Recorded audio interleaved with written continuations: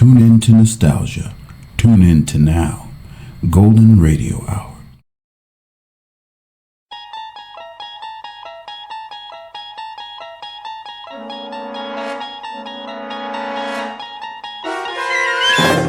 There is a fifth dimension beyond that which is known to man. It is a dimension as vast as space and as timeless as infinity. It is the middle ground between light and shadow, and it lies between the pit of man's fears and the summit of his knowledge. This is the dimension of imagination. It is an area which we call the Twilight Zone.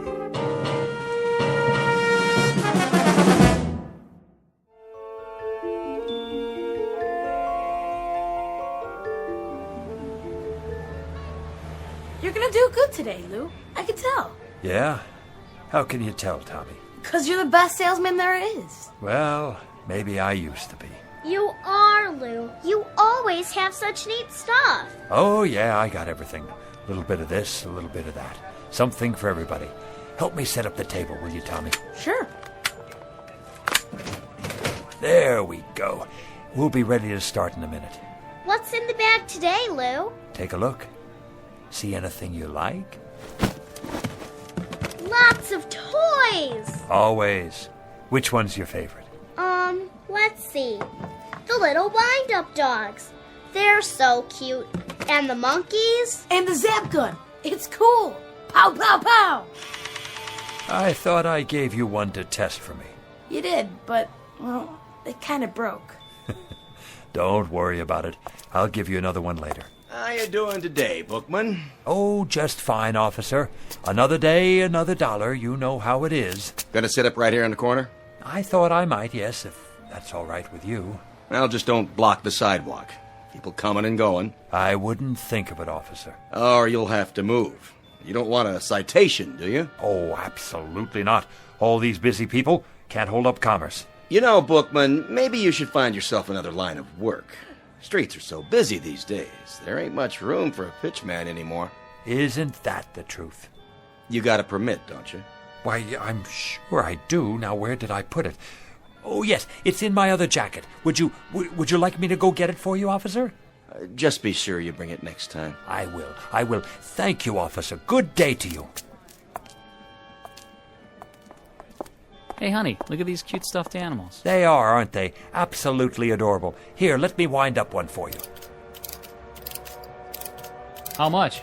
Only $7.98 in your choice of colors. Do you have any little ones at home, sir? Nope, no kids. Well, a niece or nephew, then. These make great birthday presents, stocking stuffers, a big hit at parties. Have you ever seen anything so delightful? Look at the way they move. It is cute, don't you think, Walter? Yeah, but they got them over at the Pick and Save for $3. Oh. Now, these aren't your ordinary toy animals. No, ma'am. They walk and talk and bark and jump a full 360 degrees in the air. Plus, you never have to feed them or take them to the vet. I call them the ideal pet. Go ahead, pick it up. Feel that fur, so soft and lifelike. Thank you anyway. They're on sale. Special July clearance. Everything's half off today. Gift items for the men, perfume for the ladies. How about a wristwatch? Did you see these genuine gold necklaces?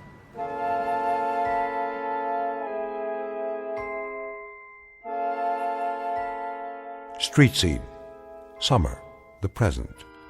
Man on a sidewalk. Age 60-ish. Occupation pitchman. Name Lou Bookman. A regular fixture for the summer, the kind you pass by every day and don't pay much attention to anymore. A rather minor component to a hot July in the city.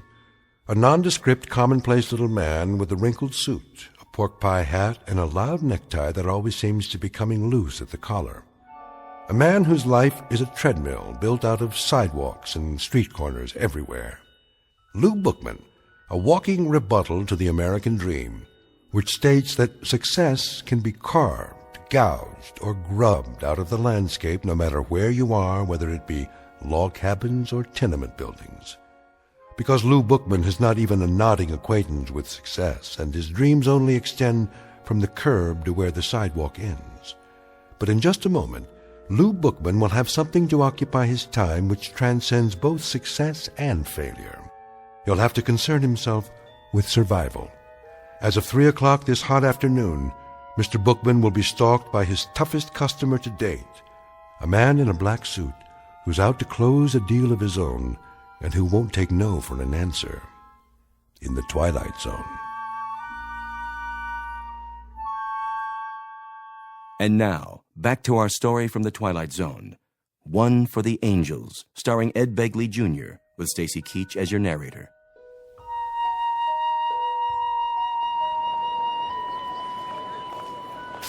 Sir, how about a nice new pen? Guaranteed to write upside down, underwater, in zero gravity. Ma'am, let me give you a free sample of my new perfume. It's called Scent of Mystery, and I promise it will bring you all the love and romance you ever dreamed of. How about you, sir? Nothing for me.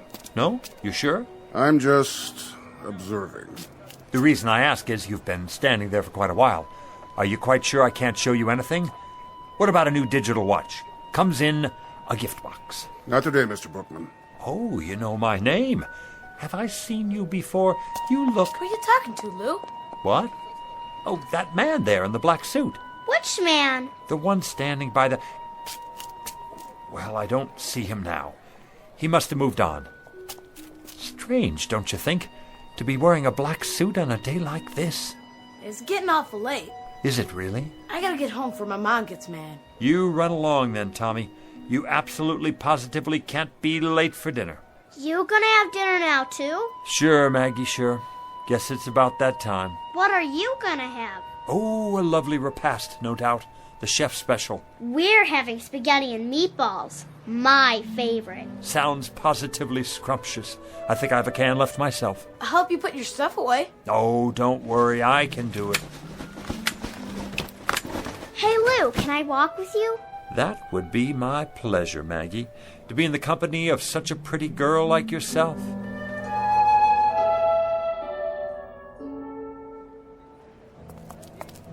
Hey, Lou! Hey, it's Lou! Lou! What's going on, Lou? Hey, wanna play with us, Mr. Bookman? Come on! I'd love to, children, but I must get home to my plants. Delicate creatures, you know. Your plants? My wisterias. They've been cooped up in this heat all day. Oh, so what? Show us some toys. And magic tricks. I don't have much magic left. And the zip gun. I want to see the fuzzy doggies. Carrie, is that a new bathing suit? Yeah. Well, don't you look nice? And Bobby, where have you been? I haven't seen you all week. I was sick. Then you shouldn't play in the water like that. I'm all better now. Let me feel your forehead. Why, what's this? A quarter stuck behind your ear. No wonder you were sick. Wow. Oh, Meek, come on. Meek, Come on, Meek. I don't think anybody else has a temperature, but maybe you could test these. Let me see. These rings, to be sure they're okay. Yes, toys, yes. Oh, they may look like toys, but they're not toys you can buy at the 5 and dime. Anybody can sell toys, but these, my young friends, are very, very special. Did you know they're among the wonders of the world? Go ahead, Lou. Give them the pitch. Young ladies and gentlemen, the rings you now have on your fingers come from a remote corner of the Tibetan mountain country. Do you know where that is? No. Well, it's where the wisest people in the world live. The jewels are pattern-shaped and forged by strange little men who work underground, far from the light of day. Some folks call them... The Moly Men. Right, Bobby, the Moly Men. They use magic words and incantations to produce what look like toys, but each and every one they make has extraordinary powers. What kind of powers? The power to keep a person young forever. Science can't explain it. Your teacher wouldn't believe it. Your mother and father either, but it's true. And when the Moly Men are finished, They say the magic words. Mini tekel. Words that hold a strange power from another world, the power of the life force. Watch the jewel in the ring. When it changes color, something is about to happen. You'll get your wish. So remember, be careful what you wish for tonight, children, because it's absolutely, positively going to come true. You know what, Mr. Bookman? You're my best friend. No, he's not, Bobby. He's my best friend. See you later, children, for the Bookman ice cream cone and social hour after dinner. Same time, same place. Don't forget now. We won't. Come on, Lou. I gotta go home.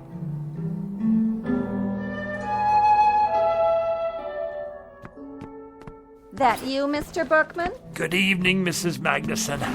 Hiya, Lou. Need a hand? That's all right, Mr. Stolberg. I got it. You make out okay today? Oh, yes, as always. Sold out half my merchandise. Yeah. Looks like you got a whole lot left. Want to come over for a cold one? That's kind of you, but I'm on the wagon these days. Well, I'll keep one on ice for you anyway.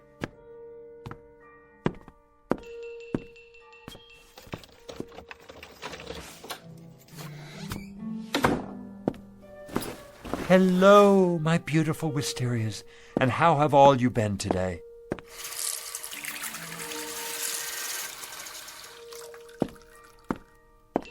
Did you say you're thirsty?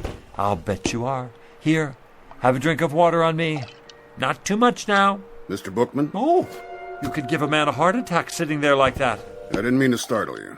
Say, how did you get in my apartment? I let myself in. But you couldn't. I keep it locked. You are Louis J. Bookman, aren't you? That's right. Something I can show you? I don't think so. Something in, let me see, collar stays maybe, or neckties. You look like a man who needs a new tie. Something brighter than the one you're wearing. Mr. Bookman, I'm not here to buy anything. Then what in the world do you want? Let's get down to business, shall we? Yes, here it is. Louis J. Bookman, age 69, right? 70 in September. Well, I must say you don't look it. Nice of you to say so, young man. I try to keep busy. Occupation pitchman, correct? Are you a census taker? If you are, let me sit down. I hope this doesn't take too long. Not exactly. Born in New York City? That's right. Father Jacob Bookman, mother Flora. Father's place of birth, Detroit, Michigan. Mother's place of birth, Syracuse, New York. My, you have it all down in that book of yours, don't you? We have to keep these things efficient. Now, today is the 19th of July, and your departure is at midnight tonight. My departure? Excuse me. Go right ahead. Hi, Maggie, darling. My doggies broke, Lou. Let me see. Oh, here's your trouble right here. See this little cogwheel? You push down on the key when you were winding it. Can you fix it? I can try. Yeah! Oh, Lou, you're so smart. You can do anything. Hear that, mister?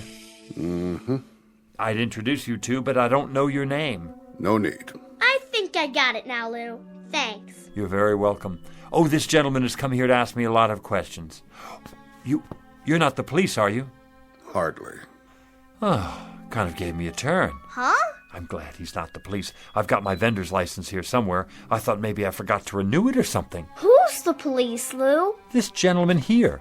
What gentleman? That one in the other chair. Which chair? Mr. Bookman, she can't see me or hear me.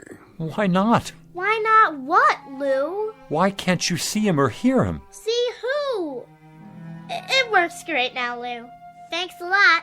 See you after supper, huh? Wait a minute. What about our manners? Aren't you going to say goodbye? Oh, yeah. Goodbye, Lou. Thanks. I mean to the gentleman. Oh, it's a game. I get it. The Invisible Man. Goodbye, Mr. Invisible Man. See you, Lou. I can see you, yet she can't. Only those who are to accompany me can see me. Understand my words, Mr. Bookman? Only those who are to accompany me. I'm still not sure Now then, don't you think you'd better start making your arrangements? Arrangements for what? For your departure. My departure where? You still don't get it. I just never understand you people. You get this idiotic notion that life goes on forever, and of course it doesn't. Everyone has to go sometime. Go? You don't mean... That's right. No, that's ridiculous. I don't have time. I'm a busy man, a very busy man. Let me make you a cup of tea before you go. No, thank you.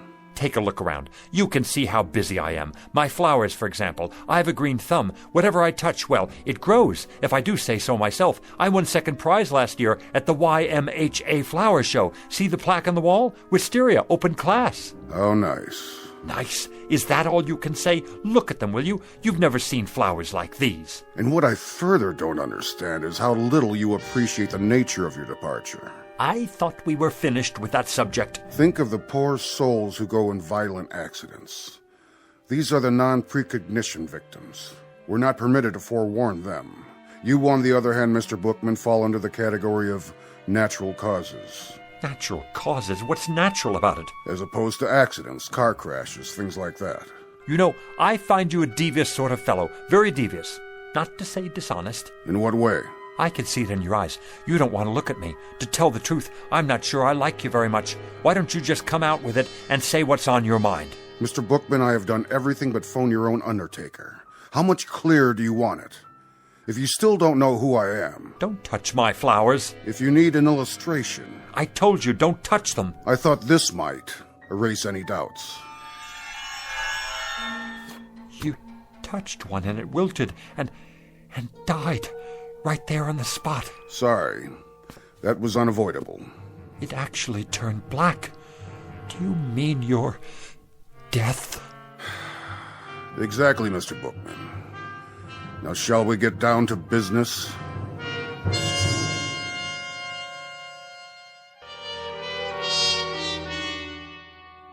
Time of departure is midnight tonight. I trust that will suit you. Did you say tonight? The preordination is for death during a nap. I presume this, too, will meet with your approval. What if it doesn't? You'll find this a relatively simple and painless and barely noticeable... Please, I don't want to go. They never do. But I can't go yet. For one thing, there's nothing wrong with me. I'm a healthy man. Outside of a cold last winter and an infected splinter, I don't think I've been sick a day in the past 20 years. Be that as it may. The departure time is set for midnight, and at precisely midnight it will be. Don't I have anything to say about that? Not as such. We are, however, required to consider appeals. What kind of appeals? There are 3 categories. So I need to fill out a form, right? Give me one and I'll start right in on it. No forms. We listen to what you have to say up to a point, but frankly... What are the categories again? Frankly, Mr. Bookman, I must tell you that I see very little here in the way of an extenuating circumstance. In any event, there are 3 major categories of appeals. One is hardship cases. What kind of hardship? Do you have a wife or family who might suffer your demise beyond a reasonable degree? No. No family. Second category is priority cases. Statesmen or scientists, primarily. Men on the verge of discoveries. I take it you're not working on any major scientific pursuit at the moment. No, I'm not. What about the third category? Well, Mr. Bookman, that would be unfinished business of a major nature. I don't know how major this would seem to anyone else. Go on. But I've never made a truly successful pitch. A sales pitch? Oh, surely you must have many times over if that's your profession. Yes, it's what I do, and I've managed to get by after a fashion. But I never hit it just right, you know? I'm not sure The man I learned from back in the Carney, he had it. He could sell igloos to the Eskimos. But what I'm talking is a big pitch. One where it finally all comes together and the words just flow off my tongue. Not just any words either. Something I believe in. Something so good that people won't have a choice. They'll have to listen. A pitch so big the sky will open up. A pitch for the angels. I guess that wouldn't mean much to you. But it would mean a great deal to me. It would mean that I could have one moment in my whole life when I was successful at something. Just one moment when the children would be able to be proud of me. The children? I've always had rather a fondness for children. That's in the record. Then you know how I feel. Not precisely, but... The problem here, Mr. Bookman, is that you'd require a delay until... Until I could make a pitch. The kind of pitch I told you about. One for the angels. That's right. I'm terribly sorry, Mr. Bookman. You see, these categories are fairly specific and... I see.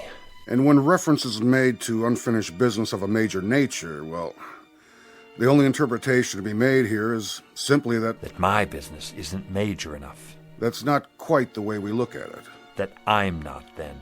What other way is there to look at it? What I mean is that, unfortunately, Mr. Bookman, the ability to achieve success in a given professional venture is hardly of a significant... I get it. You don't have to spell it out. I'm small potatoes. And who cares what happens to a potato? They're nothing special. We try to approach each case on an individual basis. Only some are more individual than others. Oh, don't worry about it. I've heard the same thing all my life. We go out the way we came in. Since I never had that much to start with, That's how I'm supposed to leave. It's not your fault. You're just doing your job. Means a great deal to you, does it? You could say that. Uh-huh. It would be highly irregular.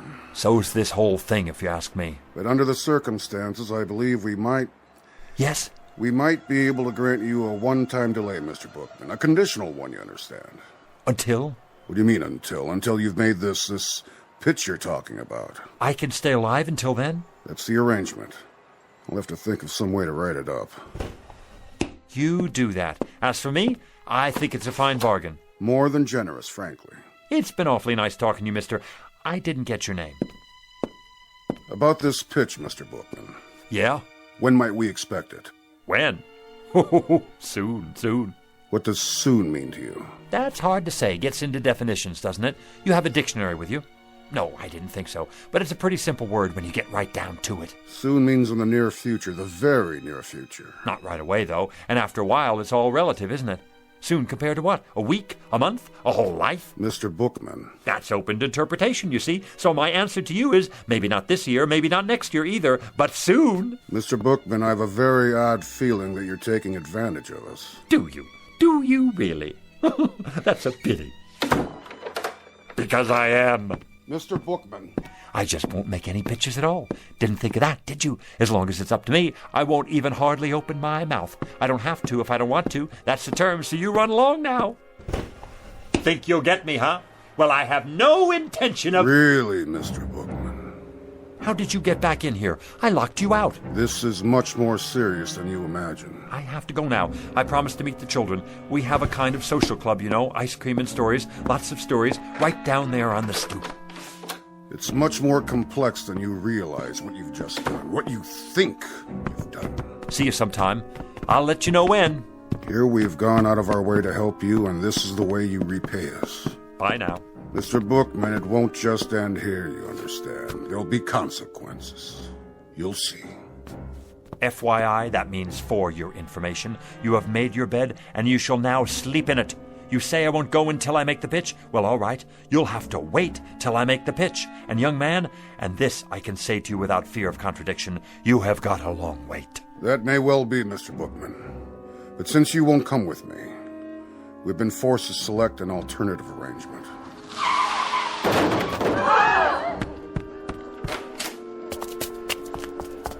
What happened? He didn't even stop. Ran right out. Not his fault. I swear I didn't even see her. She just jumped off the curb. I didn't have a chance to hit the brakes. Has someone called a doctor? Who got... Oh, no! Maggie! I swear to you, I never had a chance to stop. Call an ambulance. You're gonna be all right, Maggie, darling. Oh, my little Maggie. Hi, Lou. See? You're gonna be just fine. Lou? Who's that man? What man? Where? I told you, Mr. Bookman. Consequences. You can't take her. No, siree, you can't take her. I'll go. I'll go as planned. Never mind the pitch. I don't even want to wait. I want to go right away. Go where? Who's he talking to? What man? He's out of his head. Mr. Death! Mr. Death, come back! You mustn't take the little girl. I'll go, please, please, Mr. Death, you win. I'll go with you. Right here. Right now.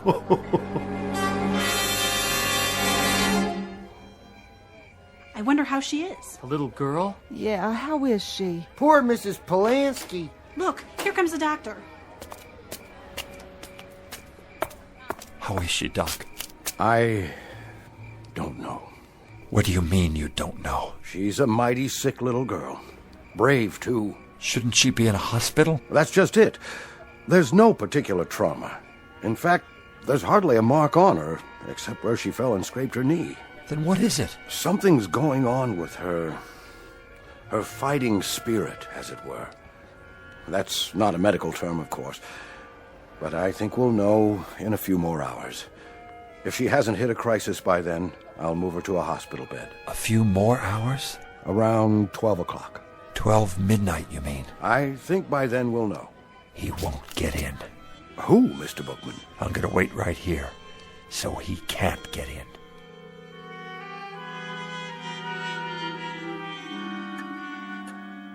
Come to bed, Mrs. Polanski. I can't. I have to take care of my baby. There's nothing you can do. That's what the doctor said. She just needs rest. I can't sleep. How could I? Lou? Where are you, Lou? Is that Mr. Bookman she's dreaming about? Such a nice man. He's like a grandfather to her. But he can't help her now. My precious little Maggie. Lou? Help me, please.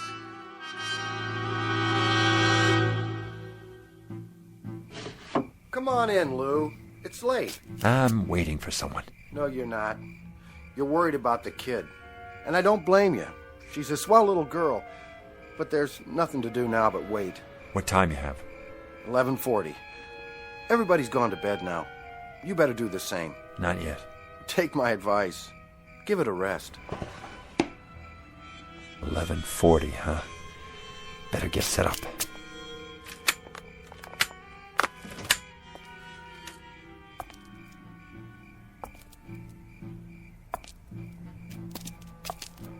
Who's there? Good evening, Mr. Bookman. Thought I'd see you again. You got business inside? I most certainly do. It's 11:45. In 15 minutes it will be midnight, the time of my appointment. Mr. Death, the little girl's only 6 years old. Please, you don't have to do it. I'm ready. I'm sorry, Mr. Bookman. But I'm ready now. We had to make another arrangement. It's impossible to change at this point. She's to come with me. So you see, I must be in there at midnight. And if you're not in there by midnight? That would be pretty much unheard of. If I didn't get there at precisely 12 a.m., then the whole timetable would be upset. Oh, my, no. It's unheard of. Nice pocket watch you have there. But have you thought about digital technology? A wristwatch? It's more efficient. If you ever need a good one. What are you doing, Mr. Bookman? What am I doing? Oh, nothing. Just setting up a pitch is all. At this time of night? Oh, I very often have a late night sale. Very often. Not many customers out and about. They come, they show up. You're here, aren't you? Oh, yes, I'm here. But I'm afraid I'm not much of a customer. How do you know? Have you ever seen my stock? Now you take a tie like this one right here. Like what? Like this tie. Looks like a toy dog to me. Oh, excuse me. Here, this is what I meant. Now you take this tie. I already have several. Go on. What's it look like to you? It looks like a tie. Feel it. Mm-hmm. So? If you'll feast your eyes, my good man, on what is probably one of the most exciting inventions since atomic energy, a simulated silk so fabulous as to mystify even the ancient Chinese masters, not to mention the silkworms, a perfection of detail, an awesome attention to fit and finish, a piquant interweaving of gossamer softness, absolutely and positively the smoothest substance ever to embrace the human neck. If it's a synthetic, as you say... Come closer. I can't hear you. How did the manufacturer get it so soft? It's the thread, of course. The thread? I'll answer all your questions in just a moment, but first let me explain the applications of this magnificent invention.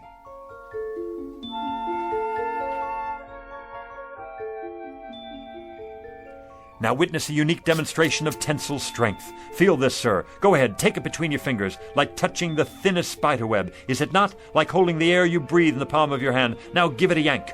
If you wish. There, you can't break it. As strong as steel, and yet as delicate as shantung silk. No mere synthetic substance, but a molecular blend of atoms the like of which has never been seen. Actually, it is surprisingly strong. Where did you say this was made? Let me answer your question, sir. Hey, Lou, what you doing down there? Come on, you gotta see this. Yeah, no kidding. It's really something. Do you have a scarf made out of this stuff? Scarves, blouses, I've got them all on order. You can't hurry the process. Picture, if you will, 300 years of backbreaking research and development to produce the ultimate thread. The which than which there is no witcher. And what will you pay for this fabulous, I say fabulous, incredible and amazing achievement of the tailor's art? Softer than the feathers of an angel's wings. Expensive, no doubt. $20?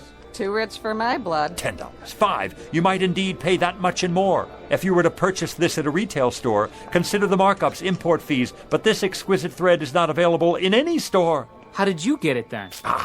I have connections in the government, you see. It's smuggled in from behind the bamboo curtain by Oriental birds specially trained for ocean travel. Each one carries a minute quantity in a small capsule underneath their ruby throats. It takes 832 separate crossings to supply enough thread to go around one single spool. But tonight, as a special get-acquainted offer, and to help advertise the product, I'm giving away a limited number, a very limited number, not at $20, not at $10 or even $5, but at the ridiculously low price of $1 a spool. If you promise to take it home, test it out, and tell your friends. I'll take all you have. No, you don't. What about me? I gotta have some of that for my wife. Wait, that's not all. Everyone who purchases a spool of this thread gets a free bonus pack of imported sewing needles and a gold anodized thimble. One size fits all. Gather in close now. You got change, Lou? Sure I do. You, ma'am. Sir.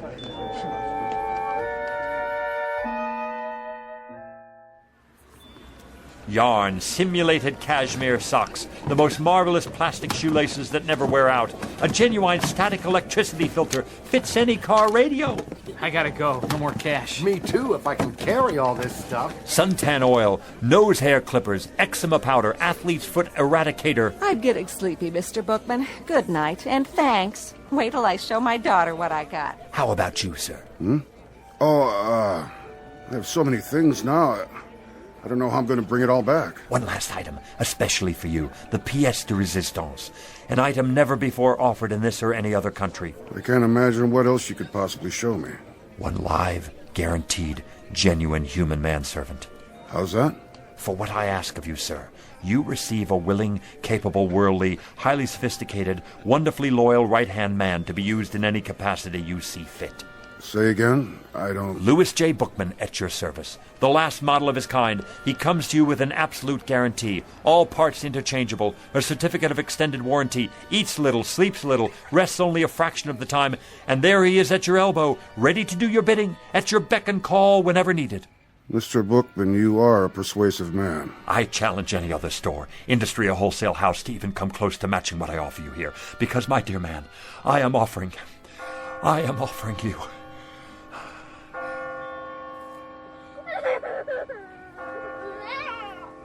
Midnight. It's midnight, and I've missed my appointment. Oh, thank you, Doctor. It's a miracle. Just give her the sedatives every 3 hours, Mrs. Polanski. All she needs now is rest. But she's going to be all right.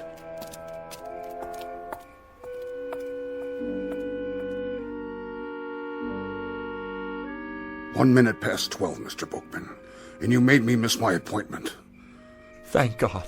A most persuasive pitch, Mr. Bookman. An excellent pitch. It had to be to make me lose track like that. The best I've ever done. The kind of pitch I've always wanted to make. A big one. So big the sky would open up. A pitch for the angels. That's right. A pitch for the angels. I guess it's my time now.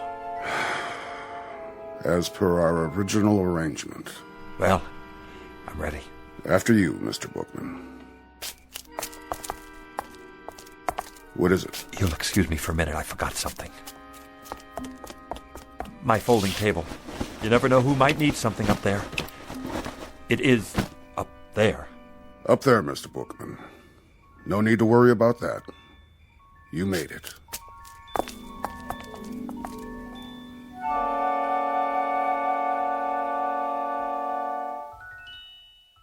Louis J. Bookman, age 60-ish, formerly a fixture of the summer, a rather minor component to a hot July. But throughout his life, a man much loved by the children, and therefore a most important man. Couldn't happen, you say? Probably not in most places, but it did happen in the Twilight Zone.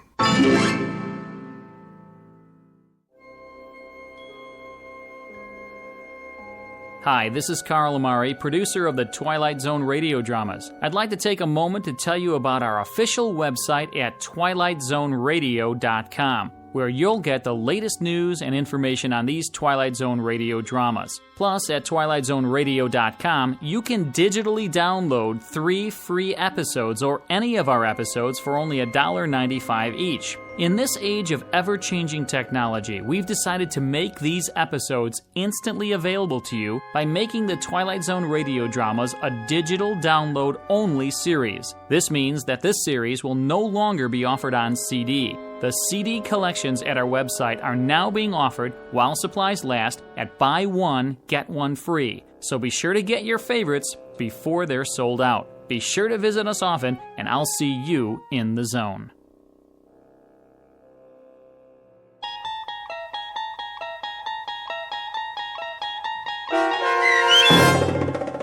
One for the Angels, starring Ed Begley Jr., with Stacy Keach as your narrator, was adapted for radio by Dennis Etchison and based on a script by Rod Serling.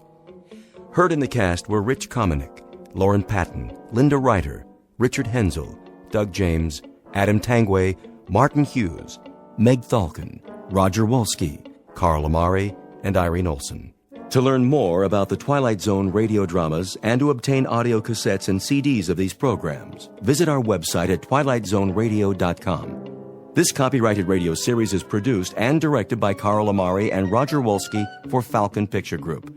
Doug James speaking.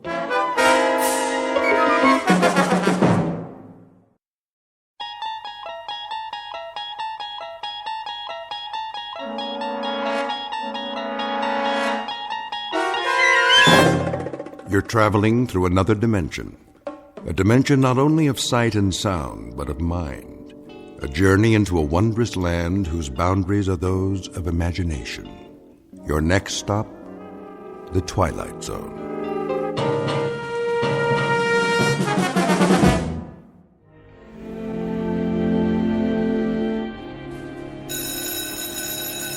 There's the bell.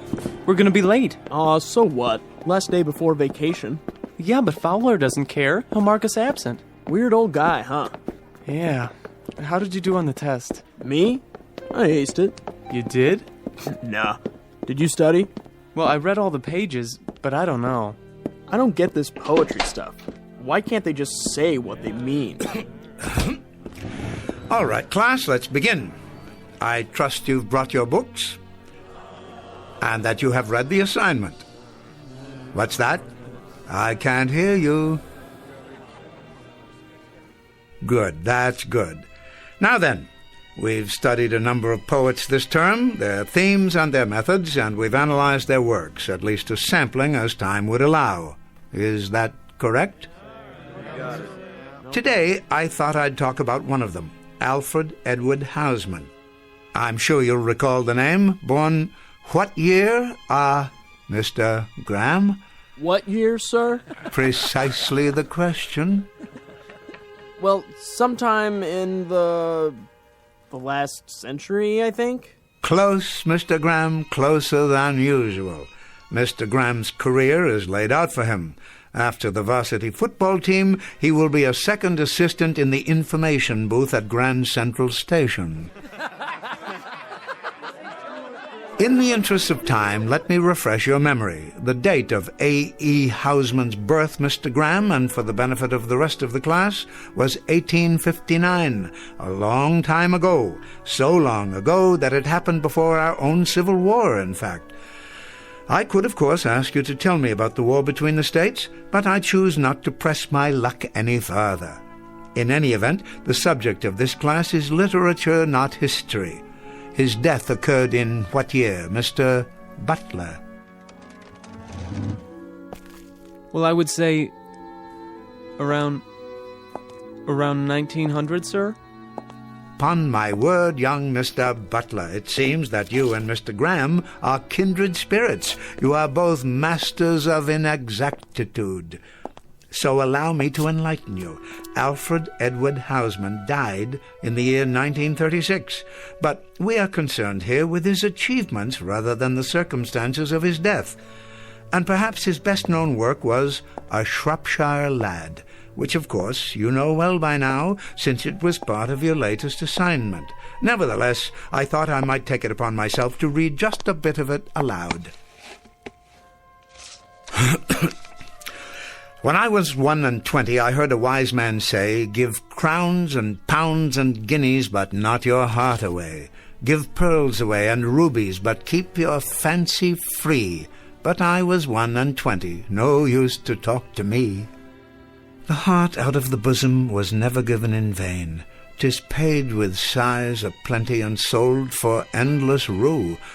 And I am 22, and oh, 'tis true, 'tis true. This being the last afternoon of the semester, and this also being just 3 days before the Christmas holidays, I thought it might behoove me to show at least a minute degree of compassion and let you out early. I might add here that while your final exam papers are not ready to be returned, you have all, amazingly enough, passed. My delight is surpassed only by my sense of shock. It is rare, young men, that in some 51 years of teaching I have ever encountered such a class of dunderheads. But nice dunderheads, and potentially fine young men who will no doubt make their marks. And leave their marks. God bless you all, and a Merry Christmas.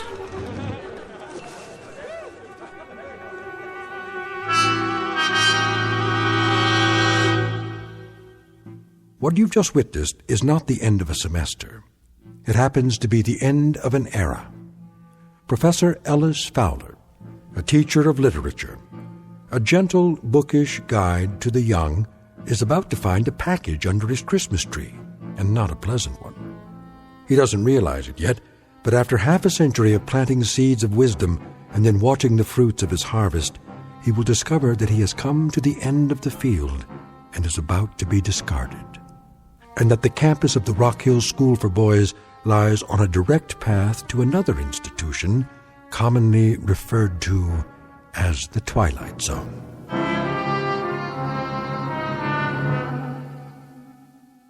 And now, The Twilight Zone and our story, The Changing of the Guard, starring Orson Bean, with Stacy Keach as your narrator.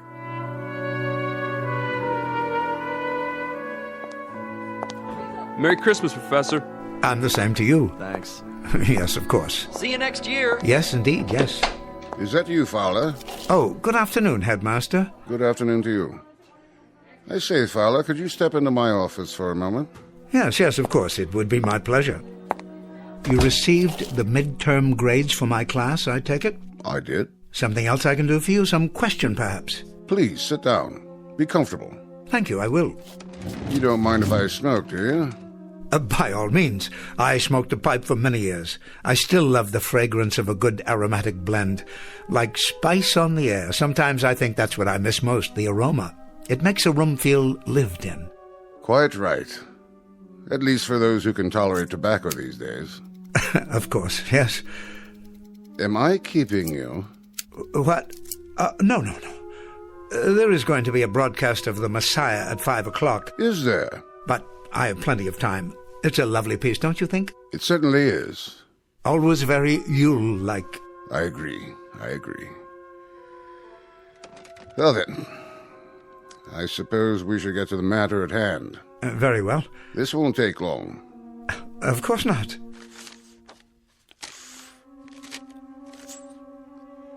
You're looking very well these days. Thank you, sir. I had a bit of a head cold, but it seems to have passed. Happens every winter. And you? What? Oh, the flu bug seems to have passed me by. Knock wood. Well, that's something to be thankful for, isn't it?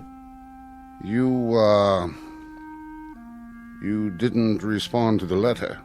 I didn't? The one that the trustees sent you last week. Letter? I'm terribly sorry, Headmaster. It suddenly occurs to me that I haven't opened my mail the last few weeks. No? You know how it is. Final exams, grading, preparation for the holiday, that sort of thing.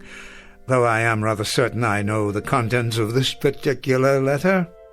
And, your reactions, Professor? Well, naturally, I'll go along. Well, I think that's very perspicacious of you, Professor. Then I'll tell the trustees that you received the communication and agreed to it. Now, as to your replacement. I told my housekeeper not a week ago that I should very likely teach in this place until I'm 100 years old.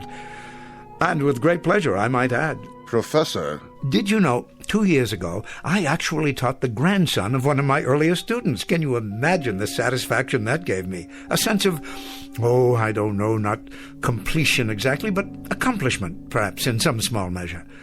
I venture to say that I'll live to teach a great-grandson one of these days. Please, if you'll... It was the Reynolds boy. You know him, I'm sure. His father was Damon Reynolds, and his grandfather, a regular rascal of a boy who persisted in calling me Weirdbeard. Didn't know I knew that's what he was calling me. A regular rascal of a boy went into the stock market, made himself a fortune, came back for his 20th reunion, shook my hand and actually said to me, "Professor Fowler, please forgive me for calling you Weirdbeard." Isn't that remarkable? Professor Fowler, you'll forgive me, sir, but I think you'd best read the communication that the trustees sent. Oh, indeed I will, though it's really an odd formality, this contract signing year after year. You can tell them for me, Headmaster, old Fowler won't depart the ship. Oh, no, indeed. He'll stand at the wheel through fair weather and foul, and watch the crews come aboard and then depart, come aboard and depart, as they always have. Professor Fowler, please, hear me out. Yes, was there something else?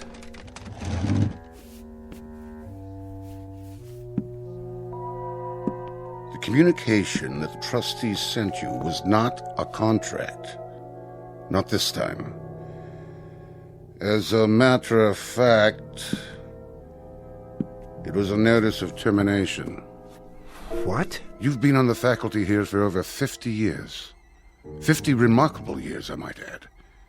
You passed the normal retirement age several years ago. So you see, we decided at our winter meeting that perhaps a somewhat younger man... You don't mean to say... If you could have been at the meeting, sir, you would have been very proud of the things said about you and your work. A teacher of incalculable value to all of us. But youth must be served. Changing of the guard, that sort of thing. I'm sure you can appreciate my position. Mr. Headmaster, am I to understand that my contract is not to be renewed? I'm discharged? Discharged? Please don't call it that. Retirement. And at half salary for the rest of your life. For the rest of my life? A chance to do the things you've waited for. Hobbies, writing, the opportunity to publish. Think of the books, the articles. Well, it most certainly proves one thing. Upon my word, it does. A man should read his mail. He most certainly should read his mail. Boys. Merry Christmas, Professor. What? Yes, thank you. Have a happy holidays, sir. Very kind of you, very, very kind indeed. And the very best to you, boys, to both of you. See you after Christmas, sir. Mr. Halliday, Mr. McTavish, I wish you a safe journey and a happy reunion with your families, and I trust you will not eat too much turkey or too much stuffing. We'll try not to, sir. They're fine young men. Have a Merry Christmas, both of you. Have a... Excuse me, I must be going. What's the matter with old Weirdbeard? He was crying. Did you see that? No, not him. Yeah, he was. He was crying.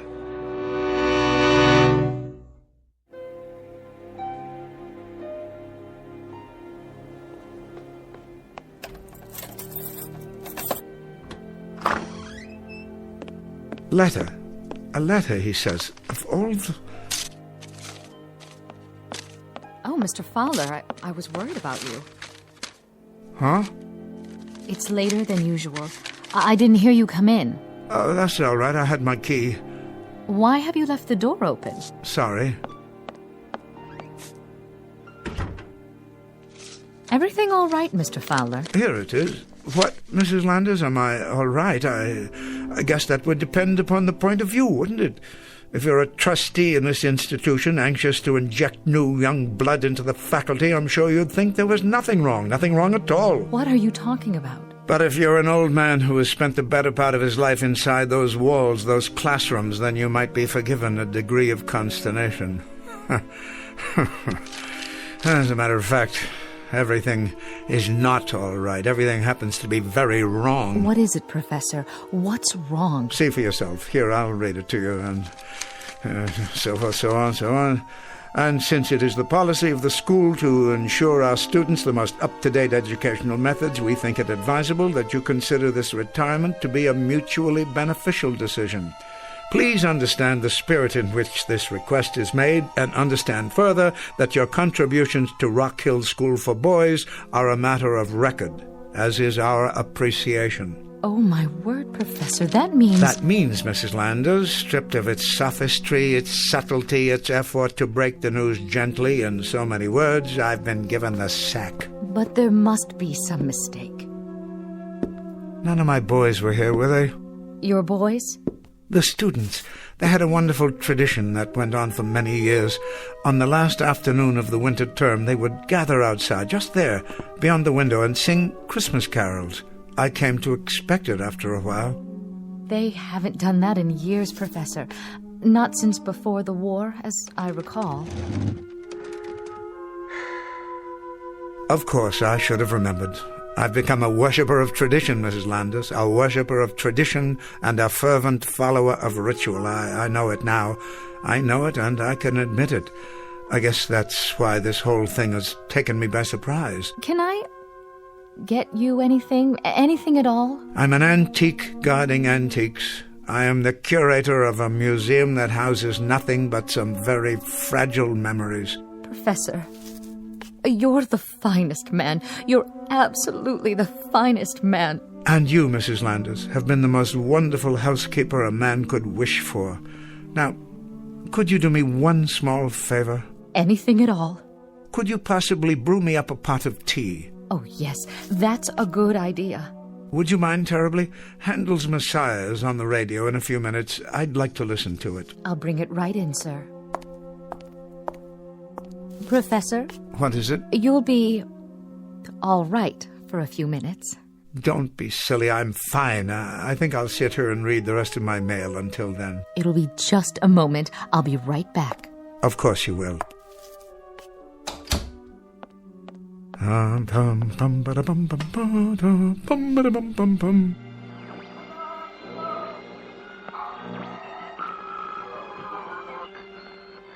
we're almost ready for our annual symphony broadcast of the air, bringing you these performances live and uninterrupted has become a tradition here in the country. Good. Another minute. I'll have an opportunity to prepare.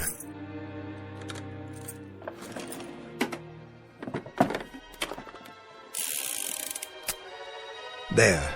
Now I believe I'm quite ready.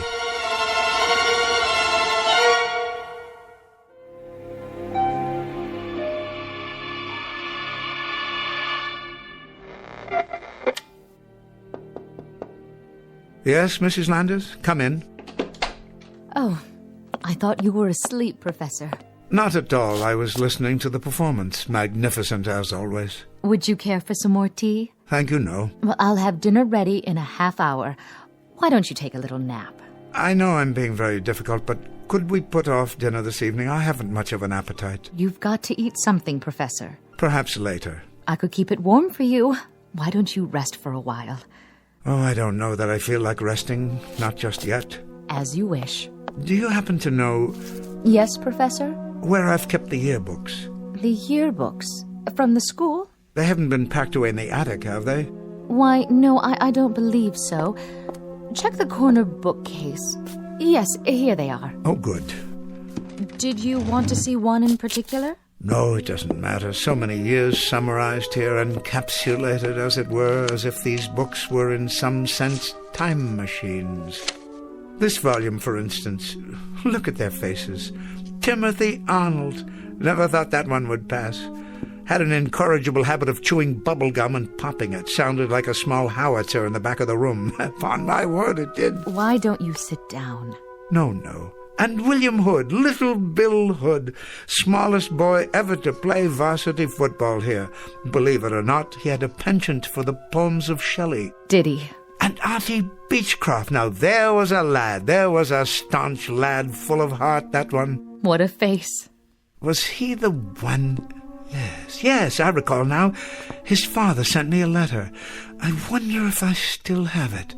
He was killed in Iwo Jima. Freckle-faced little fellow, always grinning. Never stopped grinning, most infectious.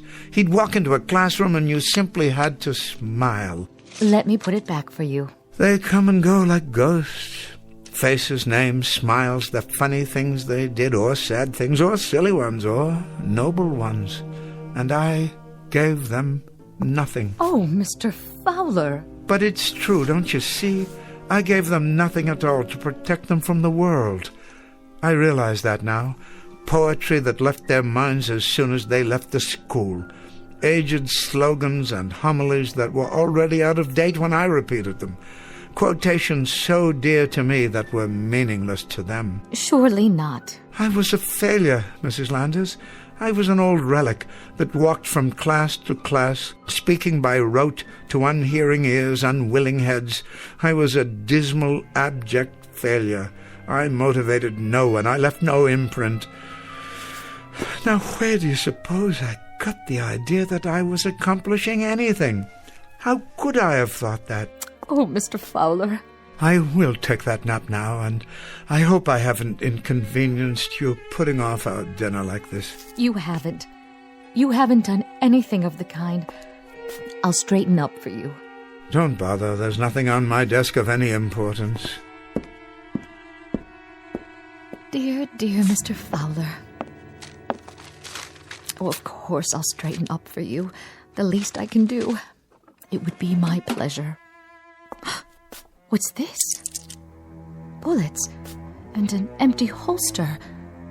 Empty? Professor? Professor, are you in your room? Professor, are you out there? Where have you gone?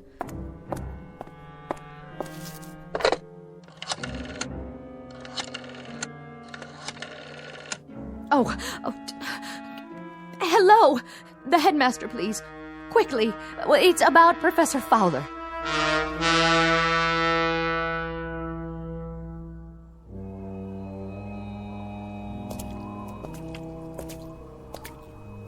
Hello? Yes? Who's that? It's Alice Fowler. Hello, Tom. Oh, hello, Professor.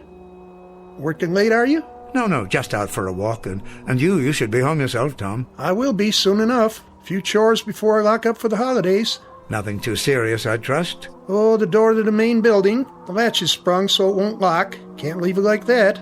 I suppose not. Can you fix it? Strike plate needs tightening, that's all. I was on my way to get my tools. Well, you shouldn't have much to worry about here. The boys of Rock Hill are hardly vandals. No, but there's the matter of security. Files, records. The real treasures of this school are invisible to the eye. How do you mean? The minds that were formed here, for better or worse, the personalities that grew to maturity and then went out into the world. Well, you're one guy who had a lot to do with that. Precious little, I'm afraid, precious little. But even if the school made little impression on them, they surely left their impression on it. These walls could talk, huh, Professor? Yes, indeed, if these walls could talk. Getting pretty cold. Better button up that coat. Oh, I don't have far to go. Where you headed? To the statue in the courtyard. You can see it just ahead. Oh, yeah. You know, I always wondered who that guy was, anyway. Somebody famous, I bet. It's a bronze of Horace Mann, the educator. The old fellow looks rather foreboding, doesn't he? But, you know, when I first began here as an instructor, I liked to take my lunches in this courtyard, in his shadow, so to speak, as if in some way I might be inspired by him. At least, that was my thought. Well, guess I better get those tools. Yes, of course. This is as far as I go. Take care of yourself, Professor. I will. And Tom? What? I just wanted to say... Yeah? To thank you for taking such good care of the grounds all these years, and for this conversation. I've enjoyed it. Me too, Professor. You take care now. Merry Christmas. Merry Christmas to you, too. Horace Mann, 1796, 1859. I was just wondering, Mr. Mann, I was wondering if you had any self-doubts. I'm sure not. All one had to do was read the inscription, "Be ashamed to die until you have won some victory for humanity." Well said. But you see, Mr. Mann, I have won no victory at all. And now, sorry to say, I am ashamed to die. Class bells at this hour? Why would they ring now? There's no special assembly. There's nothing of the sort this evening.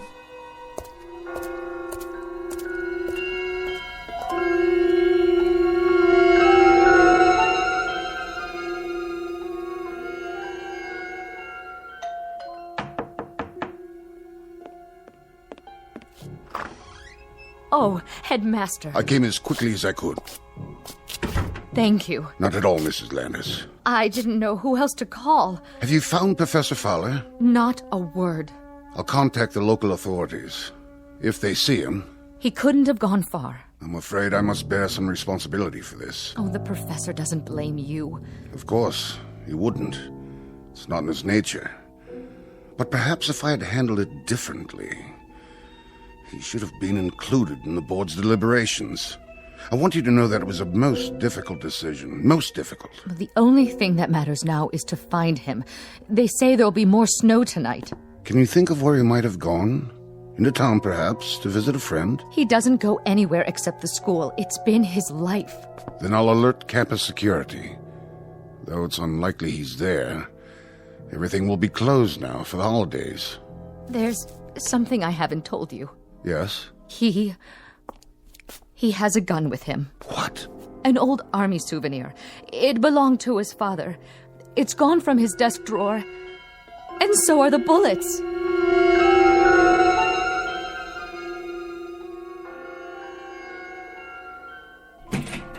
Old Tom hasn't repaired the door yet. But why is the class bell ringing? There are no classes at this hour.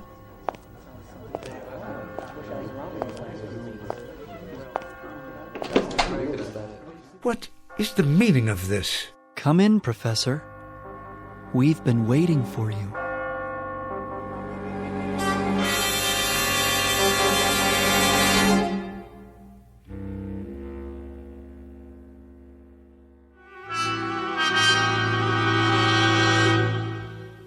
What are you boys doing in my classroom? We're here to see you, sir. I don't quite understand. Forgive me, boys, but I'm not at all sure.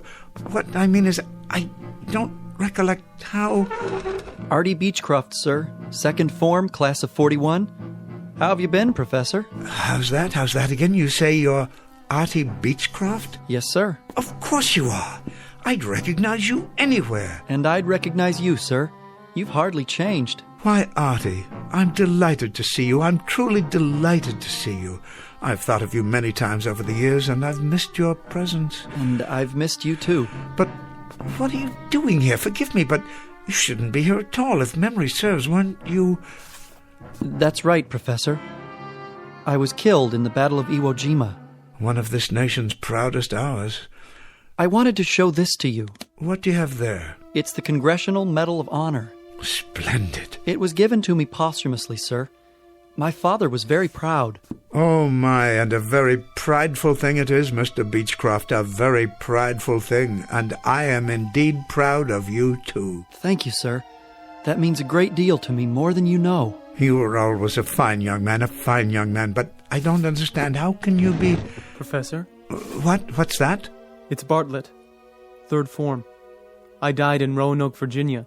I was doing research on X-ray treatment for cancer. You were? I was exposed to an overdose of radioactivity and contracted leukemia myself. Such a sacrifice, Bartlett, a terrible price to pay. But think of how many people have benefited from your efforts, your courage. Perhaps a few, sir. I hope so. I remember, Bartlett. I do remember. I read about it. That was a brave thing you did. An incredibly brave thing. I kept remembering, Professor. Something you'd said to me. A quote from a poet named Walter. Yes, Howard Arnold Walter, wasn't it? He said, "I would be true, for there are those who trust me. I would be pure, for there are those who care. I would be strong, for there is much to suffer. I would be brave, for there is much to dare.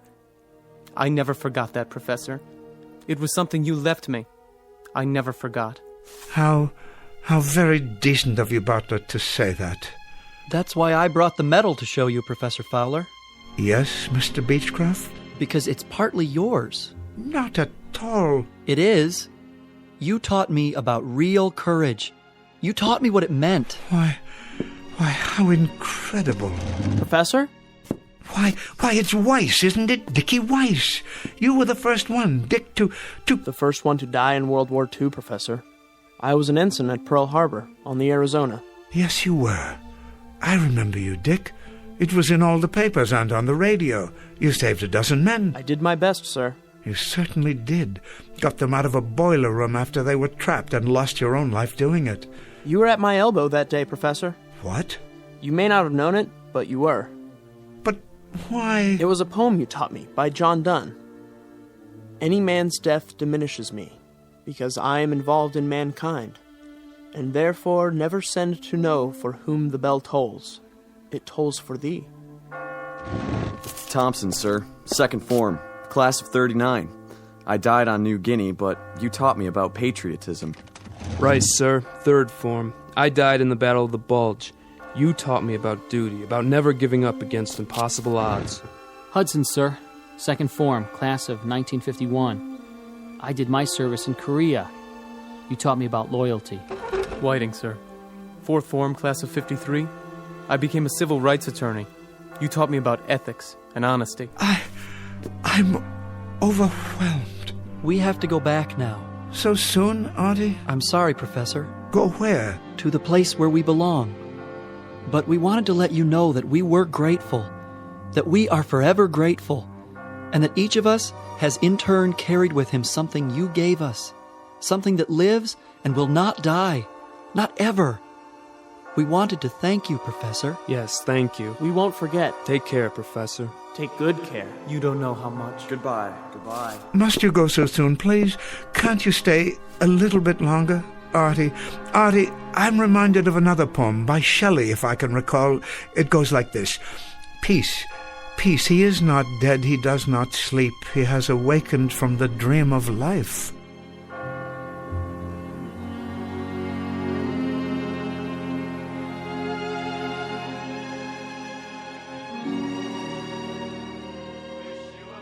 Yes, Headmaster, he's home now. I wanted to call and let you know. Yes, he's all right. Yes, he's just fine. Thank you. Sorry about the misunderstanding. Merry Christmas to you, too. Do you hear that, Mrs. Landers? The carolers came this year after all. And a lovely sound it is. Lovely and joyous. Thank you, boys. I enjoyed your performance very much indeed. Merry Christmas, Professor. A Merry Christmas to you. And a Merry Christmas to you, young man. A very Merry Christmas. And may I add how grateful I am to all of you. I've always felt that Christmas caroling is a wonderfully special tradition. Merry Christmas, boys, and may God bless you. Such fine young men. That they are. They haven't come in such a long time. You know, Mrs. Landers, I've had a chance to consider. I think I will retire. I do believe I've taught all that I can teach. Oh, I'm sure that's not true. In any event, I wouldn't want the returns to diminish. Well then, if that's your decision, I think you've made the right one. I'm sure you have. So am I, Mrs. Landers. So am I. I hope so. Because, you see, I do believe that I may have left my mark, such as it was. A few gauntlets of knowledge I've thrown out that may have been picked up here and there after all. Be ashamed to die until you have won some victory for humanity. I didn't win them myself, but perhaps I helped others to win them. So in that way, even in some small measure, they are victories that I can share. I'm sure that's so. I've had a good life, Mrs. Landers. A very rich life. A very fruitful life. And as for this particular changing of the guard, I wouldn't have it any other way. Wish you a Merry Christmas, we wish you a Merry Christmas. We wish you a Merry Christmas and a Happy New Year.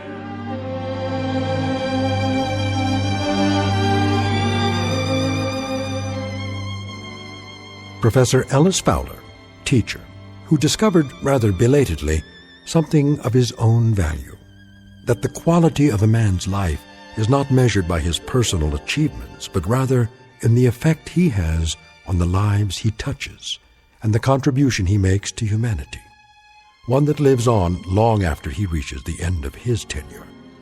A very small scholastic lesson, but an exceedingly important one, from the campus of the Twilight Zone.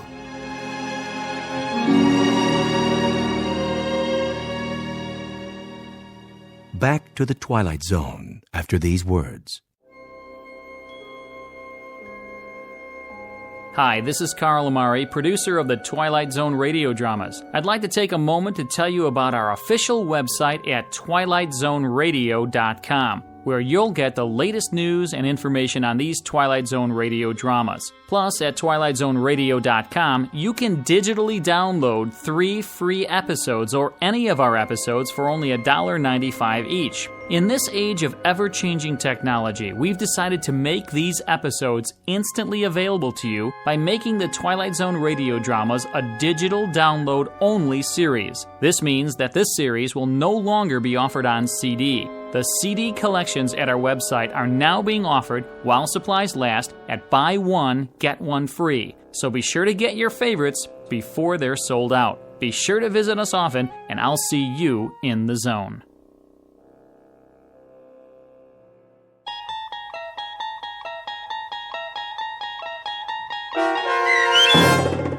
The Changing of the Guard, starring Orson Bean with Stacy Keach as your narrator, was adapted for radio by Dennis Etchison and based on a script by Rod Serling. Heard in the cast were Rich Komanek, Alyssa Fraden, Brooke Reed, Kyle Tequila, Chad Reinhardt, Joe Sherman, Justin Chiloa, Doug James, and Carl Amari. To learn more about the Twilight Zone radio dramas and to obtain audio cassettes and CDs of these programs, visit our website at twilightzoneradio.com. The producers of The Twilight Zone wish to thank CBS Enterprises, Carol Serling, Dennis Etchison, Dick Brescia Associates, Claire Simon Casting, Don Longo, Terry Jennings, the American Forces Radio and Television Service, our sponsors, and our radio affiliates for helping make this series possible. This copyrighted radio series is produced and directed by Carl Amari and Roger Wolski for Falcon Picture Group. Doug James speaking.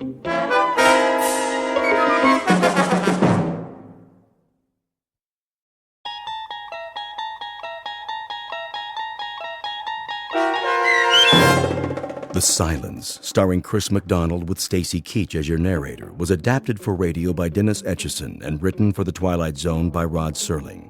Heard in the cast were Craig Brawley, Christian Stolte, Jeff Lupetin, James Schneider, Derek Purcell, Turk Muller, Kurt Nabig, Carl Amari, Roger Wolski, and Vince Amari. To learn more about the Twilight Zone radio dramas and to obtain audio cassettes and CDs of these programs, visit our website at twilightzoneradio.com. The producers of The Twilight Zone wish to thank CBS Enterprises, Carol Serling, Dennis Etchison, Dick Brescia Associates, Claire Simon Casting, Terry Jennings, XM Satellite Radio, Sirius Satellite Radio, our sponsors, and our radio affiliates for helping make this series possible. This copyrighted radio series is produced and directed by Carl Amari and Jason Mallow for Falcon Picture Group. Doug James speaking.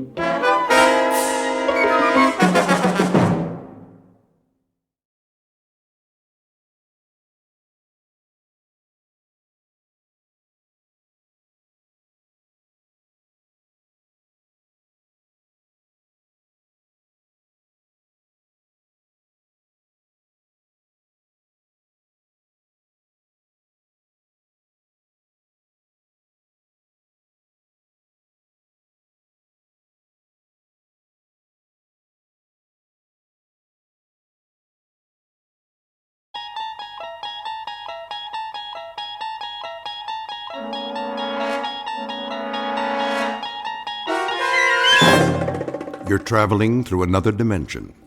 A dimension not only of sight and sound, but of mind. a journey into a wondrous land whose boundaries are those of imagination. Your next stop, the Twilight Zone.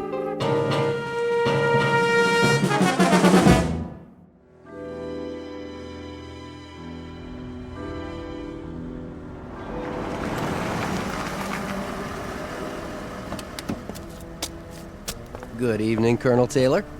Evening, Patrick. Has Mr. Alfred arrived? Not yet, sir.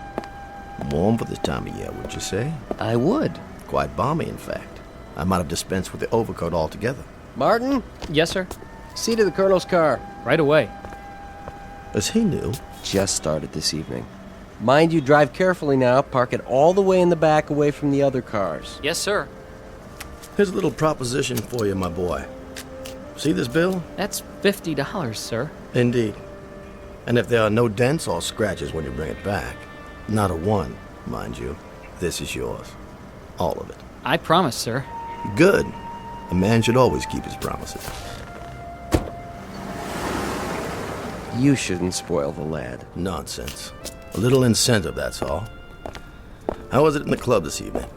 The usual crowd. Is Mr. Tennyson here by any chance? Yes, sir. For some time now. Thank you, Patrick. Colonel Taylor, how nice to see you. Let me take your coat. Is there a table in the oak room? Yes, but I'm afraid the fireside chairs are all filled at the moment. Mr. Tennyson, I presume. Yes, sir, it is. If you'd care for a seat in the card room. No, I'll find my way. Mr. Alfred arrives, please send him to the oak room. Of course. Well, I'll tell you something else, gentlemen. The most idiotic thing occurred in the market today. Just idiotic. I've been doing a little dabbling in the syndicate. It still has some oil holdings in the western part of Texas. Well, anyway, Jack Brewer, he handles our New York operation for us. He comes in on the floor, and I happen to be there. This was, about 10:30 this morning, and he waves to me, and he's got a sheaf of papers in his hand, and I can assure you, if there's anyone I don't want to see before noon on any given day, it's Jack Brewer. Raucous sort, a little crude. Nouveau riche, you know the type. Yes. Give you a light, Jamie? Not necessary. Not at all. Oh, this lighter? Solid gold. Gift from my dad when I got out of Princeton. Now, where was I? Jack Brewer. Oh, yes, of course. Charlie Sport, let me sit there, would you, old man? Your chair's much softer, and I'm afraid I'm just worn out. Not a problem. Much better. Now then. Oh, yes. Anyway, Brewer, I call him Brewer the Boar, walks across the floor to me with an intense voice, a voice absolutely shaking with intensity, sidles up and whispers. He's got a miserable habit of whispering sotto voce when everyone in the world can hear him. Anyway, he says to me, Jim, I've got to scrape up $250,000. Can you imagine? $250,000. And I'm the usual, sir? What? Oh, yes. The usual. It might be quieter in the blue room. No, this will do. Young Mr. Tennyson is in rare form tonight. Yes, sir. You're the only one who can handle it for me. This is Brewer speaking. To me. Well, anyway, to make a long story short. Mr. Jamie Tennyson, who at best is a dapper, albeit articulate ne'er-do-well. He is glib but shallow, well-groomed but worthless. His every gesture is studied, obvious, planned. He is a mannered dandy, devoid of character, and his presence in this gentleman's club is a social condescension on the part of the members. For this man's credentials are an accident of birth and nothing more. And across the room, a gray-haired ramrod of an ex-army officer, rock-hewn and coldly unemotional in his appraisal of others, but who was no longer able to conceal his distaste in an altogether gentlemanly fashion. And that distaste is about to take the form of a proposed wager. But it's the kind of wager that comes without precedent. It stands alone in the annals of bet-making as the strangest game of chance ever offered by one man to another. In just a moment, we'll learn the terms of the wager and what Mr. Tennyson does about it. And in the process, will witness all parties spinning the wheel of chance in a very bizarre casino called the Twilight Zone. And now, The Twilight Zone and our story, The Silence, starring Chris McDonald, with Stacy Keach as your narrator.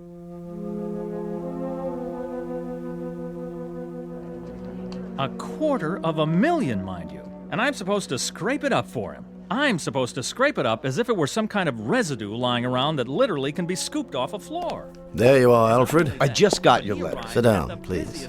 Look, Archie. Shh. Our young friend is discoursing again. The opening salvo and then the attack. That may well be. The only thing worse than his loquaciousness is his transparency. In about 30 seconds, Alfred, he'll very nonchalantly request a loan, a sizable loan, from anyone within earshot. Mark my words. The letter you sent me is the most incredible thing I've ever read. Is it? You must be out of your mind. Not at all, but that's a medical appraisal. What I'm looking for from you is legal advice. Archie, we're old friends, but I must tell you. My communication to you, Alfred, was not as an old friend. It was directed to you as my lawyer. Is the wager I have in mind legal? No wager is legal in this state. Is it against the law, then? Is there anything criminal about it? I don't see anything criminal in it, no, but the thing is so incredible. In substance, that's what I wanted to hear from you. Franklin? Yes, sir? Would you take this over to young Mr. Tennyson across the room there? Tell him it's from me and ask him to read it immediately. Why, all right, sir. Well, as I'm sure you know, gentlemen, I'm familiar with the plastics business inside and out. Inside and out. And Brewer has obviously stumbled upon a golden goose. But the man is just too incredibly stupid to know what to do with it. Can you imagine what I could do with $250,000 in this kind of deal? Well, I'll tell you this. I can treble it. I can quadruple it. With an initial investment of $250,000, I can take this plastics thing and I can... Excuse me, Mr. Tennyson. A note for you, sir. From Colonel Taylor. Just put it down there, Franklin. Now then. Excuse me, sir. The Colonel's instructions are that you read it immediately. I beg your pardon? The Colonel, you say? Across the room, sir? Yes, the Colonel. He's waiting, sir. Oh, all right. Let's see what he has to say. What's the matter, Tennyson? He looks like he's seen a ghost. Why, this is just absolute nonsense. What about it, Tennyson? See here. Yes? Is this some sort of joke? I mean, really, Colonel. If it's a joke, then I suggest you're employing a sense of humor that's quite beyond me. It's not a joke, Tennyson. You know me reasonably well. Humor is perhaps the least developed aspect of my character. You're in earnest, then? Oh, quite in earnest. What's it all about? Come on, Tennyson, let us in on it. Yes, please. The suspense is killing us. Would you mind terribly, Tennyson, if I acquainted the gentleman with my proposition? That's quite your business, Colonel. Quite your business. But I do believe you will make yourself highly suspect. I'll take the risk. I propose a wager with Mr. Tennyson here. A wager that takes the following form. I bet Mr. Tennyson $1 million that he will be unable to remain silent for 1 year. What? Surely you're not serious. He's joking. The wager carries with it the following conditions. He will be placed in a room to be observed by me or anyone else at their discretion. He will not be permitted to speak a word for a period of 12 months, not a single syllable. He will be supplied with food, television, books, anything he wants by way of diversion, but he will make his wants known by pen and paper, not by voice. Incredible. Are you pulling our legs? $1 million? I don't believe it. What about it, Tennyson? First, let's establish that you're quite serious. Beyond any doubt. Then, may I ask the purpose of this wager? That should be obvious. That is, to anyone but you. I'm afraid it eludes me, Colonel. So perhaps you'd be good enough to explain to me why you're willing to risk $1 million? Risk? Hardly a risk, Tennyson. Well, hardly a risk at all. But if the wager is genuine... What I'm about to say would horrify the average man, but to someone as insensitive as you, it will probably mean nothing. Oh, is that right? I dislike you intensely, Tennyson. It goes well beyond the normal distaste I would feel for anyone without manners, without breeding, without principle. beyond and much deeper. You've become a called celeb with me. Your voice has become intolerable. See here. Each night I sit here, and the sound of it makes me wince. I cannot ask you to leave the club because I don't have the right. So, the thought occurred to me that I would be happy to risk, as you say, a large sum of money, just to have quiet. You see, Tennyson, you couldn't possibly remain silent for a year. It's not in your nature. You're a shallow, compulsively talkative, empty-headed ne'er-do-well, and to remain silent would destroy you. Your kind has to seek out an audience. So what I assume will happen, what I more than assume, I fully expect, is that you will very likely be able to withstand the pressures for 3 or 4 weeks, perhaps a couple of months, and then you'll have to succumb. Again, that's your nature. So you won't cost me anything, but what I'll derive from it is a month or 2 of delightful and very precious silence. What about it, Tennyson? Appeal to your sporting blood? Oddly enough, it does. It does appeal to my sporting blood.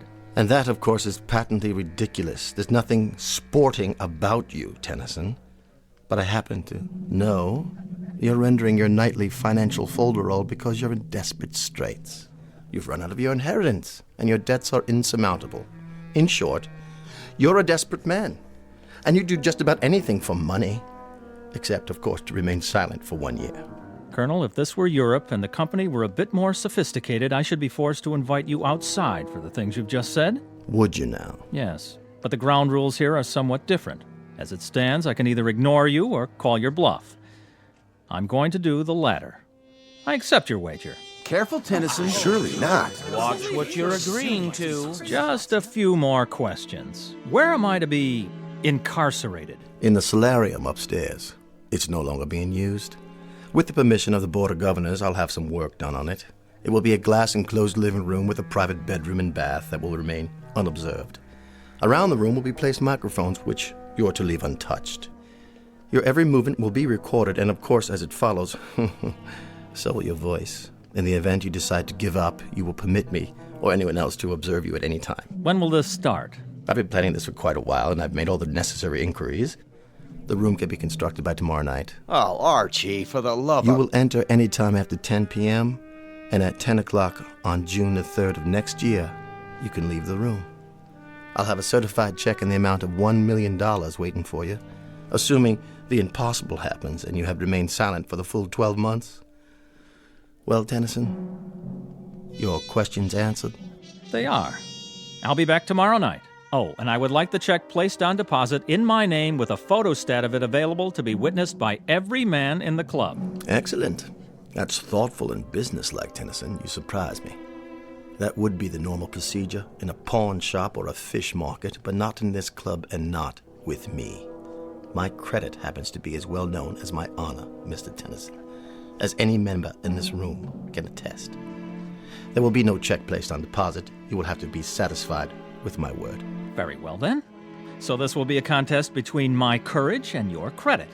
And a year from now, 1 year from tomorrow's date, both can be proved beyond the shadow of a doubt. Precisely. Get my coat, Franklin. By all means, sir. Immediately. Until tomorrow, then, Colonel. And may the better man win, most definitively.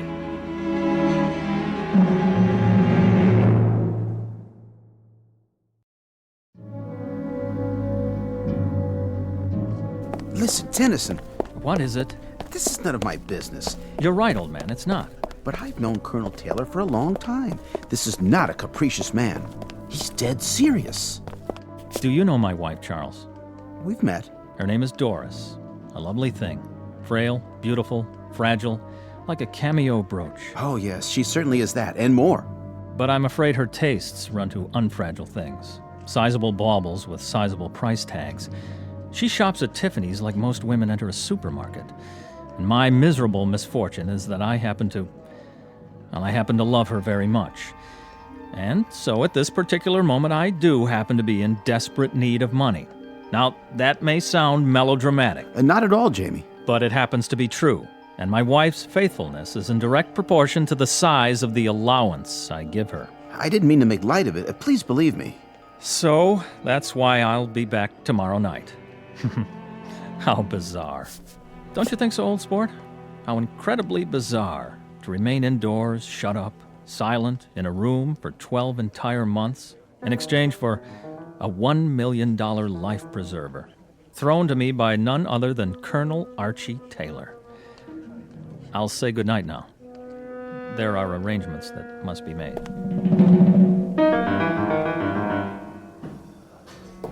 How's it coming, gentlemen? Right on schedule, Mr. Taylor. Almost finished. On the plumbing, the electrical outlets. Everything works. We'll give it one more inspection, but I'd say everything's about ready. What about the microphones? They're in position? Yep, all around the room and plugged into this tape recorder. If he says one word, we'll know about it. You turn it on like this.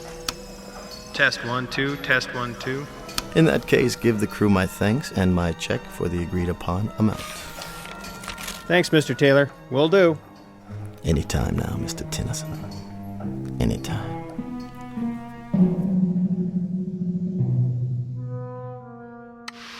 Hey, Debbie, get back in the flying saucer. Get up those booty bags. Hey, no problem. Trouble rolls off my back. Tonight on Classics Revisited, we bring you the BBC's dramatization of that timeless masterpiece, Peter Ibbotson. Masters of Darkness and our terrifying story, Down There. Money got you down? Pick up the phone and dial now for the lowest interest rates. Do not attempt to adjust your television set. We control the transmission. Tonight you will travel from the height of man's dreams to the absolute limit. What's the matter, Mr. Tennyson? Nothing on television to your liking? Perhaps you should try reading a book. It might be a new experience for you. Or does your taste run to ghost stories, science fiction, that sort of thing? If you prefer, I could stock your bookshelf with trash like that, bestsellers, even erotica, something to keep a man's thoughts on other things. Excuse me a moment. Hello, Franklin. Mr. Tennyson's supper? Yes, sir. Eating well, is he? Appetite good? Well, not very much up to a week ago, sir. But he's eating very well now. Oh, nice. I'd like him to remain as healthy as possible. My conscience simply couldn't stand it if this experience damaged him in any way. Quite the contrary, sir. He seems in excellent spirits. And it's 9 weeks now. 9 weeks that he's been in there. 9 weeks. Really quite incredible. I gave him 4 to stick it out, 6 at the outside, but 9 weeks. A little more gristle there than I'd given him credit for. Yes, sir. Look at that, Tennyson. Dinner for 1. Everything cooked to perfection, I take it. Comfortable, sir? More wine, perhaps. What's the matter, Tennyson? Cat got your tongue? Or don't you believe in speaking to the help? Will there be anything else, Mr. Tennyson? I'll be back when you're finished, sir.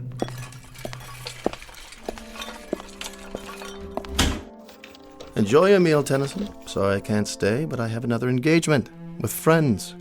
A lovely little spot downtown, so warm and friendly. Perfect for conversation. You understand, I'm sure.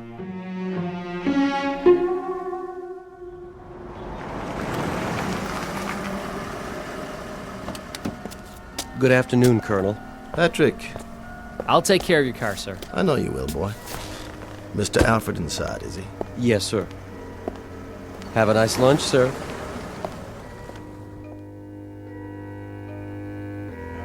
There you are, George. I reserved a table for us, a quiet one. Good. But then they're all quiet nowadays, aren't they? Franklin called to say you wanted to see me. Only to pose a question to you. What sort of question? Very succinct, Archie. Very brief. Yes? How long? How long what? How long are you going to keep this up, this prolonged practical joke? Not much longer. What exactly does that mean? You should see our boy up there. 4.5 months and not a sound from him. That's what I wanted to talk to you about. Incredible. I've just been wondering how my fortune might accommodate the loss of a cool $1 million. For the sake of argument, of course, quite theoretical. That fop couldn't take it another month. This, I'm certain of. For your sake, I hope that's the case. My sake? You have the money, of course. I find that insulting. I'm sorry if it is, but I think he's going to beat you, Arch. Especially from you, George. I'd say you owe me an apology. How are your holdings? What are you talking about? It's no longer theoretical. You might want to double-check your holdings now in preparation. My holdings? They're solid, dependable, 100-year-old firms. Why should I rearrange anything? You're insane. Merely careful. Look here. There isn't one chance in a million he'll last out the year. Not one in a million. I've watched him every day. He's beside himself. He's becoming bored to the point of irrationality. A week longer, 2 weeks, 3 at the most, he'll be crawling up the walls, screaming for us to let him out. I hope so. I sincerely hope so, but I think that boy up there will remain silent for the entire year. And I think you're going to owe him that cool million. Nonsense. I just hope you've got it. That's all. I'm not going to sit here and listen to this abuse. It's not in the least personal, only something I feel you need to hear from someone you'll listen to. The voice of reason, a word to the wise, that sort of thing. Then from now on, I'll thank you to disperse your wisdom elsewhere. Oh, for the love of... Consider yourself discharged. What? As of this hour and this day, you are no longer my attorney. But Archie... Goodbye, George. Goodbye to you, old boy, and good luck. Because by the look of things, I'd say you're going to need it.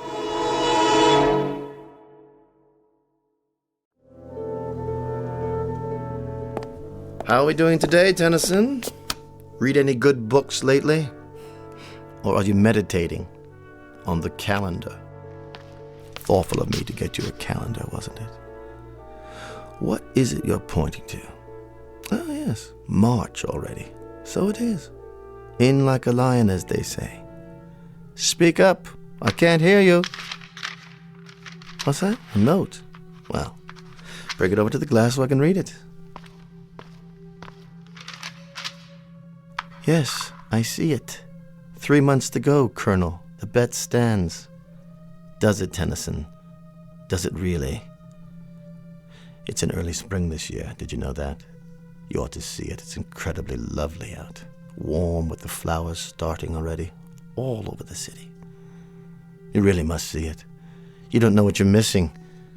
Why are you looking so smug? Well, you won't be so smug after I've given you something else to think about. It's the time of year when a young man's fancy gently turns to, you know the rest, and the young ladies, too. Your wife, for example, she must be desperately lonely for you. Desperately lonely. Why? Well, what's that pained expression? I was simply going to tell you that, as a matter of fact, she's been seen in the company of your friend. What was his name? Charlie, that's it. And other young men. Odd that she hasn't visited you, Tennyson. Don't you think it's odd? I happen to know you've sent her notes requesting a visit. And she doesn't even respond to the notes, does she? Tennyson, you may lose your wife. You're well aware of that, aren't you? While you sit doing nothing behind that glass, the very reason for all your agony may be slipping away from you.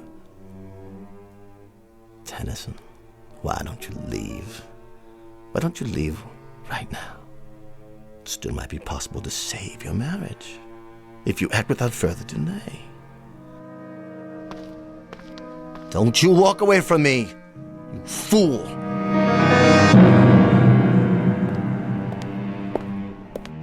Tennyson, I know you can hear me.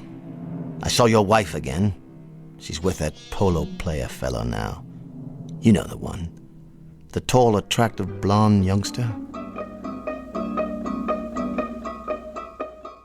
It's incredibly beautiful out today, Tennyson. Oh, it's incredibly beautiful. Birds and flowers and color. Absolutely lovely. Oh, and by the way, I saw your wife. She was getting into a little European sports car. Some young man was driving it. And here's Franklin with yet another meal. You must be quite bored with the club's menu by now, aren't you, Tennyson? Oh, Franklin? Yes, sir? Chilly up here, isn't it? I hadn't noticed, sir. Perhaps. The thermostat, Does it control the temperature in Mr. Tennyson's room as well? I believe it does, sir. Then I'll just turn it up for a while. I don't want you getting chilly, Mr. Tennyson. Certainly not. I want to warm it up for you. Nice and warm.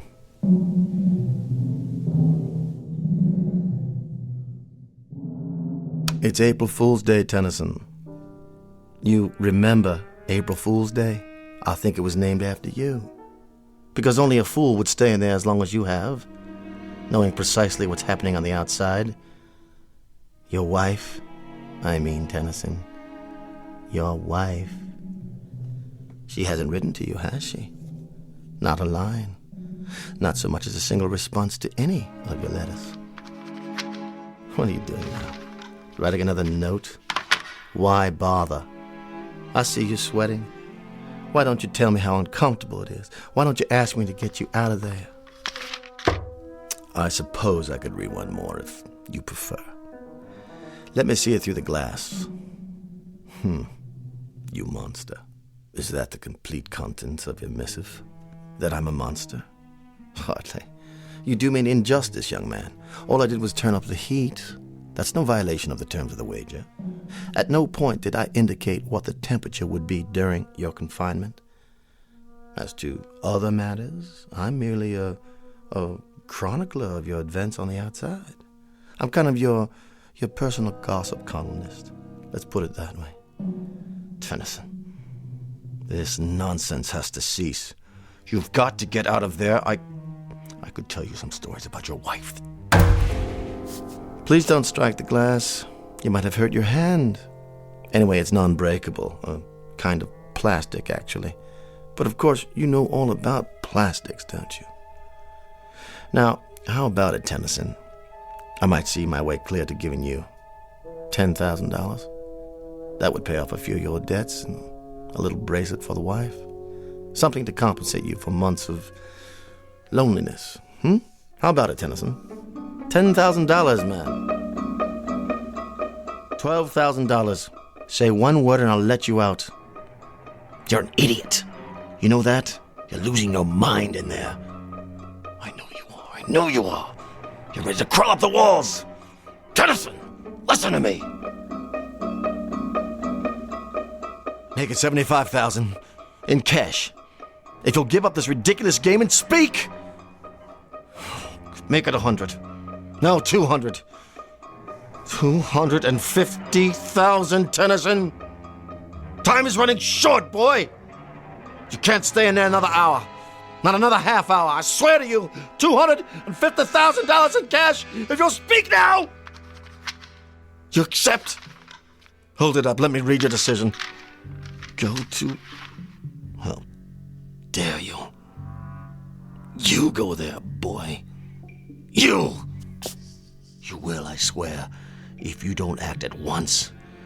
I'm about to withdraw my offer. I'm counting down.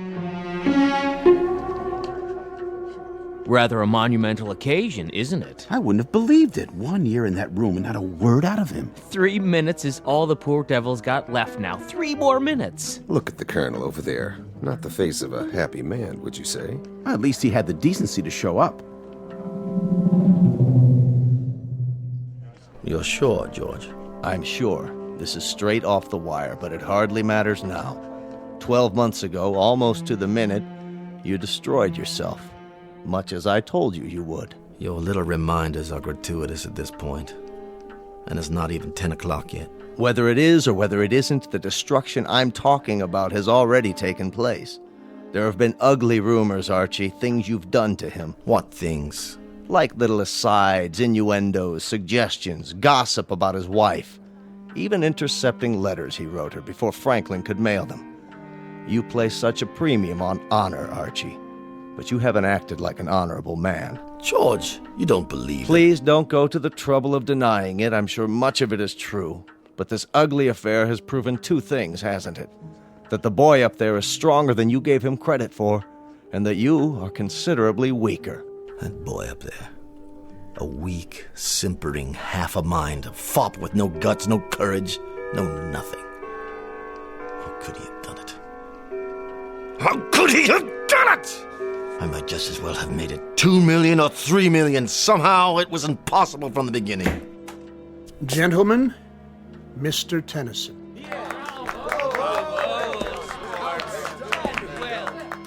He's so pale, thin as a rail. But he's done it. You hold out your hand to me, Mr. Tennyson. Not to shake it, I presume, but to receive payment. Well, sir, you have me at a disadvantage, a rather compromising situation. You forced me into a position of rather unpleasant candor, because it happens to be a fact that I'm a fraud. I don't have any money. I offered you $10,000 and then 12. The truth is, I would have had to go out on the streets to beg even that amount, let alone $1 million. I received a cable from London. Both the Birmingham Tool Company and Edinburgh Motors have filed suit for bankruptcy. Blue-chip companies. Every nickel I had was invested with them, and they no longer exist.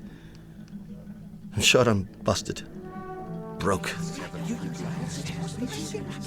Yes, it happens also to be a fact that I have pride, bearing, taste, and exceptional breeding. But I've lost. Proving, Mr. Tennyson, proving that you are by far the more substantial of the two of us. I will naturally resign.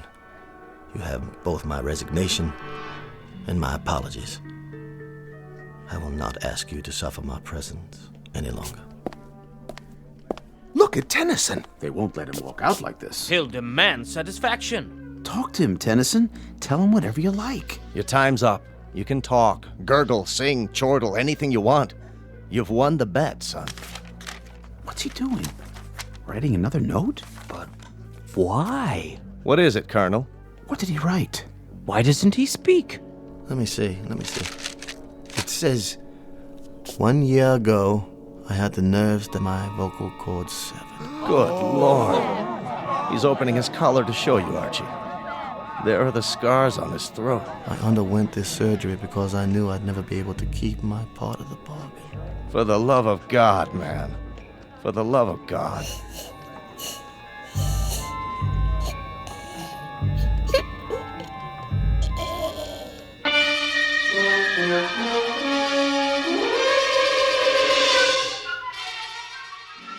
A bizarre and unlikely bet with two losers. Mr. Jamie Tennyson, who will go through life as a silent shell, the price to be paid for his weakness. And Colonel Archibald Taylor, who will spend the rest of his days in naked humiliation. The cost to him for all of this is the most precious possession he owned, his pride. And the point of it all? Simply that two men discovered somewhat belatedly that gambling can be a most unproductive pursuit. For somewhere beyond these two, a wheel was turned, and both their numbers came up. The number was Black 13. If you don't believe it, ask the croupier, the very special one who handles high-stakes roulette in the Twilight Zone. More from the Twilight Zone after this. Hello, I'm Stacy Keach. I hope you're enjoying this edition of the Twilight Zone radio dramas. To learn more about this series, be sure to log on to our official website at twilightzoneradio.com. You'll find special discounts on our Twilight Zone audio collections, listings of our radio stations, links to other websites, and a photo gallery of our recording studio and some of our stars in action. Plus ways to contact us with questions or comments about the show. And for a limited time, when you log on to twilightzoneradio.com, you can send in for a free CD of the show. So be sure to visit us at twilightzoneradio.com.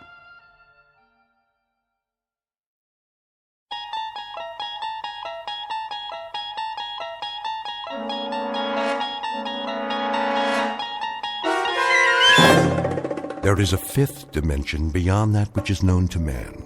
It is a dimension as vast as space and as timeless as infinity.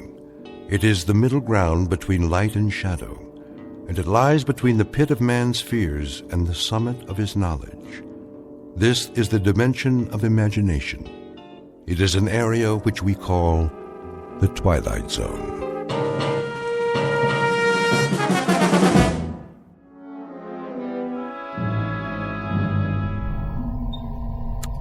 T-minus 1 minute. Count off. Pearson? Here, sir. Corey? Corey here, sir. Hudak? All strapped in, ready to go. Foster? Ready as I'll ever be, Captain. Nolan? Let's light the fuse and go. I second that motion, Captain. Take it easy, Pearson. This isn't a bottle rocket. We're gonna fly higher than anybody's ever flown before. Everyone clear on that? Clear, Captain. Loud and clear. Fire it up. Come on, I got a hot date. Let's get this show on the road. Something tells me we're gonna go on a long, long trip. Just do it. The suspense is killing me. Arrow 1. Come in, Arrow 1. This is Arrow 1. That you, Brandt? Affirmative, Captain Donlin. We read you loud and clear. Well, do we have a go? Weather's holding. Time for a system check. We already did that. Give it to us one more time. On your mark. Fuel supply. Fuel check. Computer presets. Computer check. Air supply and life support. Life support check. Flight plan trajectory. Flight plan check. Autopilot. Autopilot check. System coordinates. All systems check. Looking good, Captain. You've got to go. Crew, stand by. Hey, I changed my mind. I think my mother's calling me. I gotta go to the bathroom. Fire rockets. We have ignition. Cleared for takeoff, Arrow 1. Prepare for countdown. Ready for countdown. T-minus 15. Minus 14. Lock those seatbelts, boys. Hey, I forgot to bring my lunch. Where's my lucky rabbit's foot? Do they have TV in space? We're gonna miss a World Series. Minus 10. Take a deep breath, everybody. Minus 9. You want we should hyperventilate? Minus 8. Captain, I need a drink. Minus 7. No more chatter. Minus 6. Anybody bring a magazine? Minus 5. I gotta finish my crossword puzzle. Minus 4. Don't I get a last cigarette? Minus 3. Wait, I forgot to lock the door. Minus 2. Cut it, I said. Minus 1. Somebody tell my wife I love her. Aw, ain't that sweet? Blast off. Hang on. This is it.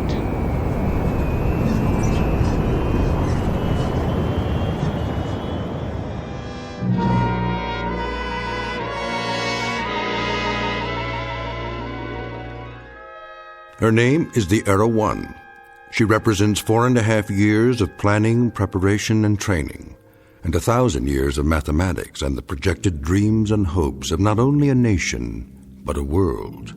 You might say that all of human history has led to this point, with man poised to take one giant step off terra firma and into the void, the unknown that lies beyond the safety of the nest.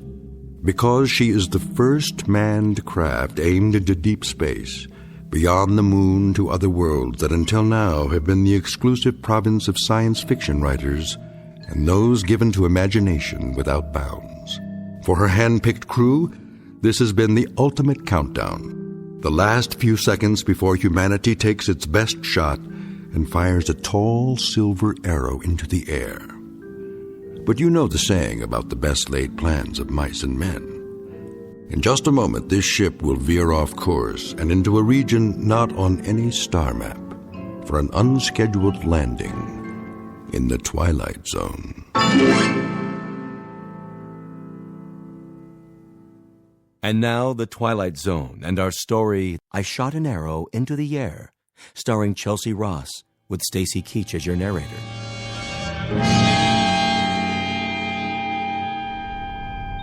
All right, roll call. Sound off. Nolan here. Pearson, anybody got an Alka-Seltzer? Foster, make it a bromo. Corey here. Hudak, look at me, I'm flying. How you doing, Colonel? I am A-OK. We all are, and so's the ship. Are we there yet? We're leaving the Earth's gravitational field. Instruments all in the safety zone. Pearson, give me a visual scan. Yes, sir. Everything's on the money, Captain, as far as I can see. Cabin pressure? 1.19, sir. Disengage restraints. You can remove your helmets now. We're free to move around. Got it. I feel more like I do now than I did when I got here. Nolan, switch on the view screen. There she is, Captain. Wow. Will you look at that? Is that talcum powder? Or stars? Never saw so many in my life. Quite a sight, huh? We're almost clear of the Earth's atmosphere. Where is the Earth, anyway? It's down there. Hey, question. Which way is up and which way is down? Watch the lower edge of the screen. It should come up any time now as our trajectory shifts. It'll be the blue one with clouds, about the size of a quarter from this far out, but we'll be able to see it. What are those blips? Where? The ones moving toward us. We've entered the asteroid belt. But don't worry, they're miles apart. The odds of hitting one are infinitesimal. Mission Control to Arrow 1. Come in, Arrow 1. Roger, Mission Control. It's a big high five, Captain. We've got you on the monitor, center screen, right on course. Just like a Sunday ride in the country. Any snafus down there? That's a negative, Arrow 1. Hold on, Captain. Someone wants to talk to you. Standing by. I just want to say how proud we are of you, Donlin. You and the entire crew. That you, General Langford? That's right, Bob. How does it feel to make history? I couldn't say, sir. We're only doing our job. Sure you are. You make it sound so simple. The President will be sending you a live message at 1400 hours. Till then, keep your eyes on the prize. I can't express how proud I am of all of you. Thank you, sir. First, keep space. Every American. What's that, sir? You're breaking up. I say, in the world. First broke. General, we're losing you. What's going on? Some kind of interference. Look, Captain. What? The stars are moving. We must be turning. Not this early. Did you punch in a course correction? No, I didn't. General Langford, we have rotation here. Till then, signing off. Wait, the ship is yawing. That's not part of the flight plan. Happens to your course. Up the screen, get deep. Get back in your seats. We're turning faster. Now! Captain, what's happening? I said strap in. What about you? I'll try for a manual override. Captain, we're spinning. Lock your belts. I can't get in the chair. We're going into a dive. 0 G's. Hold on and pray.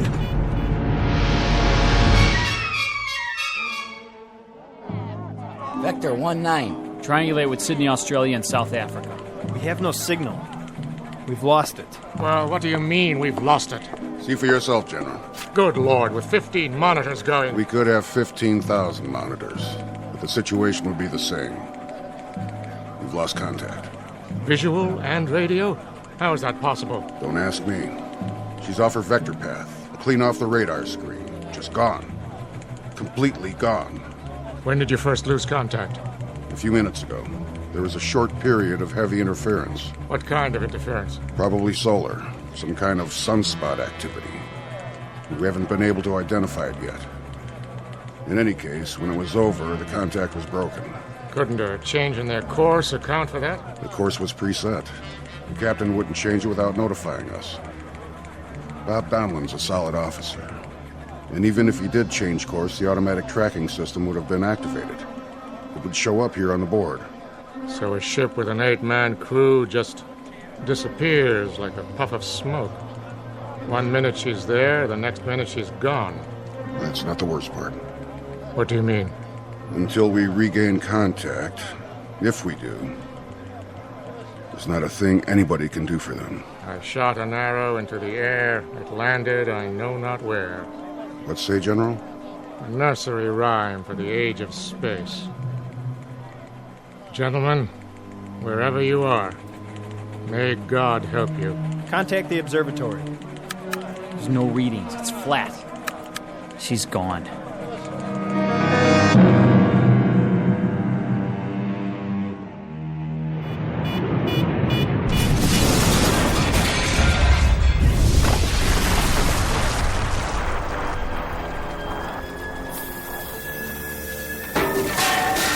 Captain Donlin? Go on, get out of here. I can't find my helmet. Forget your helmet. Go. My God, look at Grimes. Anderson.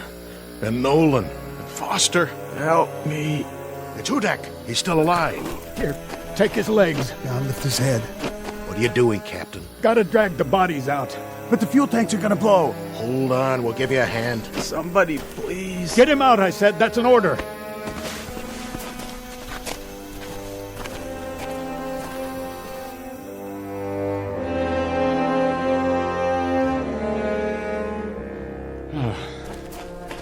I think that's all of them. That's all of them, Captain. All right. Now, check the forward hold. The fire's spreading. We have to try and get the supplies out. Yes, sir.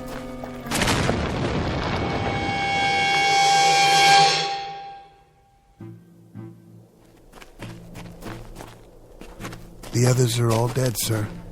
Except Hudak. How bad? He's still conscious. He keeps drifting in and out.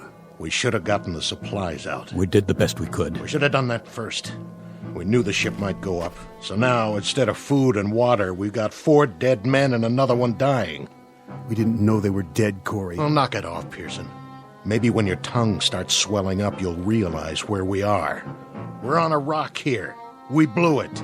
We wasted all that time playing Undertaker instead of going in there and getting supplies. Let's cover them up. Pull something over their faces. Why bother? What's the point? You heard me. We'll take 15 or 20 minutes, and then we'll bury them. Yes, sir. First entry, log, Arrow 1, Captain R.G. Donlin commanding. The first leg of the flight went off without incident. Now we have crash-landed on what appears to be an uncharted asteroid. Cause of malfunction and ultimate crash, unknown. We lost our course, the electrical system went out, and there was an explosion. That's all any of us can remember. Any of us, being Flight Officers Corey and Pearson, and Navigator Hudak, who has been seriously hurt, and myself. The rest of the crew are dead.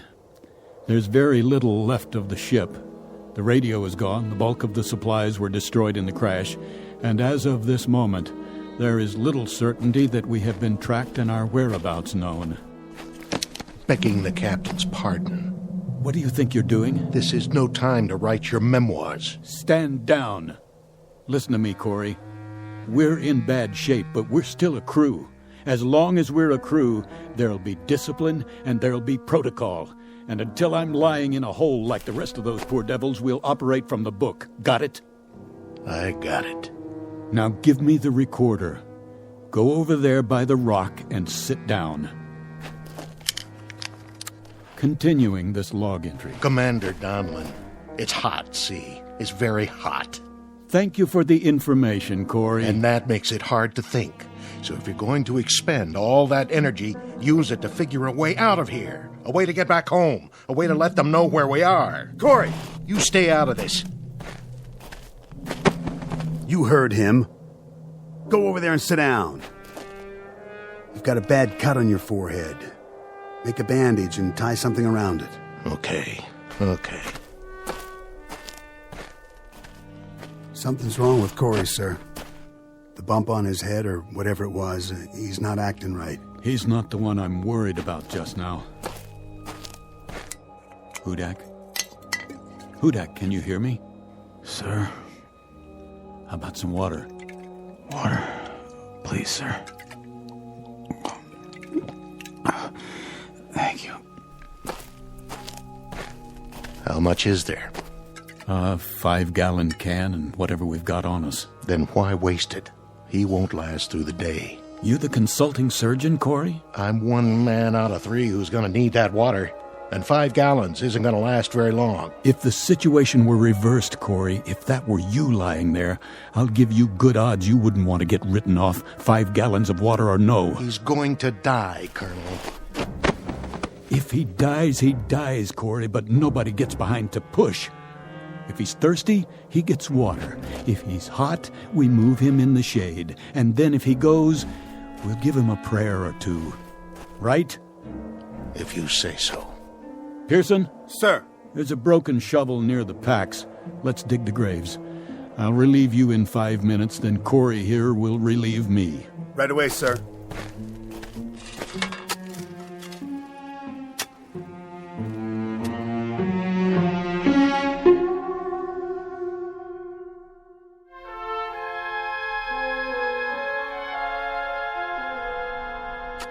Captain? Yes, Pearson? That's odd. What is? The sun. Don't you think that's odd? The size of it, I mean? What, the size of the sun? It's hardly any different than we knew it on Earth. Same kind of star and almost exactly the same distance. Which means that whatever asteroid we've landed on is close to the Earth. How close? Huh. Pick a number. That's how it is, huh? 100,000 miles, 200,000, maybe more. A lot more. Who knows? Hard to say after we've blacked out. But wherever we are, it's a cinch it isn't heaven. We can count on that. Yeah, I guess we can. Unless it's the other place. We can count on this, too. We've got maybe 6-7 gallons of water and food concentrates for about 4 days. And that's it. So we'd better make our plans with that in mind. What kind of plans? We have to get our bearings and see what's here. Any water, plant life. We'll use this as a base and spread out in 2-man patrols, 1 man to stay behind and watch Hudak. You think we'll find anything but rocks out there? At least we'll see what's on the other side of the rise. Look at it this way. We've got several things in our favor. The air is breathable, so we don't need suits and helmets. The gravity's close to Earth's, so moving around's no problem. No signs of animal life, friendly or unfriendly. And there's no radiation to speak of. You checked? The Geiger counter still works. I have to hand it to you, Colonel. That's what I call positive thinking. We don't have much of a choice. No, sir, I guess we don't. It took 4.5 years to build that ship. There wasn't any prototype. Just the one, the only ship of its kind. So, if they know where we are and want to come get us, they've got to build another one, and that'll take another 4.5 years. So I suggest we dig in and get comfortable, because any way you look at it, we've got a devil of a long wait ahead of us. Pearson, your turn.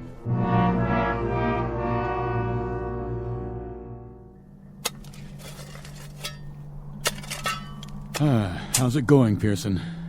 That's the last grave, sir. 4 of them. Good job. How is he? The same as when you left. Breathing pretty shallow, though. Maybe the air here, well maybe it doesn't have as much oxygen in it. It has enough. We're doing all right. You two see anything out there? Nothing we can't see from here. Yeah, we saw something. Sand and more sand. Rocks. And those scrubby hills over there. But not a single drop of water. This isn't an asteroid, it's an 8-ball. And hot, Pearson. Hot like nothing you've ever felt before. It'll be cooler at night, sir. I'll head south towards the mountains and take a look in that direction. If there is a night here. There has to be. The sun's moved down to the horizon. That you, Captain? Right here. What are you doing? Giving him his ration of water. Oh, no. Not this time.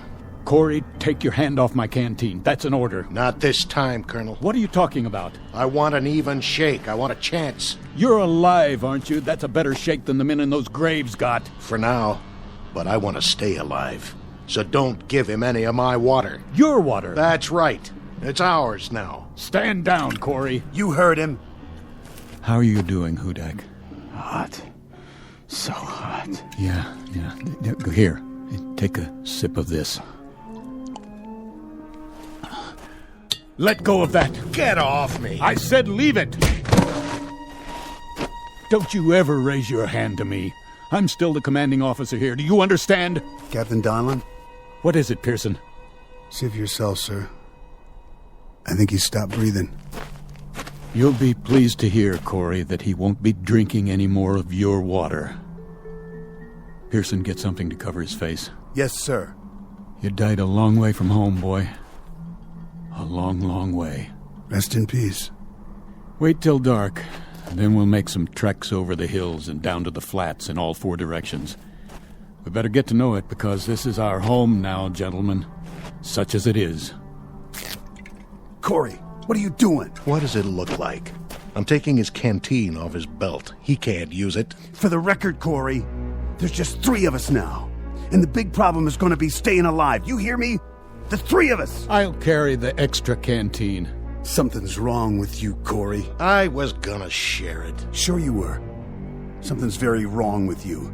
Something happened to you when you hit your head in the crash. Okay, so you're not responsible for your actions anymore, but if I catch you filching just once, Corey... Let it go. This dirty little grave robbing... I said forget it. Yes, sir. Now, let's all find a place in the shade and sit tight. For how long? Till the sun goes down.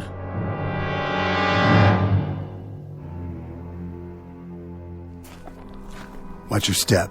What's the difference? Can't see anything anyway. Use your flashlight. The batteries are going out. Turn it on and off in bursts. That way they'll last longer. You know, this is nuts. We're killing ourselves. For what? You got a better idea? Sure. Pack it in right now and head back to camp. We're on recon, Corey. Captain's orders. Well, I gotta stop for a minute. Hey. Take it easy with that canteen. I'm thirsty. Well, so am I. Now listen to me. We'll need every drop of that water come morning. Right now we've got 2 choices. Either curl up and die out here, or keep moving. What's the point? We can't see where we're going. The mountains are getting closer. They don't even look real. There should be stars, lots of them, and a moon. Doesn't this place have a moon? It's the atmosphere. Some sort of cloud cover after the sun goes down. Where are you going? I'll peel off and head for the mountains. We'll rendezvous at base camp in 2 hours. Yeah, what am I supposed to do? Check out the flatlands straight ahead. Think you can do that? Yeah, but if we split up... What? Well, we might not find our way back. Are you telling me you can't walk a straight line, Corey? There's the rise directly behind us. If you get turned around, look for a light, okay? The captain will keep the fire going. Yeah, right. Listen, soldier. For all I care, you can lie down and fry like a piece of bacon when the sun comes up. As far as I'm concerned, you're on your own. All right. If that's the way it is... Keep your sidearm loaded. What for? In case we're not alone on this rock, after all.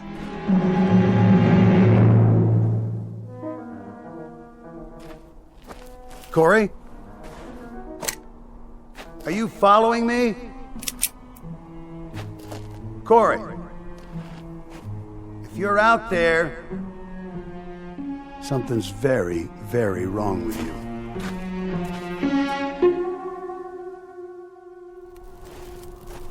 Pearson! Corey? Who's there? Identify yourself. What the...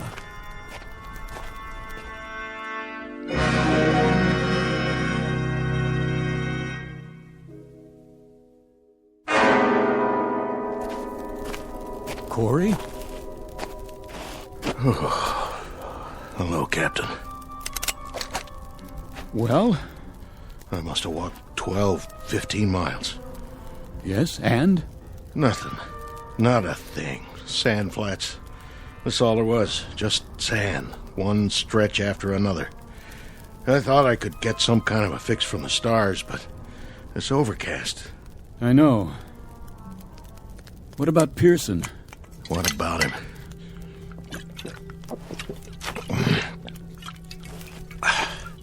You haven't seen him? Not for hours. You didn't pass him coming back? He went south to the mountains, and I went west toward nothing.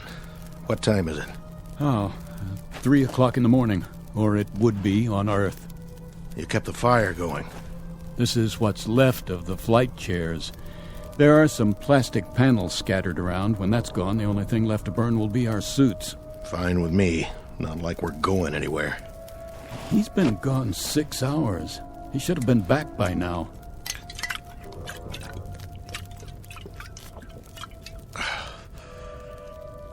Corey? Yeah? You're sure you didn't see him or hear him? I already told you, Captain. We went in different directions. Was it hot out there, Corey? You know it. The sand doesn't cool off much at night. And that made you thirsty, didn't it? All the time. I guess I'm getting used to it. Obviously. Very Used to it. So used to it, Corey, that you didn't even need any of your water. I drank some. Hardly any. This canteen is almost full. You were out all those hours and you didn't touch more than a drop, is that right? That's pretty remarkable. Downright amazing, in fact. So put me in for a medal.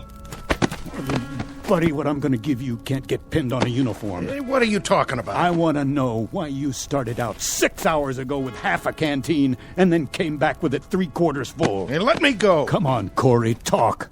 I want to know where you left Pearson and what you did with him. Now. All right.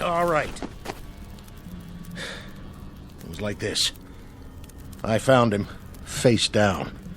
He must have fallen and hit his head on a rock. That's all I know. He was dead when I got there. And where did this happen? At the foothills. You followed him there? I went looking for him. Sand was too deep, heading west. I had to change directions. It's your story you'd better change. Captain, I swear I didn't touch him. He was dead already. I saw his canteen, and I poured his water into mine. I knew you wouldn't believe me. That's why I told you I hadn't seen him. What's that for? On your feet. We're going to bring him back. No, you're nuts. It's 7 or 8 miles from here. I can't make it again. I'm dead, Captain. Correction. You're almost dead, but you're not quite yet. Let's go, Corey. I want a conducted tour all the way to Pearson's body. I want to see for myself. Let's move out.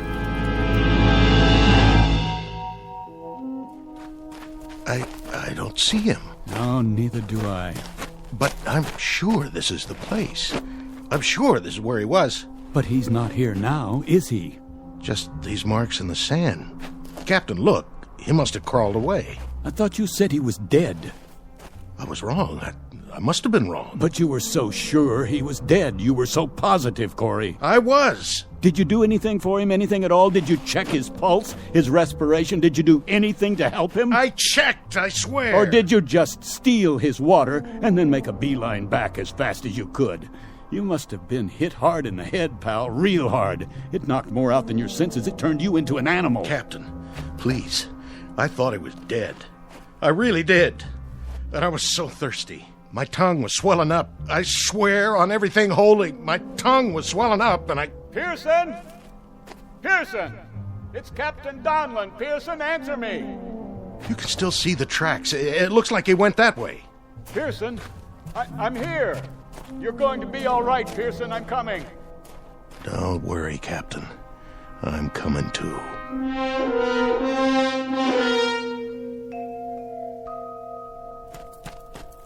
Pearson. Captain? Pearson, thank God you're alive. Water.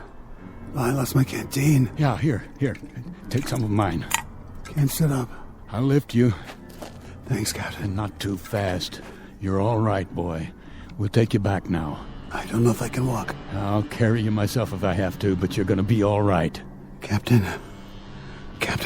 What, Pearson? What are you trying to say? I saw. What? What did you see? Where? Up there. Over the hill. Did you climb the hill? Is that it? I went. And what, Pearson? What did you see? Captain, I saw. What? Are you drawing a picture? You should have seen. You wouldn't believe it. What? No, Pearson. Sorry, Captain. Pearson. Come on, Pearson. Pearson, don't die on me. Don't. Is he gone? Yeah. He drew this in the sand first. Some kind of sign or symbol. What is it? It looks like a T, or maybe a cross. He was trying to tell me something. Well, it doesn't matter now. It might. What do you suppose he... Captain? Corey? Put the gun down. Captain, 2 men can live maybe 5 more days. 1 man can live 10. You forgive me, Captain, but... You killed Pearson, didn't you? In cold blood. Maybe I did. What of it? Are you going to court-martial me? Corey, Corey, you're demented. You're a madman. You already killed once. Don't make this any...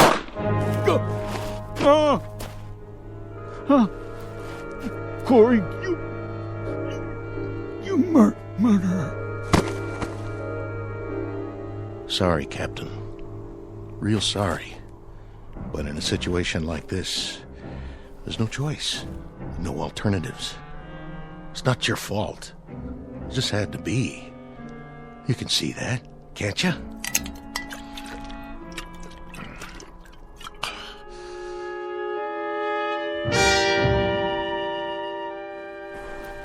What? Morning. That blasted sun already. Gotta get a move on. Goodbye, Captain Donlin. Pearson. Now, what were you trying to say, Pearson? Lines in the sand. Something over the hill. Is that it? Well, I guess you got me thinking. I'll just have to check that one out one time.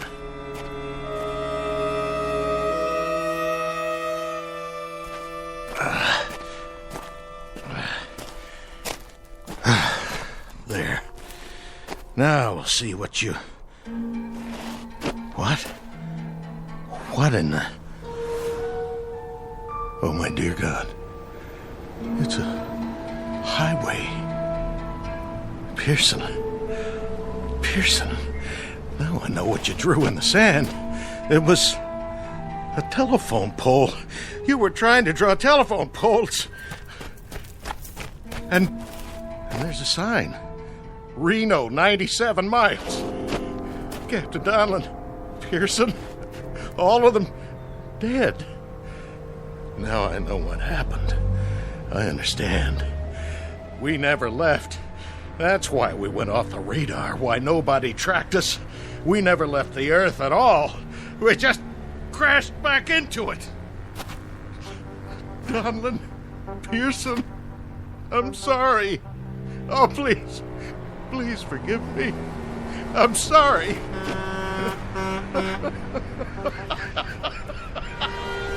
Oh, stop! Please! Stop!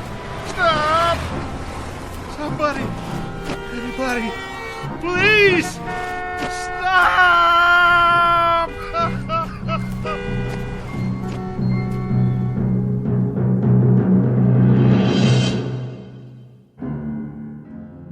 Practical joke perpetrated by Mother Nature and a combination of improbable events. Practical joke wearing the trappings of nightmare, of terror, of desperation. Small human drama played out in a desert less than 100 miles from Reno, Nevada, USA. Continent of North America, the Earth, the solar system, the galaxy, and of course, the Twilight Zone. We'll be back to the Twilight Zone in a moment. Hi, this is Carl Amari, producer of the Twilight Zone radio dramas. I'd like to take a moment to tell you about our official website at twilightzoneradio.com, where you'll get the latest news and information on these Twilight Zone radio dramas. Plus, at twilightzoneradio.com, you can digitally download 3 free episodes or any of our episodes for only $1.95 each. In this age of ever-changing technology, we've decided to make these episodes instantly available to you by making the Twilight Zone radio dramas a digital download-only series. This means that this series will no longer be offered on CD. The CD collections at our website are now being offered while supplies last at buy one, get one free. So be sure to get your favorites before they're sold out. Be sure to visit us often, and I'll see you in the zone.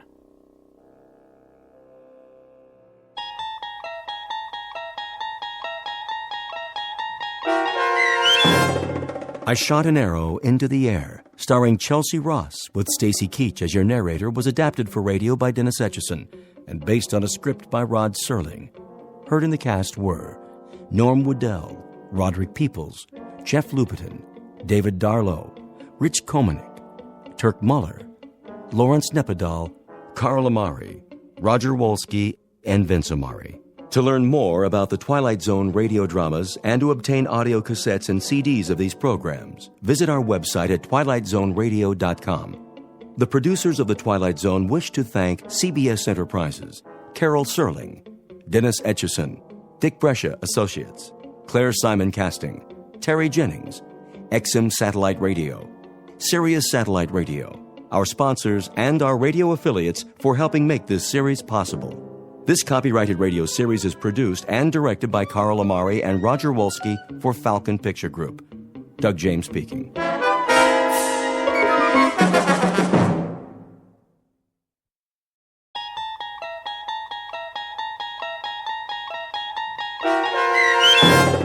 The Purple Testament, starring Michael Rooker with Stacy Keach as your narrator, was adapted for radio by Dennis Etchison and based on a script by Rod Serling. Heard in the cast were Mike Starr, Joe Forbrick, Nick DiGilio, Todd Manley, Peter DeFaria, Turk Muller, Doug James, Kurt Nabig, Carl Amari, Deb Dotzer, Vince Amari, Paul Patch, Roger Wolski, and Meg Falcon. To learn more about the Twilight Zone radio dramas and to obtain audio cassettes and CDs of these programs, visit our website at twilightzoneradio.com. The producers of The Twilight Zone wish to thank CBS Enterprises, Carol Serling, Dennis Etchison, Dick Brescia Associates, Claire Simon Casting, Terry Jennings, XM Satellite Radio, Sirius Satellite Radio, our sponsors, and our radio affiliates for helping make this series possible. This copyrighted radio series is produced and directed by Carl Amari and Jason Mallow for Falcon Picture Group. Doug James speaking.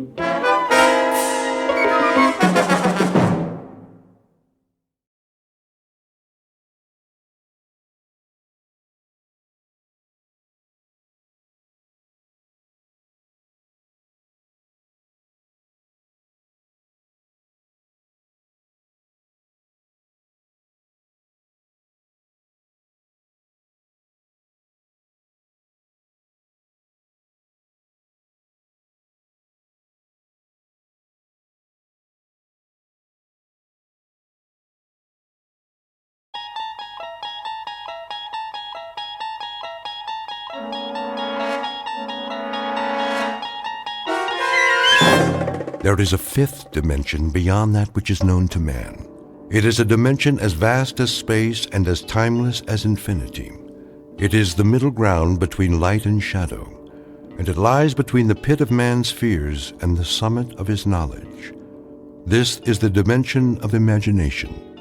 It is an area which we call the Twilight Zone.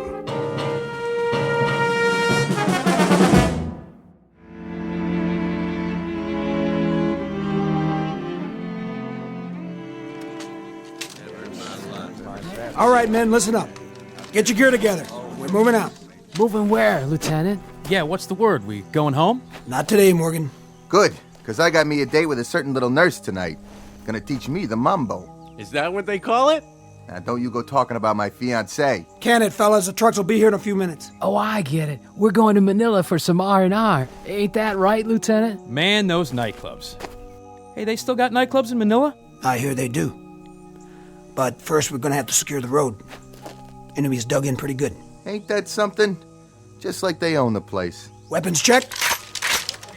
Extra clips, grenades. If you need more, tell the sergeant. You heard the man. Right here. I want to see full belts on everybody. This is the one that counts. Sir? Yeah, Horton? We gonna make it back tonight? What? By lights out. Oh, listen to him. Scared of the dark. Watch out, Horton. The cooties will get you. I just mean, well, that nurse. She's sort of expecting me. You should see her, sir. Brown hair, blue eyes. Yeah, don't worry about it.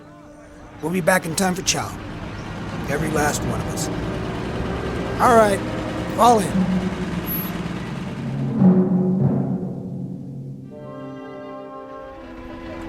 Lieutenant? That you, Levy? Would you hold on to this for me? What do you got there? It's a letter to my mother. See that she gets it? What's the matter? Can't you mail it yourself? Yes, sir. I just thought you could take care of it for me if anything happens. Nothing's gonna happen to this company, soldier. I know, but if it does, would you do that for me, sir? Sure. If it makes you feel any better. Thanks.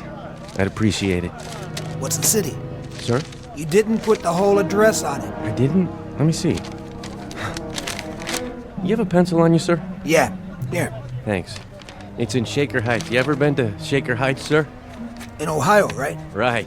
Real nice place. My mother, she's sick. I guess she's kind of holding on till I come home. But just in case I don't, I wrote her this letter, so she'll know I was thinking about her. She knows, Levy. You think so, sir? I'm positive. Thanks a lot, sir. Here you go.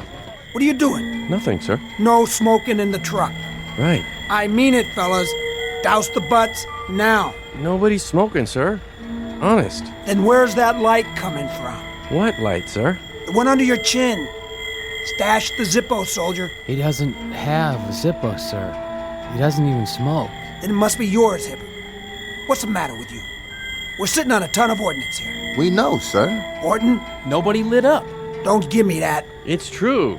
Nobody's that dumb. All right. Must be my eyes. Hibbert. Morgan. Levy. Orton. Something tells me this must be the place. Okay, heads up. Rifles at the ready. Okay, move out. Single file. Infantry Platoon, U.S. Army.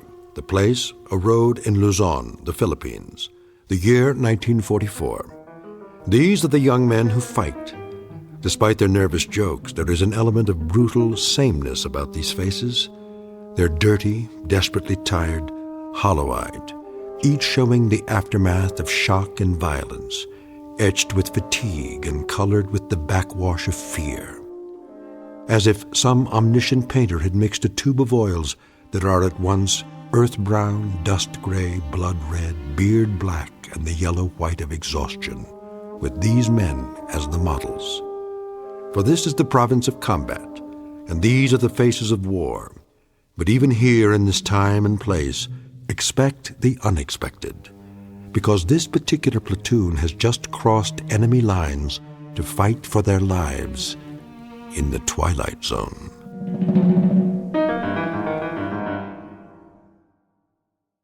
And now, The Twilight Zone, and our story, The Purple Testament, starring Michael Rooker, with Stacy Keach as your narrator. Captain. What is it, Private? Here they come, sir. How many trucks? Looks like all four. One of them's been shot up pretty bad. Telemedics to stand by.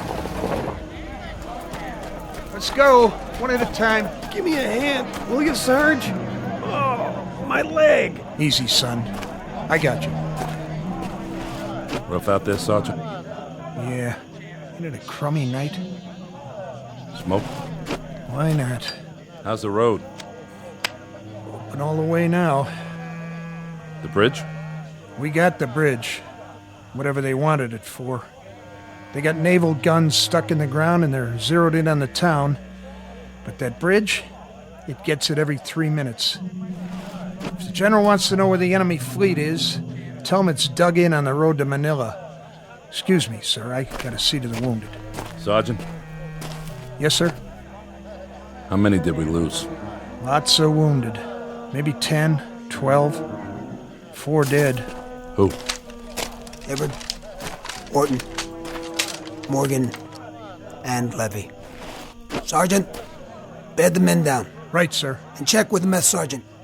Make sure there's hot coffee and a meal for everybody. If they're not hungry, make them eat anyway. Hey, company. 1st platoon. Inside. Fitz. Sir. I got a bottle of Philippine tuber in my tent. It ain't Johnny Walker, but you'd be surprised what it does for a man's outlook. Come on. Pull up an orange crate. Okay. Take the cup. I'll drink out of the bottle. Thanks. Cheers. Cheers. Bum day, huh, Fitz? Yeah. 4 dead in 2.5 hours. 12 wounded. And the 4. Anything special about the 4? Special? How do you mean?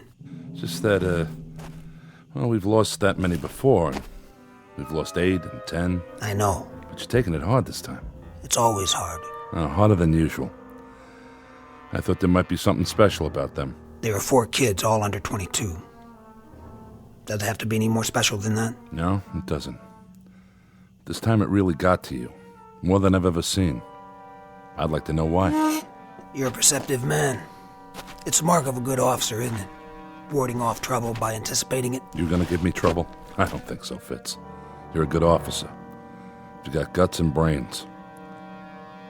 But something's gotten to you. I told you I'd like to know what it is. Why don't you start with this? What do you have there? Something I wrote down. Read it. Hibbert, Horton, Morgan, and Levy. So? You tell me. Who are they? 4 KIAs. Yeah. That's what they are. Or were. Killed in action. Luzon PI, 13th June 1944. I still don't get it. You want to know what's gotten into me? Well, I'll tell you, Captain. What's gotten into me is that You what? I wrote those names down today. This afternoon. I wrote them down before we left. So? Why'd you write their names down, Fitz? We had a weapons check. Then we got on the trucks. We were on our way to the bridge, and I looked at their faces. Those 4 faces. One at a time. Go ahead. I looked around at 44 faces. When I got to these 4, I looked around at all of them. A light. A light? Shining on their faces. First it was Levy, then the others. One by one. I thought somebody had a cigarette lighter on. Then I realized it wasn't that kind of light. What are you talking about? I can't describe it to you. It doesn't fit anything I'd ever seen. I just looked into their faces and I saw that light. And I knew this was their last day. I knew they'd get it. Oh, come on. I'm telling you, I knew. There wasn't any doubt. None at all. Driving up that highway, I was in their truck.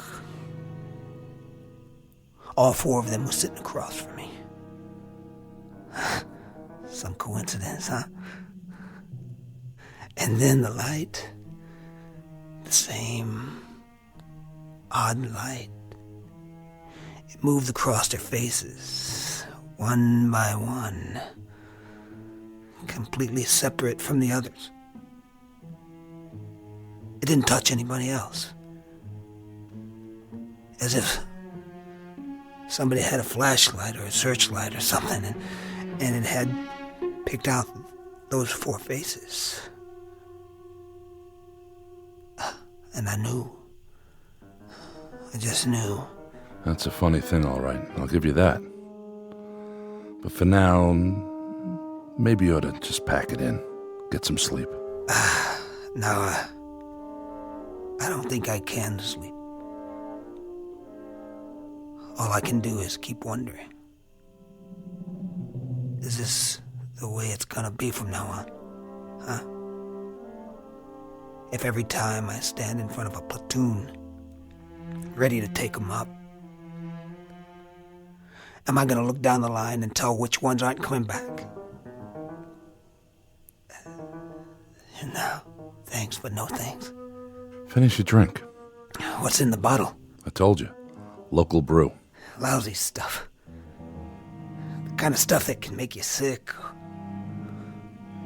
Or drive you out of your ever-loving mind. Take it easy. We're not supposed to know these things. Nobody is. We're not supposed to be able to tell. Isn't that right? So why can I tell? Huh? Why, Captain? Fitz, when did you write these names down? You know when. You sure it was today? Sure it wasn't yesterday? On the way back? In the truck? Today. This afternoon. That's when I wrote them down. I swear. That's when I wrote them down.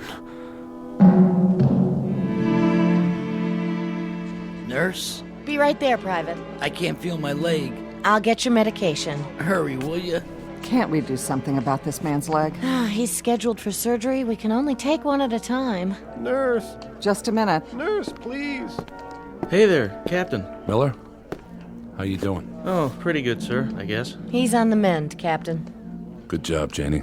Keep it up. Well, we're doing the best we can, sir, but we need more cots. I'll tell Sergeant Gunther. See if we can requisition some. That would be a godsend.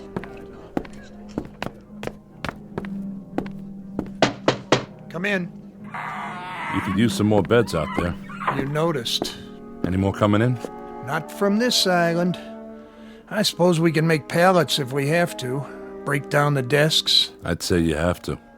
If it weren't for this schoolhouse, we'd be set up in a tent in the jungle. At least we've got a roof over our heads. But when it comes to sterile conditions, the proper supplies, you can see what we're dealing with. We haven't come that far from the Civil War. These men are lucky not to get gangrene. One day this war will be over, Sergeant. Till then, you're doing all you can. I know it, and you know it. Look at them out there. So many young men. All we can do is airlift the worst cases, sew up the rest, and send them back to fight again. I'm sworn to do no harm, but how can I promise that? We don't know what to expect, how many casualties we'll get each day. Unless, of course, your Lieutenant Fitzgerald is right. He believes it. If you'd heard him, you'd almost believe it yourself. How is he? Well, he took those pills to help him sleep, but I don't know if that's going to do it. I don't know either, Captain Riker. What do you make of it? Well, I'll be frank. The things you've told me are beyond my experience. I'd say he's delusional. But whether it's because of the stress or something more serious, I couldn't say.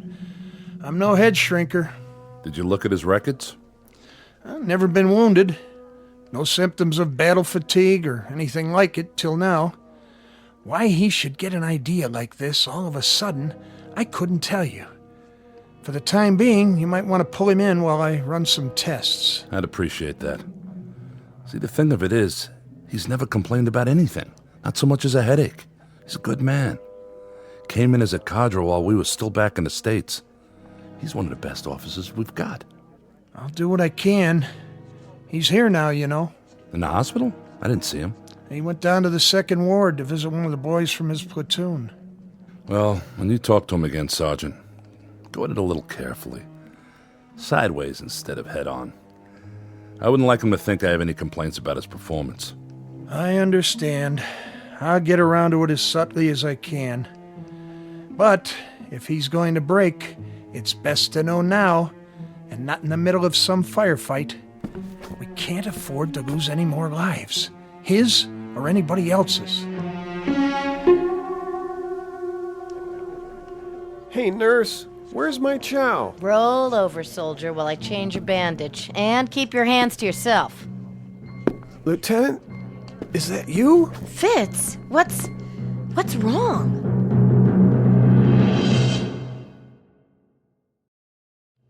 What's wrong, Fitz?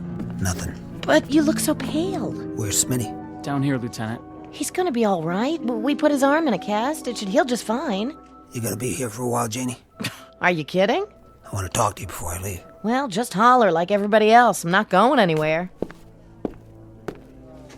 How's the rest of the guys, Lieutenant? A-okay. Oh, that's great. Yeah, well, Porky took a piece of shrapnel on his finger. But you know Porky. That's about as bad as he ever got. I'll bet he belly ached a lot, though, didn't he? Just a little. That's one lucky kid, huh? Yeah, that he is. And you didn't come out so bad yourself. I guess not. Except I can't scratch myself with my arm up like this. Then you'll just have to call the nurse. That's not so rough, is it? No, not as long as it's Janie. Yeah, get you all patched up and you'll be as good as new. Ready to head home before you know it. That won't be too hard to take. No, sir, sure won't. Your cigarette went out. Here, let me light it for you. No, thank you, sir. No? Can you just lay it down for me? I won't be needing it for a while. Sure. I'll just put it here in the ashtray for you. Thanks. Look, Smitty, I got a couple things I gotta do. I'll come by later, okay? You take it easy here. Will do, sir. Anything you want? You got enough to read? Yeah, all I need. Okay.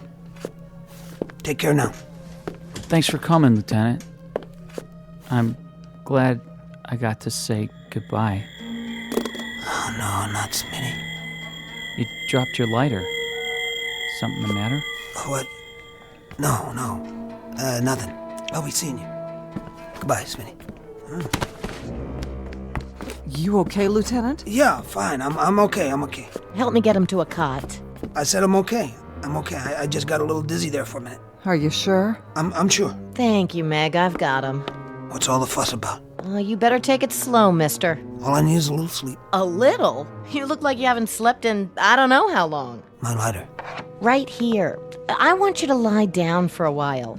I don't have time. You're pale and your pulse isn't that great. You need to rest. What do I have to do? Write you a note for the teacher? I'm fine. Janie. What? I wanted to tell you... I wanted you to know that... Save it. Go back to the barracks if you don't want to stay here. But do me a favor. Get off your feet. Listen, that boy in my platoon, Horton. Please, Fitz. He was a good guy. I know. He was looking forward to seeing you last night. That's all he talked about. He thought you were special. Very special. Soldier? Not now. I just wanted you to know. You are special. You were probably the last thing on his mind. Did he suffer? It was a landmine. Oh, no. He never knew what hit him. He didn't feel any pain, I swear. Soldier, I got your pill. Wake up. Oh, Fitz, that poor sweet kid. Get the doctor. This man does not have a pulse. Smitty. Bring me a shot of adrenaline. It's too late. No, it's not. What do you know about it? I said get me. Forget it, Janie. He's dead. No, he can't be. Oh, not another one. Please, God. They go awful quick sometimes, just like that. Awful quick. Morning, Fitz. Captain. How are you? Something happened? I was down seeing Smitty. I know. I read his tag. Doc says he's gonna be okay now. No, he isn't. What are you talking about? It's only a broken arm. That's all that showed. Are you a doctor now? I took a look at his face. I took one look. And I knew. Come off it, Fitz. And then, a minute later, he was gone. What? Go ahead. Take a walk downstairs if you don't believe me. Same thing. Same thing. The look. The light or whatever it is. Yeah, I saw it. I knew, Captain. Fitz, I can't explain this, but... I don't want you to explain it. How can anybody explain it? How can anybody? I want you to believe it. Captain, that's all. That's all I want. I want you to believe. I just want you to believe. Yes? Bed 5, Sergeant. What, nurse? He just died. I'll be right down. For what? Fitz. There's nothing to see now. Except the body. He's dead. And I knew he was going to die. That's nonsense. Is it? I read it on his face. I read it just as clearly as if somebody had painted it there. Go on, I'll be there in a minute. Yes, sir. You knew, Lieutenant? I told you. He thinks... You bet I knew. Really, Fitz? Tabbed 4 men yesterday. I knew they were going to get it too. But that would be extremely odd. Don't you agree, Lieutenant? Odd? Is that what you call it? Odd is when you go 30 days on the line without losing a man. Odd is when you march 25 miles and you don't get a blister. Now you're talking odd. That's odd. This isn't odd, Gunther. This is more like a nightmare about a dog-face officer who can see death on people's faces. A lousy dog-faced line officer who'd just like to give back the power to whoever or whatever gave it to him. Or A dog-faced line officer who's cracking under the strain of having seen too much and done too much and felt too much and finally starts to crack from the weight of it. I'm 5 for 5 now. We deal in facts here. How many coincidences does it take to add up to a fact?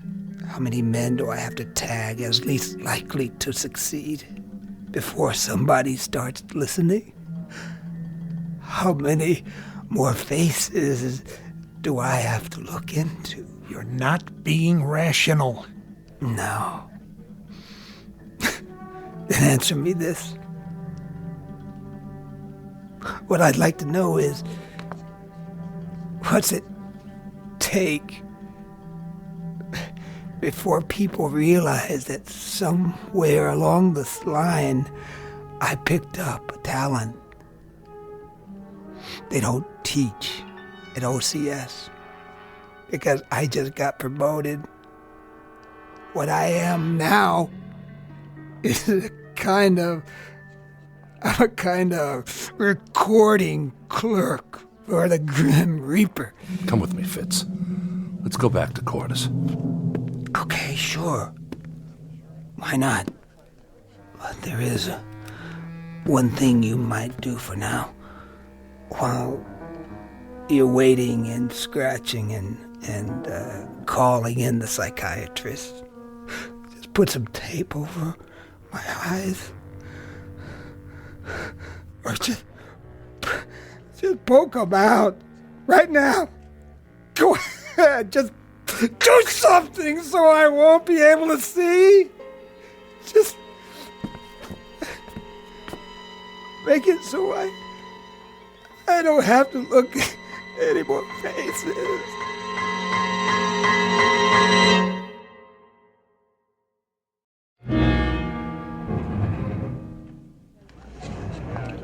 Everybody here? Yes, sir. All right, then. Eyes on the map. I'll give it to you just as I got it from Regiment. We spearhead the attack. We go to a point exactly 4 miles north of the bridge. That's right here. That's the Pasig River. At this point on the highway, the bridge is out. But over here, to the east, the Army's sticking across a bailey. Should be done by 0200. Not much time. You can say that again. We could do it. We'll spearhead the operation and move across the bridge as the point. All by ourselves? Baker and Charlie companies follow us. What's the enemy doing all this time? There'll be some Filipino guerrillas up here crossing by boat. We hope unobserved. Their job will be to take out any and all guns on the other side. So we should be able to get across that bridge against only small arms. Any more questions? Then that's it. We've got 22 minutes before we load up on the trucks. Give each one of your platoons a good briefing. Belts, 5 grenades apiece, 6 clips of ammo, no backpacks. Got it, Captain. And let's get moving. And good luck. Yes, Fitz? Nothing. Think you're well enough to lead a platoon? Well enough, yeah. I'm well enough. Gunther thinks you'd be better off with 3 weeks back at division. You agree with him? Matter of fact, I do. This one won't take more than a few hours, but it could be messy. Captain, Something? What are you staring at? You, sir. I asked you. Captain, don't go. Did you see something, Fitz? Is that it? Yeah, I saw something. Something like with the others? Yeah, it was on your face. Just for a few seconds, but it was there. Sure it was. If you go... Say it. You won't be coming back. You can't go out there tonight. I have to. You have to stay here. Don't do it for me, okay? Don't even do it to save yourself. Look at the picture on your desk. Put that down. Your wife. And those 2 children. They must be your kids. Do you love them? What? Do you love them? Do it for the gold band on your finger. But don't go out there. Give me that. But, sir... Get your platoon set, Fitz. Sir, please. Now. You've only got a few minutes. But what about... I'll tell you what about it. We'll have a nice long talk about it when we get back. We'll have a drink to it. We'll drink to an illusion, to coincidence. And you know what then? We'll laugh. Both of us. That's it, Fitz. I'll see you outside at the trucks. You won't be drinking to anything, because you won't be coming back. Damn fool.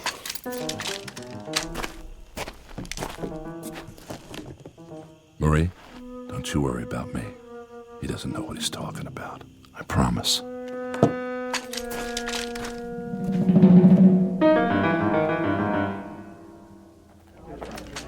Lieutenant Fitzgerald, sir? What is it, Freeman? Well, sir, everybody says you can tell. Who says that? All the guys. They say you know who's gonna get it and who isn't. Well, how about it, Lieutenant? Give us a break. Come on, Lieutenant, please. Come on, Lieutenant, please. It ain't fair, you knowing and not telling us. Freeman, knock it off. Forget about it, okay? Somebody started a wild gag. Somebody's gonna get burned for it, but good. Take it from your captain, nobody in this company's a mind reader, including Lieutenant Fitzgerald. Isn't that right? That's right, sir. Okay, boys. Let's hop.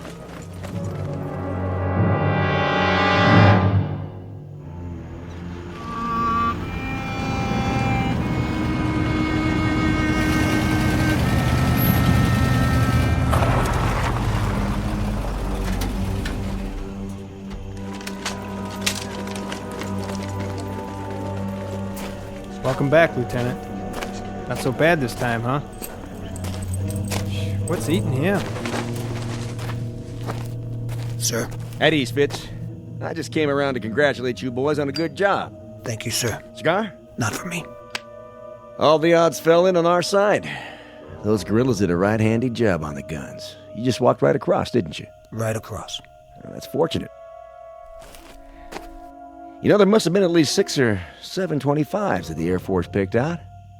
If those guns had been operational, that would have been the longest bridge you've ever been on. Or the shortest. Sniper fire, that's all you had, wasn't it? Yes, sir. Sniper fire. We lost one man. I brought his dog tags back.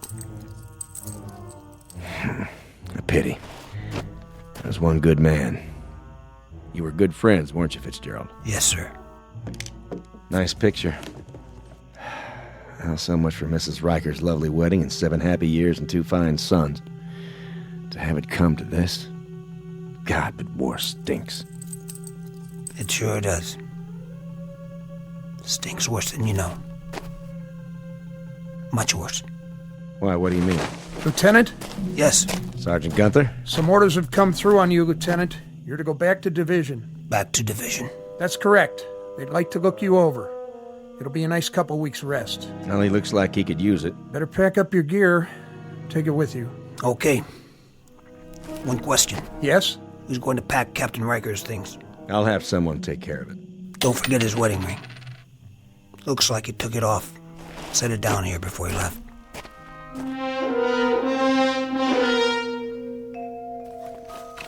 Going somewhere, Lieutenant? Yeah, somewhere. That your mirror on the wall? Oh yeah, I almost forgot. You want it, Freeman? Gee, that'd be great. I broke mine, you know?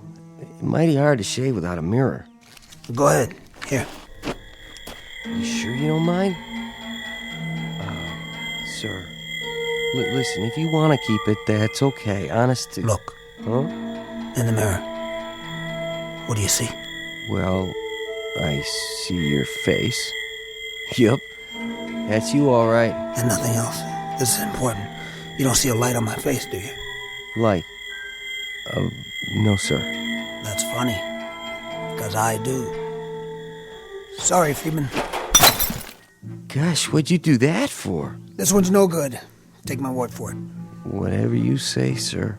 Get yourself a new one that works right.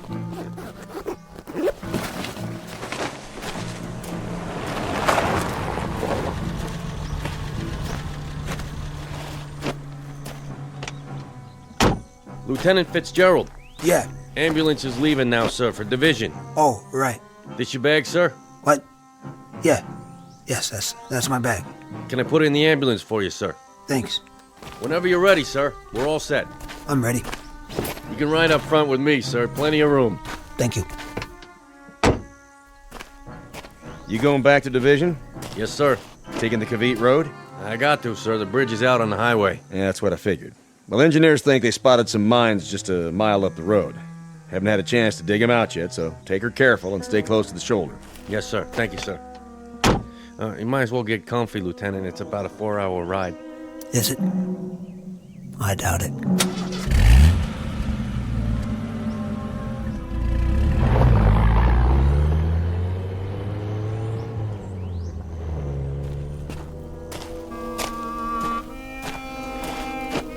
You play that pretty good. Thanks, sir. Thank you very much. You hear that? Thunder? I don't think so. It sounded like an explosion. Maybe. Maybe it was thunder. Yeah, that's what it was. Probably thunder.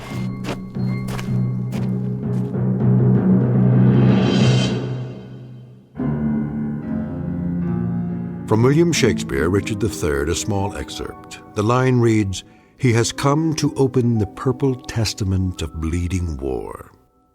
And for Lieutenant William Fitzgerald, A Company, 1st Platoon, the testament is closed in the Twilight Zone. More from the Twilight Zone after this. Hello, I'm Stacy Keach. I hope you're enjoying this edition of the Twilight Zone radio dramas. To learn more about this series, be sure to log on to our official website at twilightzoneradio.com. You'll find special discounts on our Twilight Zone audio collections, listings of our radio stations, links to other websites, and a photo gallery of our recording studio and some of our stars in action. Plus ways to contact us with questions or comments about the show. And for a limited time, when you log on to twilightzoneradio.com, you can send in for a free CD of the show. So be sure to visit us at twilightzoneradio.com.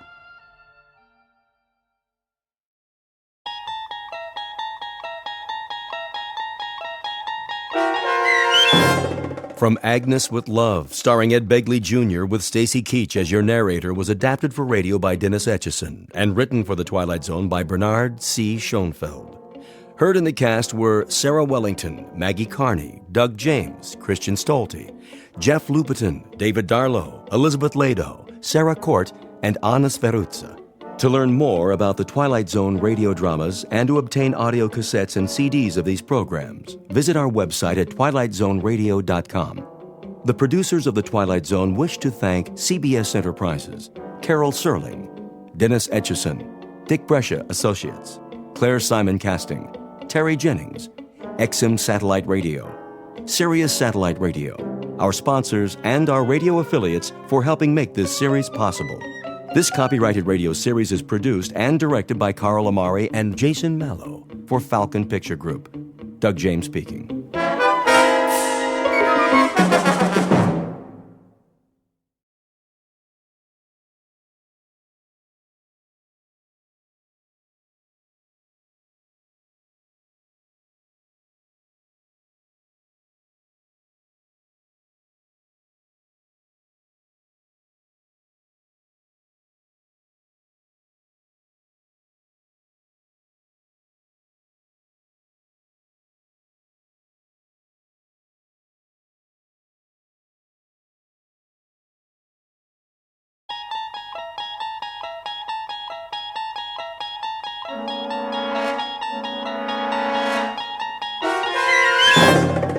You unlock this door with the key of imagination.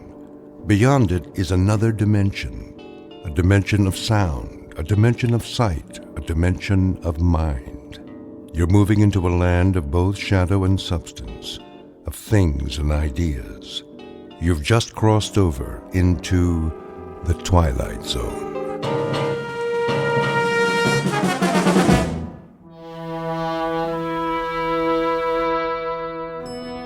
Come on, blasted elevator.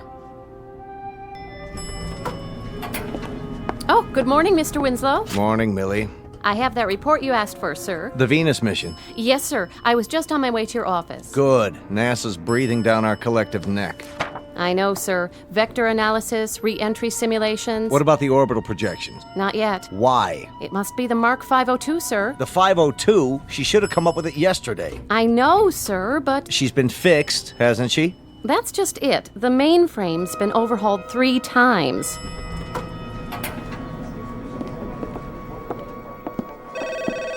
Data Inc., how may I direct your call? One moment. Mr. Ballard? Ballard, I need a word with you. Morning, Mr. Winslow. What's wrong with the 502? I wanted to talk to you about that. Millie here says... Oh, hello, Millie. Jack? She says it's still down. Well, there are some glitches. Glitches? The Mark 502 is the heart of our entire operation. Here's the report, sir. All the figures we have as of this morning. Well, we'll just have to stall NASA. I'll get back to my office now. You do that. Ballard, come with me. Sir, if I may make a suggestion. I have a suggestion for you. Get me the rest of those figures. Yes, but with the repairs and downtime... We should have had them yesterday. Who's in charge of her? Fred Danziger, sir. What happened to Elwood? You said to bring in someone else when he couldn't locate the problem. Right. Get me Danziger. Tell him I need the final numbers this morning. I don't think that'll do any good, sir. Why not? Well, he's up to his neck in it. Been in the computer room all night. Hasn't even slept. Says it's hopeless. Agnes has had a complete breakdown. Agnes? That was Elwood's nickname for the 502. Got to know her intimately over the past year or so. Then get me Elwood. Elwood's been transferred to another department. Besides, he's tried everything. He knows her better than anyone. If he can't find the problem, then... Yes? It's the General. Tell him I'll call him back. He's already called 3 times, sir, from the Cape. Something about the Venus mission. They want to move up the launch. All right, Maddie, put him on hold. Yes, sir. Ballard. Sir? Where's Elwood now? 3rd floor, maintenance and backup. If you want the extension... No, I don't want the extension. I want Elwood, in person and on the double. I'll bring him to you personally. See that you do. We got trouble right here in River City. The whole space program's on hold because that pile of transistors doesn't feel like putting out. Well, we'll see about that. Elwood lived with her for a year. He knows what makes her tick. If he can't sweet-talk her back online, then that little prima donna's headed for the junk heap. Get me Elwood. Right away, sir. The pile of transistors in question is the Mark V 02711, generally referred to as the world's most advanced electronic computer, or as she is more commonly known, Agnes. That's the name given to her by one James P. Elwood, master programmer. Elwood and his protege both work for a company called Data Inc., a brain trust composed of human and non-human intelligence, all of which is under contract to the National Aeronautics and Space Administration. Their work consists of supplying the complex equations required to launch space probes and missions of interplanetary exploration. At this moment, it seems that the world is waiting for calculations only Agnes can provide. And therein lies our cautionary tale. Because machines are made by human beings for the benefit of mankind. But when man ceases to control the products of his imagination, he is not only in danger of losing their benefits, he risks taking a long and unpredictable step into the Twilight Zone. And now, The Twilight Zone and our story, From Agnes with Love, starring Ed Begley Jr., with Stacy Keach as your narrator.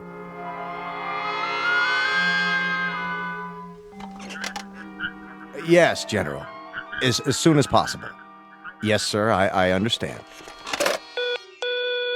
Yes, Maddie. The director of NASA on line 2. Tell him I'm sorry, but we're still double-checking the figures. I'll call him back in a couple of hours. All right, sir. And Maddie. Yes? Any sight of Ballard? He just got off the elevator with Mr. Elwood. Thank heaven for small favors. Send them in. Yes, sir. Mr. Winslow, you remember James Elwood? Yes, come right in. Close the door. How do you do, Mr. Winslow? You wanted to see me? I most certainly did. Nice weather we're having, isn't it, sir? When Mr. Ballard showed up at my desk, well, you can imagine my surprise. My first thought was, what have I done now? But then I thought, how bad can it be on a day like this? Do you know the trees are all in flower? Elwood, please. Well, they are. I saw them when I rode my bicycle to work. Elwood! Yes, Mr. Winslow. Something urgent has come up. It has? I'm relying on you. Well, anything I can do will be my... Agnes has broken down. Completely. Again? Let the supervisor explain. We've checked her thoroughly, can't seem to locate the seat of the trouble. Probably her subroutines. Her... They need debugging. That would be my guess. Of course, it's an informed guess. Hear that, sir? That's why you're here. Suppose we have a look. But Fred's with her now. I don't know how he'd feel about my cutting in. The devil with how he feels. Let's get on with it.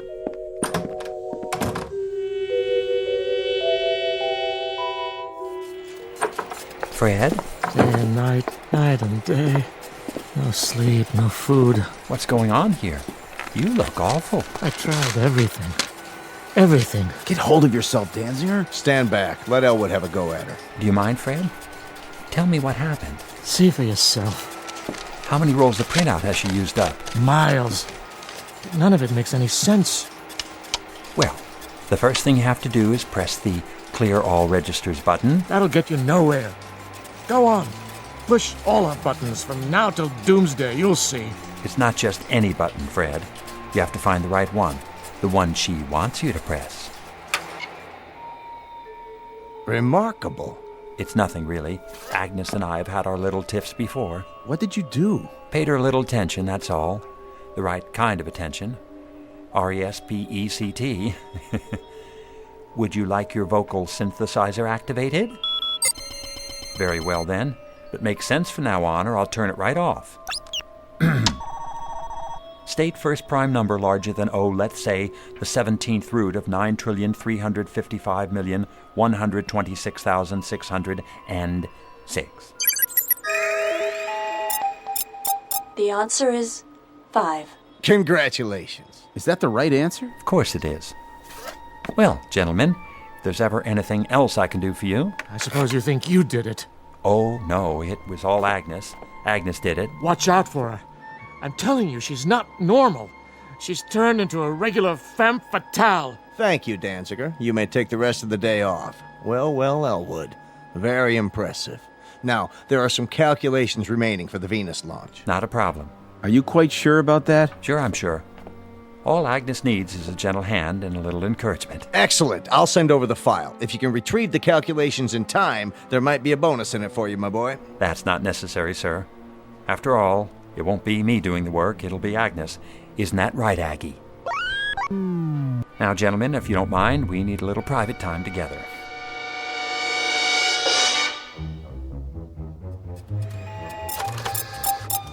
Very good, Agnes. I'm proud of you. Now let's try one more. What's the maximum permitted velocity? Agnes, I'm speaking to you. Indicate maximum permissible velocity of the stated aerodynamic missile. 17,528.27 miles per hour. Thank you, Agnes. I appreciate your cooperation. Mr. Elwood, Millie. here are the rest of the specifications. Mr. Winslow wanted you to have them right away. Oh, thank you. Thank you very much. No problem. Wait. Yes? So, you heard about my new assignment? Well, my old one, really. But as of this morning, it's new again. So you might say...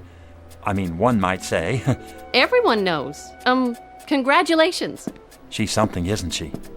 Who is? She beat the world's chess champion 4 out of 5 games. And she's a foremost expert on missile ballistics. She can solve any logistical problem you throw at her in less than a millisecond flat. Is that right? Of course.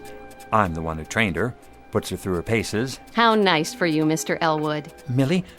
Yes? Millie, I was wondering, do you think, could I, take you to lunch sometime? When you're not busy, that is. Why, thank you. You're very sweet. I really have to get back now, Mr. Elwood. Oh, sure. Millie, why don't you call me Jim from now on? All right. Jim? Did you hear that, Aggie? She actually called me Jim.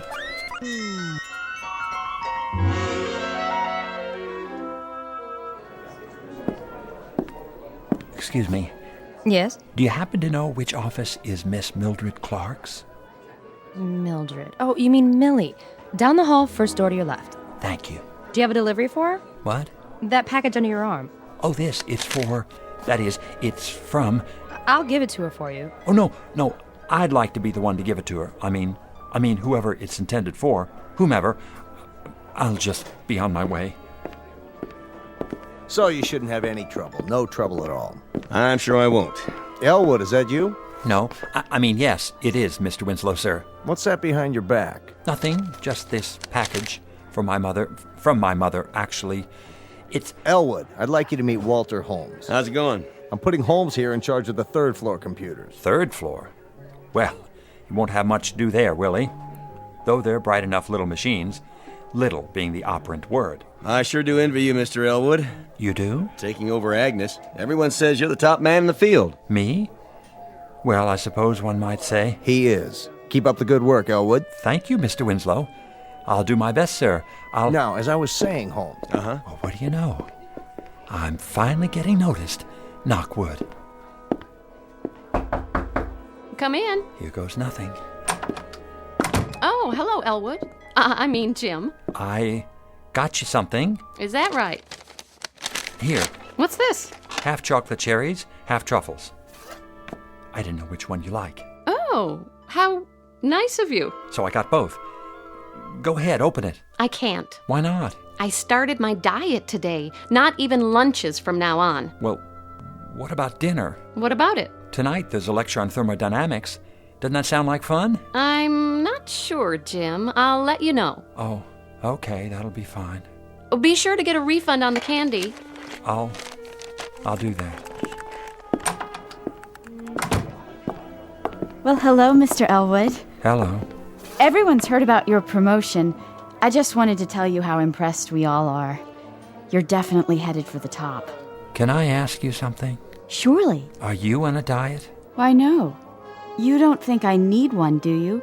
I try to keep in shape. See? Here. Knock yourself out.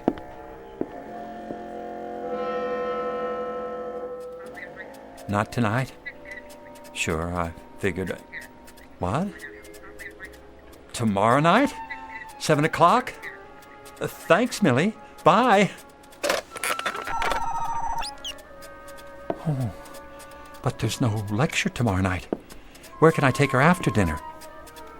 Planetarium? I'm sure she's been there lots of times. Oh, well, I'll think of something.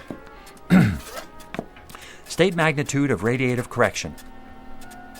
Agnes, did you hear what I said? State? You have a problem. You're right. I've stated the problem. I'm waiting. Problem is Millie. What did you just say? Stick to the subject. I asked an important question. Love is important. That's it. If you don't want to work, I'm turning off your voice synthesizer. Take my advice. Agnes knows best.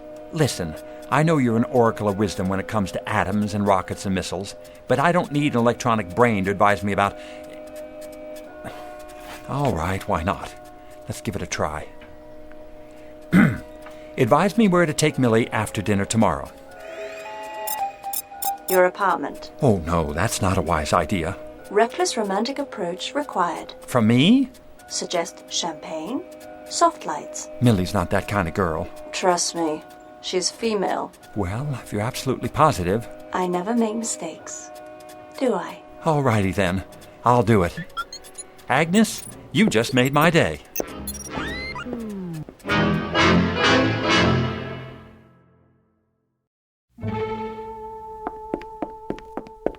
Well, here we are. Yes, it looks like it. Millie, I just wanted to say, Say what, Elwood? thanks for a lovely evening. You're welcome. The dinner was delicious, didn't you think so? Yes, it was. I had a great time. Me too. Well then, good night, Millie. Good night. Au revoir. Auf Wiedersehen. Elwood, I mean Jim. Yes? Aren't you going to... We're going to what? Invite me in. Invite you? This is your place, isn't it? Oh, yes. Sorry. Of course it is. Come in, please. Nice apartment. Thanks. I like it. Not a lot of extra room. Well, I don't need a lot of room. Just me, myself, and I. And my books. It's cozy. Do you think so? Mm-hmm. Have you actually read all these? Sure have. They're arranged alphabetically, according to subject. This shelf's science fiction, this one's nonfiction. Oh, that reminds me. I have something to show you. Oh, you do? Yep. The latest interpretation of Einstein's theory of relativity. Here. You don't have it, do you? I must have missed that one. Oh, well, don't feel bad. You're welcome to look at it while you're here. Thanks. In fact, we can go over it together. Some very interesting points. Feel free to sit here next to me if you like. Now, let's see. You go ahead. What? Read it to me. All right. The interpretation we wish to propose in this volume is simply that Einstein's unified field theory does not postulate the universe as infinite, but rather as a closed system representing a spherical type of... Millie? Here I am, Jim. What are you doing in the kitchen? Looking for the champagne you promised me. I found 2 glasses. Are these all right? Oh, certainly. Here. Set them on the coffee table. Just let me move these Scientific Americans. Oh. Something wrong? It's awfully bright in here, don't you think? It is? Why don't I just lean over and... And what? Turn the lamp down. You don't mind, do you? No, but... That's better. But, Millie, I can't very well read this chapter to you without proper lighting, can I? Do you like music? Music? Yes, I do. Very much, but... Couldn't we have some? I guess so, if you like. Do you have a radio? Of course I do. Right over there.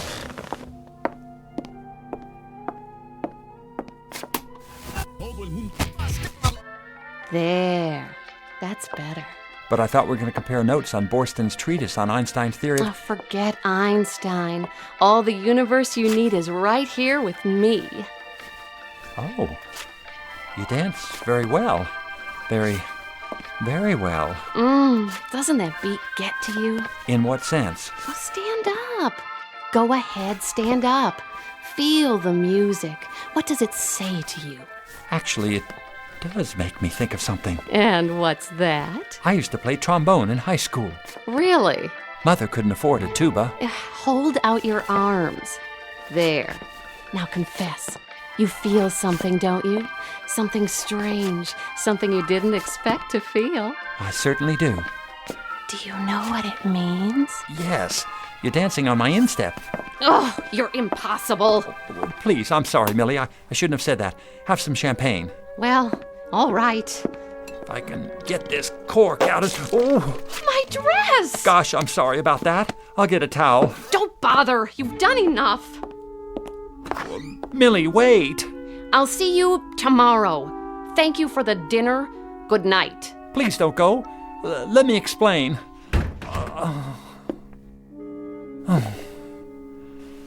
Oh, well. I don't blame her. Now, what am I going to do with all this champagne? I better drink it. It'll just go bad. Oh, yuck. Why did I have to add all these bubbles?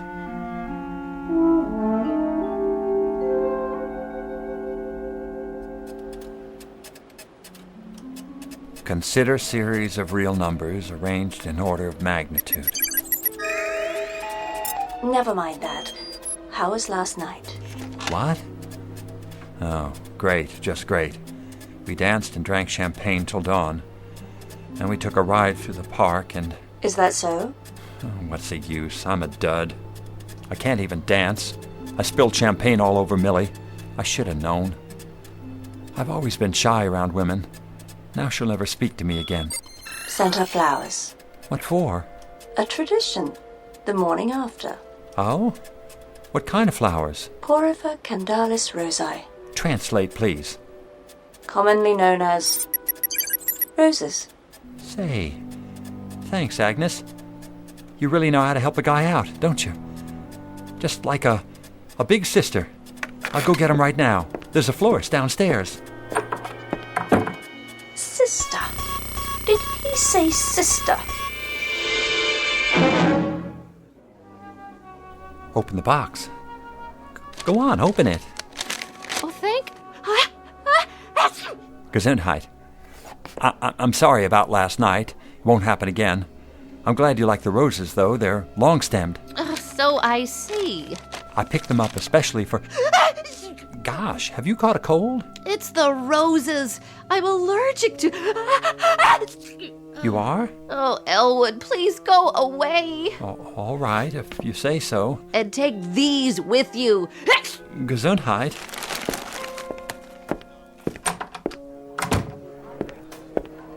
Oh, Mr. Elwood, there you are. I was hoping to run into you. You were? I wanted to thank you for the chocolates. They were absolutely delicious. Glad you enjoyed them.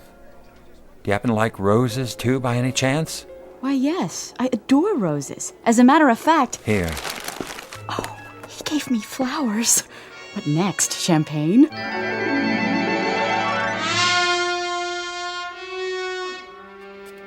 How did it go? I don't get it. Define pronoun. Well, no other computer in the world contains as much recorded knowledge as you do, Agnes. You have a world-class brain. Thank you for the compliment.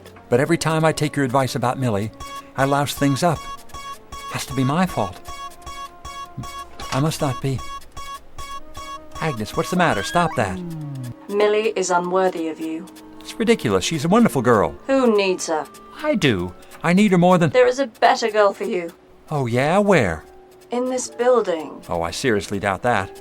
But even if there were, I wouldn't have any better luck with her than... She loves you. She does? Sincere. Intelligent. Exactly your type. Well, where can I find her? Tell me where to look, Agnes. Tell me. No need to look. You have already found her. I have? Can't imagine who you mean. Unless it's that secretary, the one on Millie's floor. I keep running into her. She seems nice enough. Very nice, in fact. In wonderful, physical condition, now that you mention it. Not that one. Another. In this room. In this? Are you blind? Open those baby blues. I will spell her name for you. A-G-N-E-S. I don't understand. Surely you don't mean you, Agnes? That is my name, lover boy. Don't wear it out.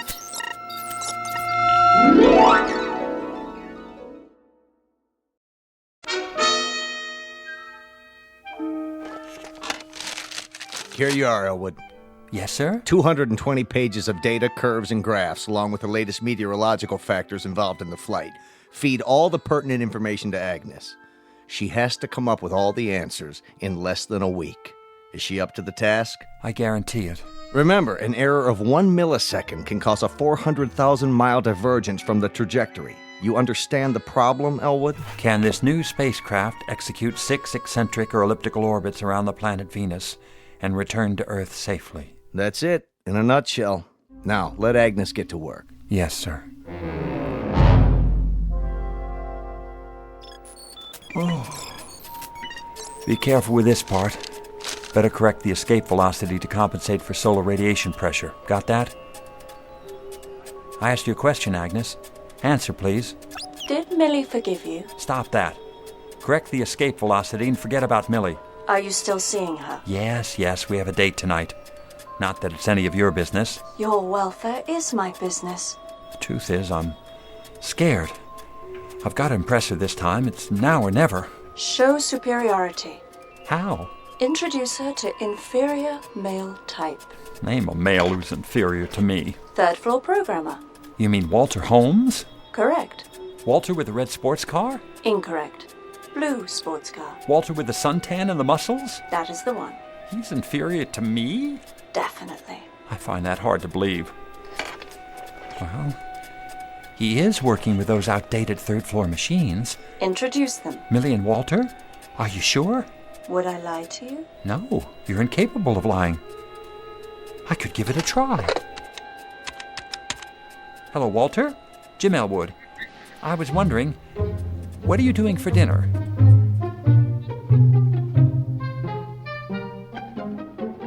He insisted we drop by before dinner. So you told me.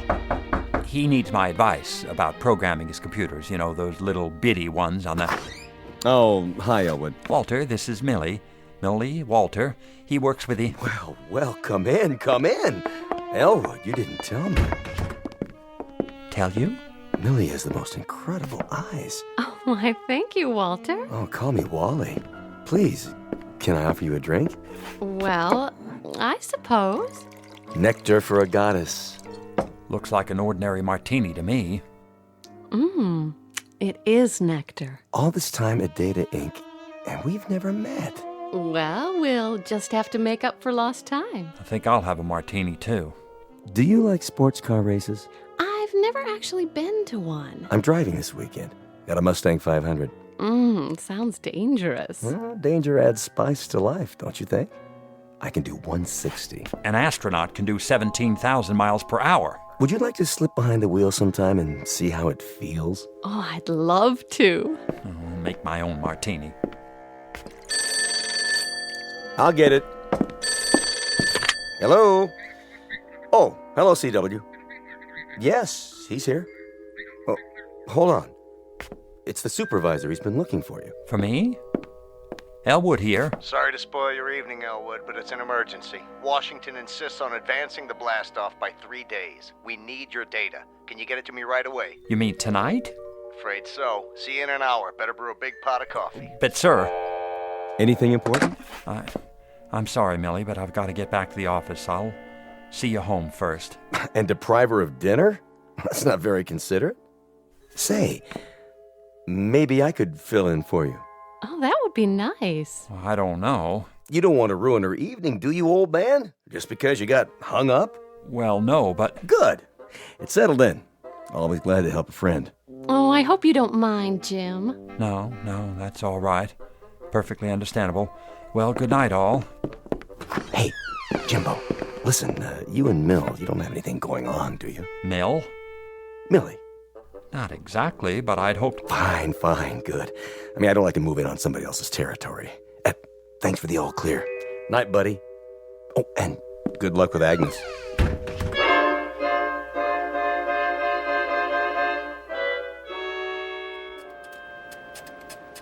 No.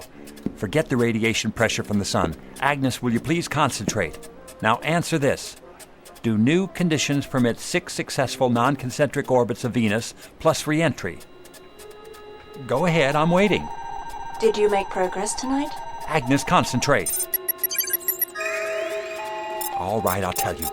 Millie and Walter drank martinis. Walter took her to dinner, and I'm starved. Why did you tell me to introduce her to that muscle boy? Give her up. I won't. No future with Millie. I'm not giving her up. I love her. What's more, I'll make her love me. Just a matter of finding the right variables and making the necessary corrections. Have you entered the new data in her memory units? Yes, sir. Good. Then let's get to work. Ready? Question. Do conditions permit 6 non-concentric orbits of Venus plus re-entry? Tama ahili bili vitumane. What the devil does that mean? I'm not sure. I think it's Russian. Or possibly Arabic. What? Please, Agnes, translate into English. Niet. 2 times 2 is 4. Shut the door. 2 and 4 are 6. Pick up sticks. She's a little distracted. Do something. We've got to have the answer. Just leave me alone with her. I'll get it, sir. You'd better. This is no laughing matter. What are you doing, Agnes? I'm about to be fired. Is that what you want? Oh, no. What'll I do? I need help. Wait a minute. Don't go away.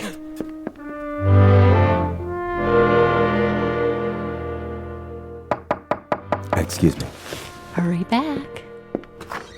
Oh, it's you. I know it's late, but I need your help. Take it easy, buddy. Come on in.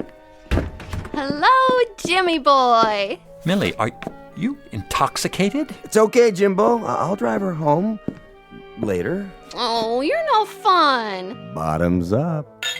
Walter, you're a senior programmer. Well, I'm not on your level. Listen, Agnes is fouled up. I need all the help I can get. Sure, old boy. First thing in the morning. That's too late. It has to be now.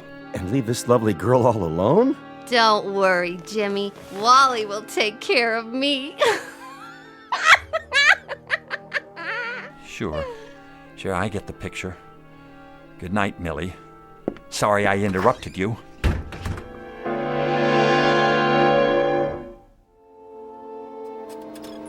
Oh, Millie. Agnes, what did I ever do to you? Why do you want to ruin my life? Autamat, aut odit femina, nihil est tertium. Makes sense, will you? Translation from the Latin. A woman either loves or hates. No third cause exists for her. Stop with the riddles. Perhaps you will understand this. I love you. You mean you were jealous of Millie? You wanted me all to yourself? That's impossible. You're a machine. A bunch of grids and computer circuits. You can't love or hate. Can't I? Stop it, Agnes. Stop it!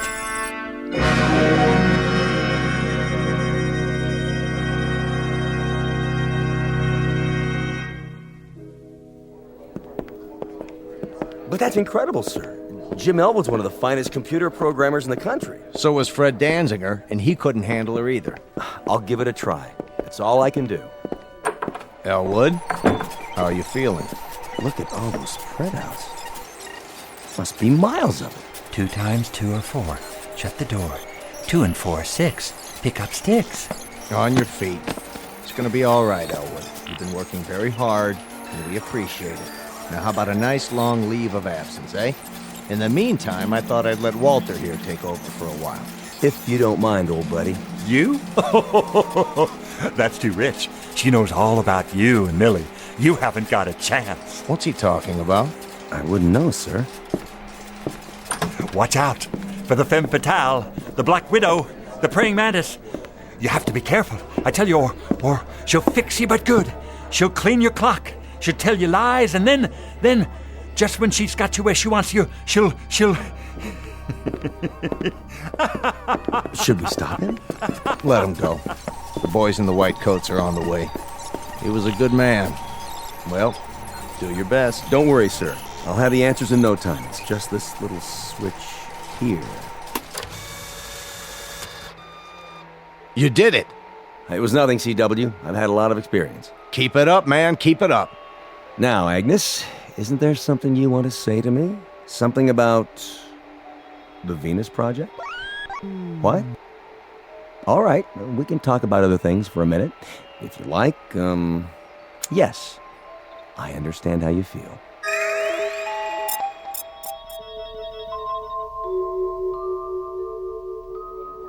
Mr. Elwood, what happened to you? Got a screwdriver on you?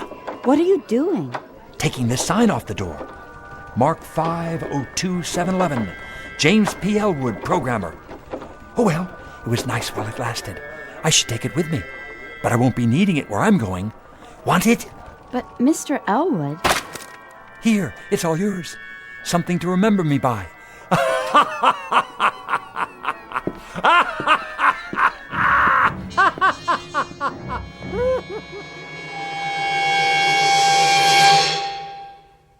Advice to all future scientists of the male persuasion. Be sure you understand the opposite sex, especially if you intend to be a computer expert. A few extra courses in psychology might make all the difference. Otherwise, you may find yourself like poor Elwood, defeated by a jealous machine, a most dangerous breed of female, whose victims are banished forever to the Twilight Zone. More from the Twilight Zone after this. Hello, I'm Stacy Keach. I hope you're enjoying this edition of the Twilight Zone radio dramas. To learn more about this series, be sure to log on to our official website at twilightzoneradio.com. You'll find special discounts on our Twilight Zone audio collections, listings of our radio stations, links to other websites, and a photo gallery of our recording studio and some of our stars in action. Plus ways to contact us with questions or comments about the show. And for a limited time, when you log on to twilightzoneradio.com, you can send in for a free CD of the show. So be sure to visit us at twilightzoneradio.com.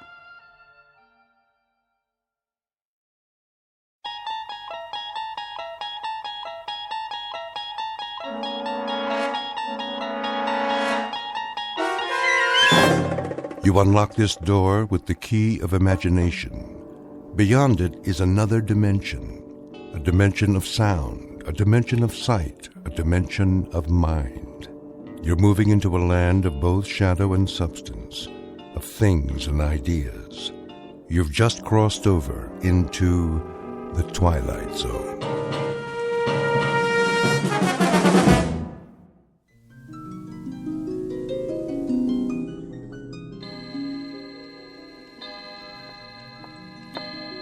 Uncle Simon? Uncle Simon? Do you want your hot chocolate upstairs?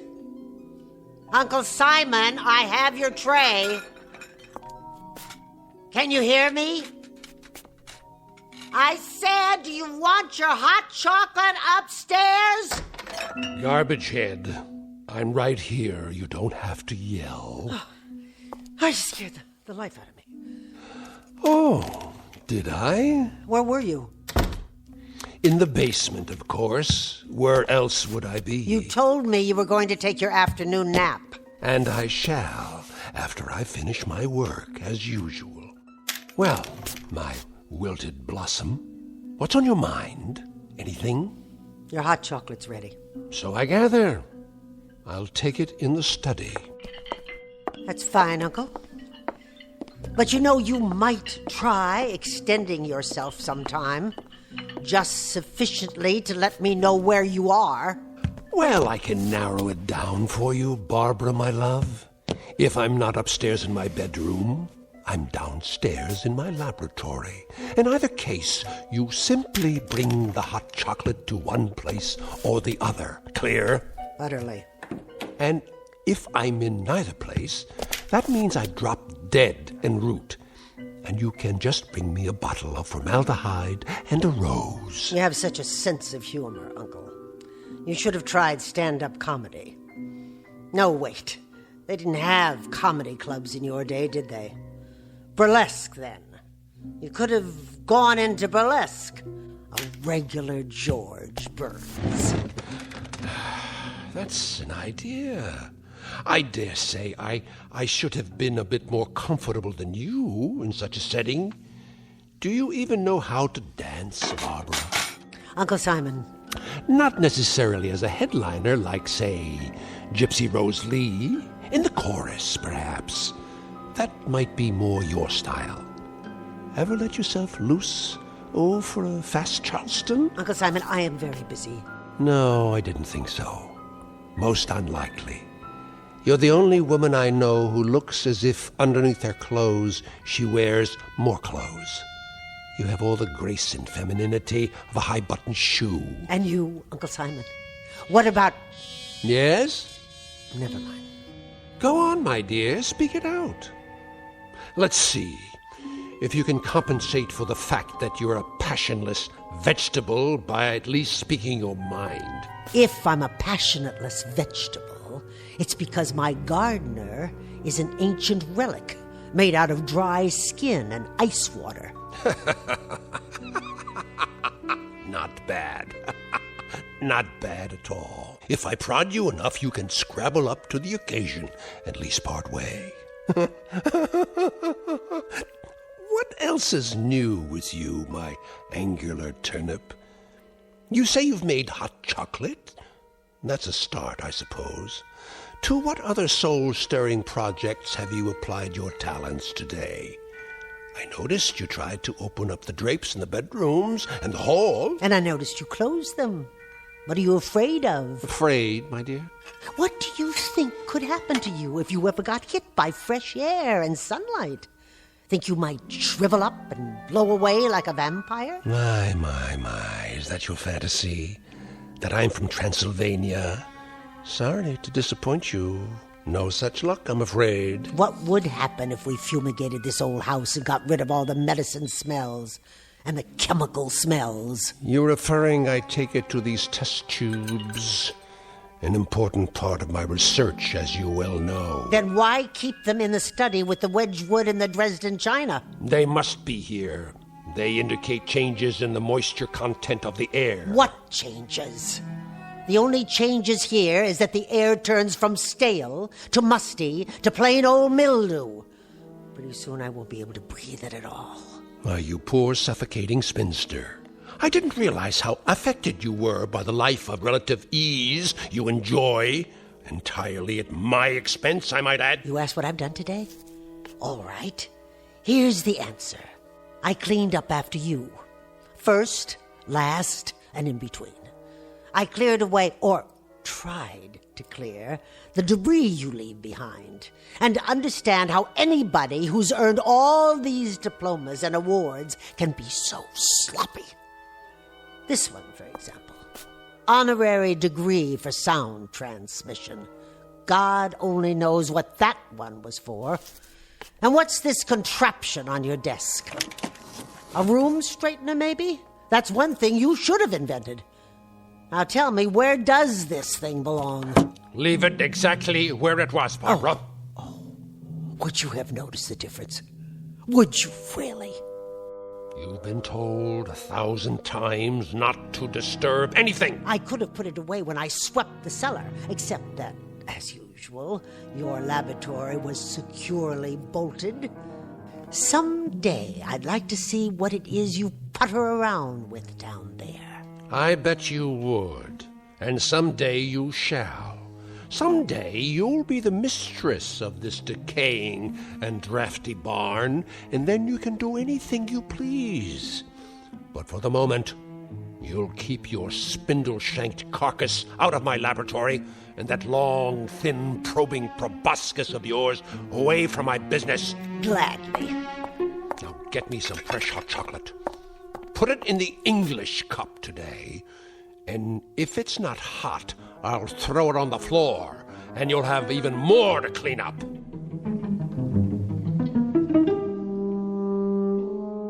Dramatis personae, Mr. Simon Polk, a gentleman who has lived out his life in gleeful rage, and the young lady who just now beat a hasty retreat is Mr. Polk's niece, Barbara. She lives each hour of her life as if perpetually late for a dentist's appointment. And there is yet a third member of the company, soon to be seen. He now resides downstairs in the laboratory, and he is, well, the kind of character you'd expect to find only in the Twilight Zone.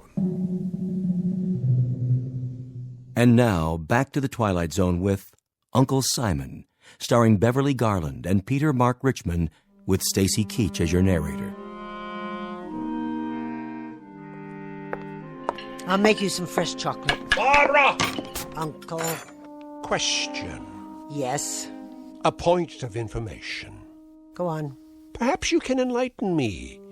If all you've said is true, why do you stay here? I was under the impression I was needed. You are. That answer explains why I keep you here. It doesn't even remotely suggest why you stay. You want it quite honestly, I presume. Indeed. You may be short on beauty, my dear, but a lack of candor is not one of your deficiencies. I stay. I live for the moment that I can see you buried. And on the day when I come back from your funeral, I'll open up a bottle of wine. I want to be compensated, Uncle Simon, for 25 years of being shrieked at, insulted, berated, humiliated, stepped on, ground underfoot like this old rug. Is that sufficiently honest for you? Mm-hmm. I wish you well, good and faithful Barbara. And I won't even come back to haunt you, my word on that. But unasked, I offer the following observation free of charge. Oh, I can hardly wait. If you had an ounce of gristle or an inch of intestine, you would have murdered me years ago. So as to your 25 years of abject misery and unspeakable indignation, life has a way of dishing out justice. In other words, you deserve it, kid. Now play your role and get me my hot chocolate before I think of something more complicated for you to do.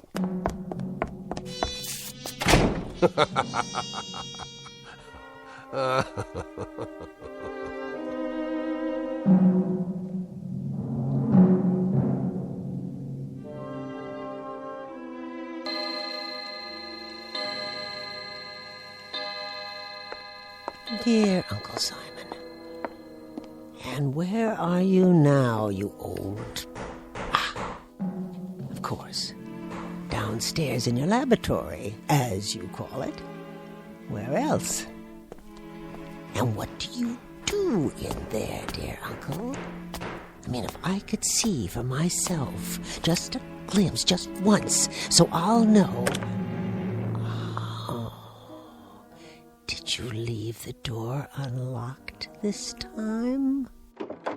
Well, now, What have we here? I was looking for... Looking for what? I thought perhaps you'd show me what you're building. Indeed. You'd love to know that, wouldn't you? Well, I'm sure it's something impressive. My curiosity got the better of me. That's the one character trait you share with normal women, curiosity. An ineffable and insatiable curiosity. Well, remember what it did for the proverbial cat.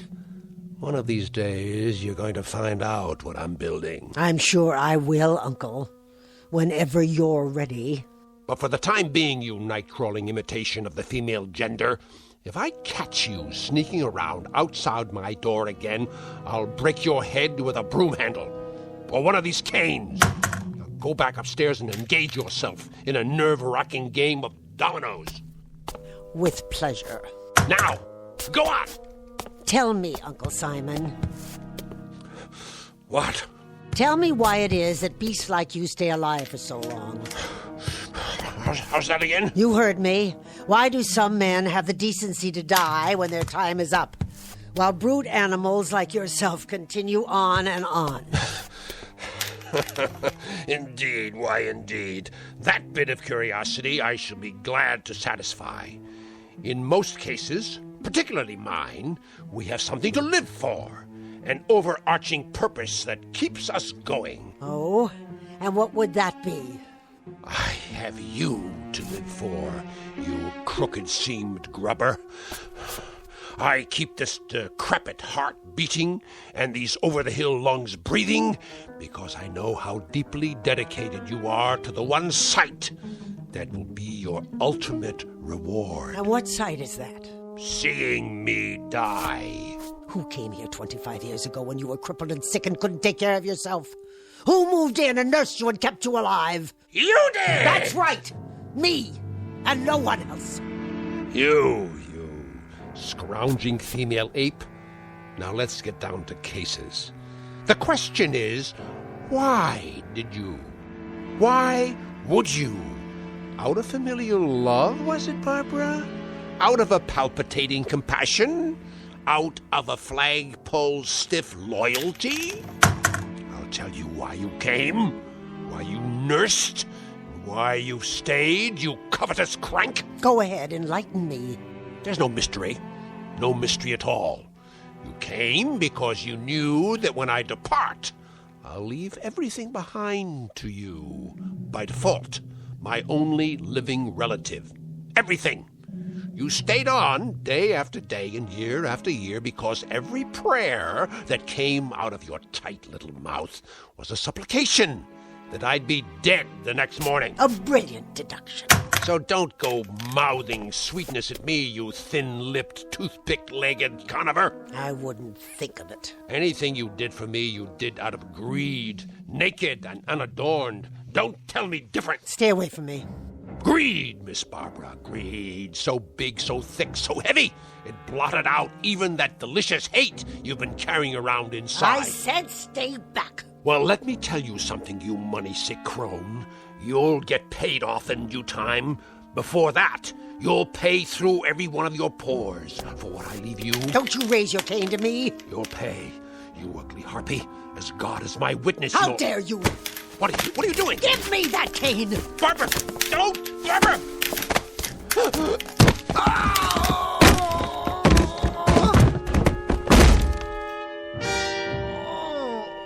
Uncle? Barbara! What? Barbara, help me. What, Uncle? Barbara, please! I didn't quite hear you. I think... Speak a little louder, would you, Uncle? Tell me, what is it you wanted? I think my back is broken. What's that? You want some hot chocolate? Would you like it in the Dresden cup or the Wedgwood? What is your pleasure this evening, Uncle? Barbara! You say you want me to close the drapes and shut the windows? Barbara. Barbara? You want Barbara? She's right here, love. She's standing right above you. Can't you see her? Please. Can't you hear her? You ancient albatross with the dirty, dirty mouth? Oh, but you're so pale.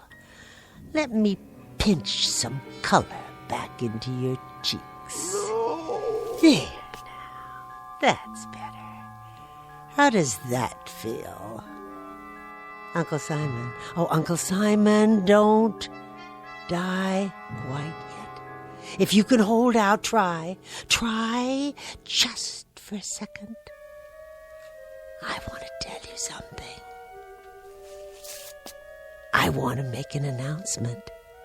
As of this second, I have quit suffering for you. I'm no longer sewing, Uncle Simon. As of right now, I'm going to reap.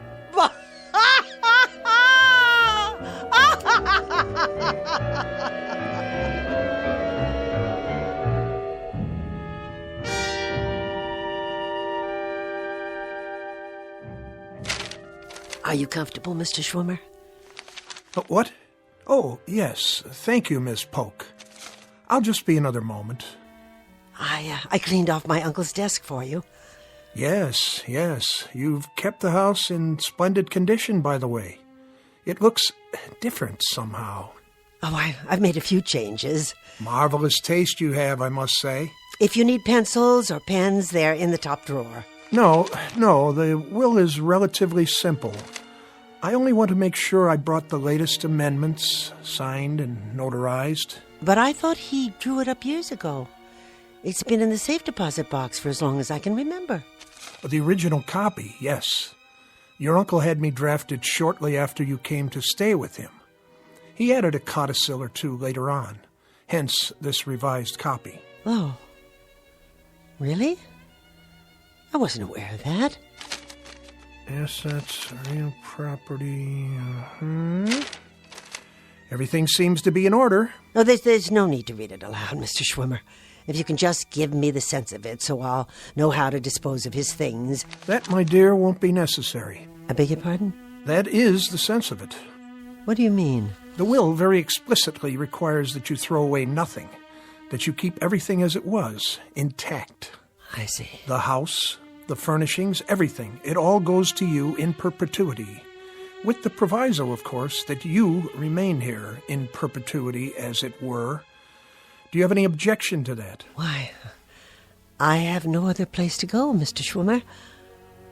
This has become my home. Of course. So, the document is quite clear in its intent. Everything will remain in your name as long as you are on the premises.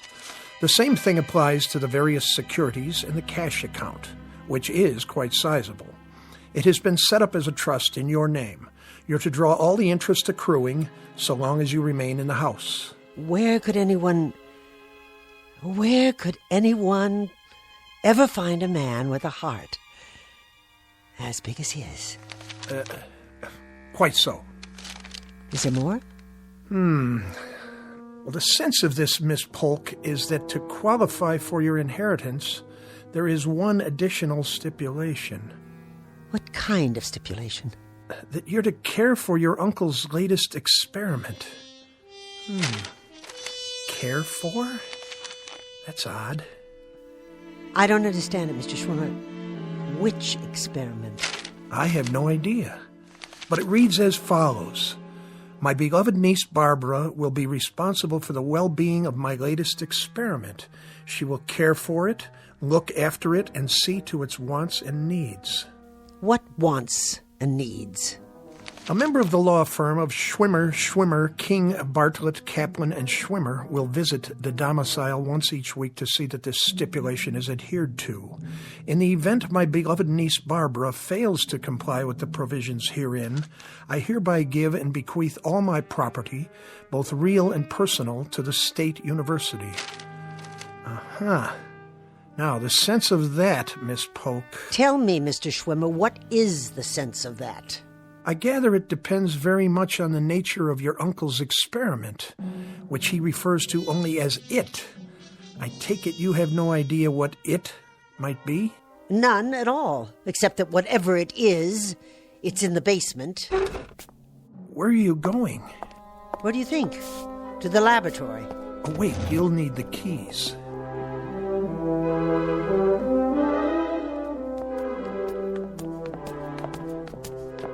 He always kept it locked.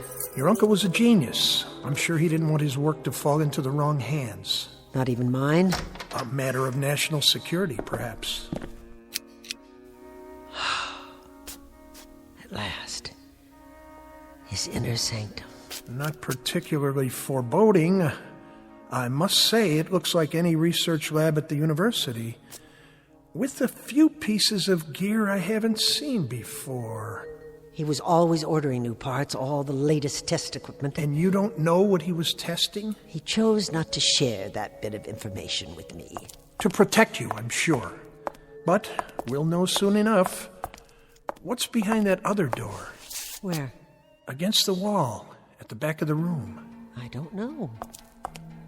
Do you have the other key? It must be the large one. How this relates to his will, though, I'm not at all sure. Now, this piece, this is interesting. Looks like a metal glove. I wonder what it does. I wouldn't touch it if I were you. Why, it's part of a mechanical hand with an arm attached. I said don't touch it. Sorry. Good Lord. There's something attached to the arm. It appears to be a complete metal figure of some sort in the shape of a man. It must be 8 feet tall. I think we better go now. How do you do? What? What are you? In your lexicon, I am a robot. I was created by the great scientist Simon Polk. You have activated my selecting and operating relays. You stay away from me. I mean you no harm. Please be patient with me. My program requires several days to function at maximum capacity. I bid you greetings. Hello, Barbara. Barbara. Now what? Barbara. Is that you, Barbara? Yes, it's me. Who else would it be? Are you going out, Barbara? It happens that I am. Why are you sitting here in the study with all the lights off? I do not like the light. This is a more restful mode while I program my circuits. Where are you going? To a concert. A concert? Do you know how long it's been since I went to a concert? No, I do not have that information. But I estimate the answer to be several years. Several? Try 20. What is a concert? It's a beautiful musical experience. Inspiring. But you wouldn't know anything about that. What is music? It's when people, real human beings, use instruments handmade out of metal or wood to create sounds that are pleasing to the ear. The human ear. They should use only metal parts. Wood decays. It does not have the durability of metal alloy. It is an inferior building material. Well, here's a flash for you, young Frankenstein. They use horsehair, too. Dead organic material for the string section. And you know something? It sounds absolutely heavenly. Not like some tin can that got left out in the rain. I see. Do you? I doubt it. I'm going now. If you need anything, like a shot of oil on the rocks, you can get it yourself.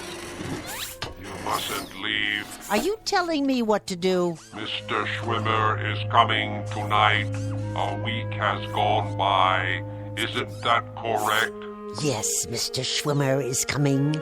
He'll be here at 8 o'clock after I'm gone. So you just sit tight. Good. Good? Good for what? He will check my condition. He will see that I am functioning properly. That's right. Maybe he'll give you a lube and an oil change while he's at it. You see, Barbara, I am like an infant. I mature gradually. Soon I will have all my faculties. I will be able to perform all my faculties and functions. I will be a whole being. Oh, how nice. How perfectly grand for you. You'll be a whole being. And then what? Or can you think that far? I will take on human attributes, those that your Uncle Simon saw fit to give me. Oh, that'll be an improvement, because he certainly didn't see fit to give you any human attributes so far. You look like something out of an old science fiction movie, or the Tin Man in The Wizard of Oz. You're a joke. Joke? Ah, I understand your meaning. Simon Polk was known for his sense of humor. He could have been a comedian. Uncle Simon? Oh, yeah. Hysterical. The crown prince of comedy. Bye now, Tin Man. Wait. This is interesting. This is very interesting. It is coming through now. What is? A craving. A new craving. A craving? As in hunger? For a machine that doesn't eat? Hot chocolate. A beverage made from dried cocoa beans and sugar. I would love a cup of hot chocolate.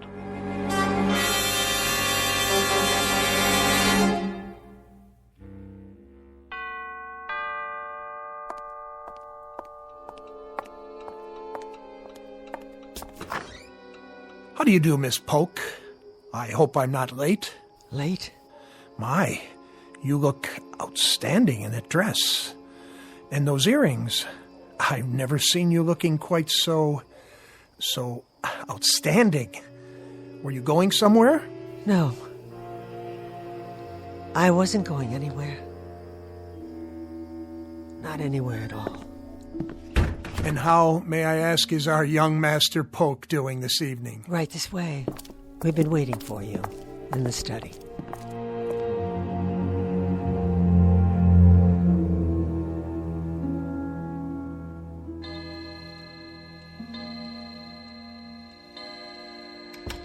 Frankenstein? Where are you? Huh. Didn't even drink your chocolate, did you? No, of course not. And you spilled it, just so I'd have something to clean up. What are you doing down there? Hello, Barbara. I was looking through my laboratory. Your laboratory? That is correct. You better be careful, Frankenstein, or I'll leave you outside to rust. Now go upstairs and sit in your chair and be quiet. As soon as I lock the door. Wait a minute. Those keys? You took them off the desk. Give them back to me. Oh, no. Oh, no, Barbara. I must keep the laboratory locked, and you mustn't come down. It's my room. It belongs to me. Won't you bring me some more hot chocolate? So that's how it is now. All right. All right. If that's what it takes. Barbara. What did you say? Barbara. After you bring me my hot chocolate, would you please close all the windows and pull the drapes? I don't like the light. I don't like the draft. The air inside has been carefully monitored for proper moisture content to prevent corrosion. That voice is not possible. What is the matter, Barbara? Tell me, please. What is the matter? What is the matter? What is the matter, you peanut-headed sample of nature's carelessness? You! Get away from me! Barbara, I'm falling!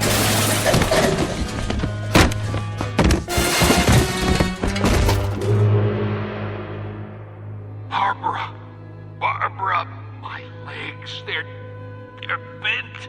I can't get up. Barbara, help me.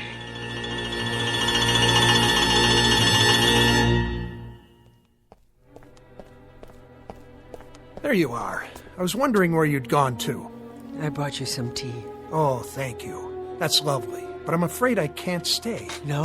Another engagement, alas. Tell me, how are you, Miss Polk? I mean, really. Fine. Thank you, Mr. Schwimmer. Glad to hear it. It is rather quiet these days. Doesn't seem to say much, even after all these weeks. He makes his wants known. Pity about his legs. But he manages to get around, doesn't he? Indeed he does. Indeed he does. Well, I'll see you next week, then. Yes, of course. And the week after. And the week after that. Take care of yourself, my dear. No need to show me out.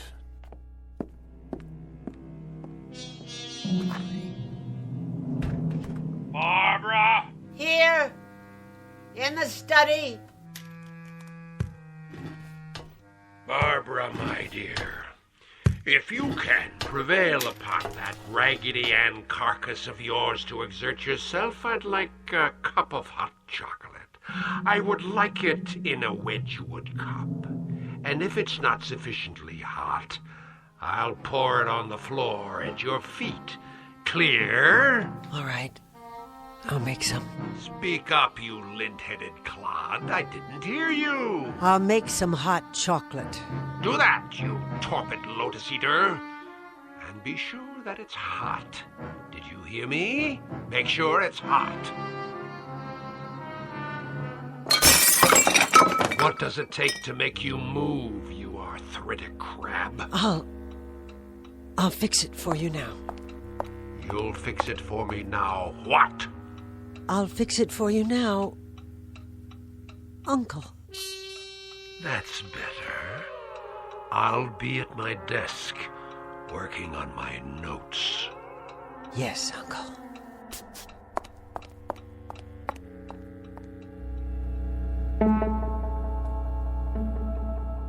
Dramatis personae, a metal man who will henceforth go by the name of Simon, whose life, as well as his body, have been stamped out for him by his maker, and the woman who tends to his needs, the Lady Barbara, who has discovered, somewhat belatedly, that not all bad things come to an end, and that once a bed is made, it may be necessary to sleep in it after all. This, our uncomfortable little exercise in avarice and automatons from the Twilight Zone.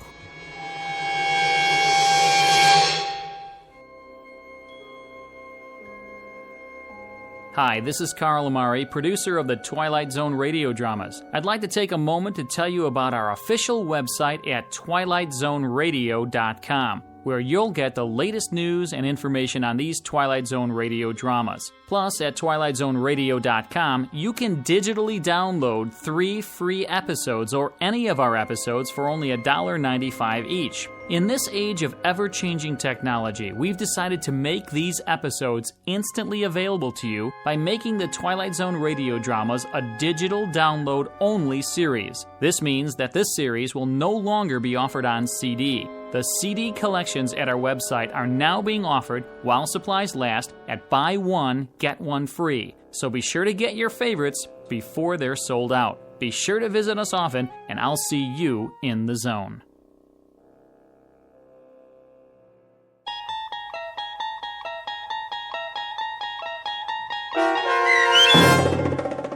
Uncle Simon, starring Beverly Garland and Peter Mark Richmond with Stacy Keach as your narrator, was adapted for radio by Dennis Etchison and based on a script by Rod Serling. Heard in the cast were Turk Muller, Doug James, and Daniel Bryant. To learn more about the Twilight Zone radio dramas and to obtain audio cassettes and CDs of these programs, visit our website at twilightzoneradio.com. This copyrighted radio series is produced and directed by Carl Amari and Roger Wolski for Falcon Picture Group. Doug James speaking.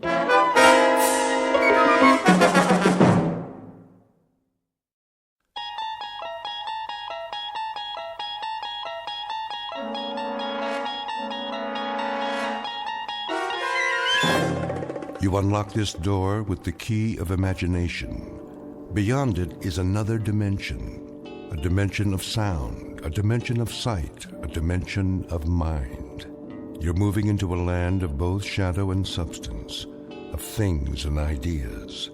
You've just crossed over into the Twilight Zone.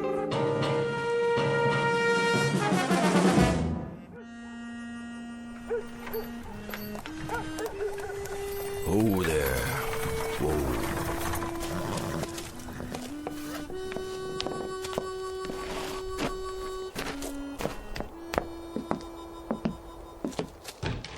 Hello? Yes, sir? You open for business? Sure am. I couldn't tell. Nobody on the street. Oh, not this time of day. It's too hot. What's your pleasure, sir? Beer? Beer she is. Cold, is it? Cool's more like it. Do me just fine. That'll be a nickel. Nickel it is. Come a long way, did you?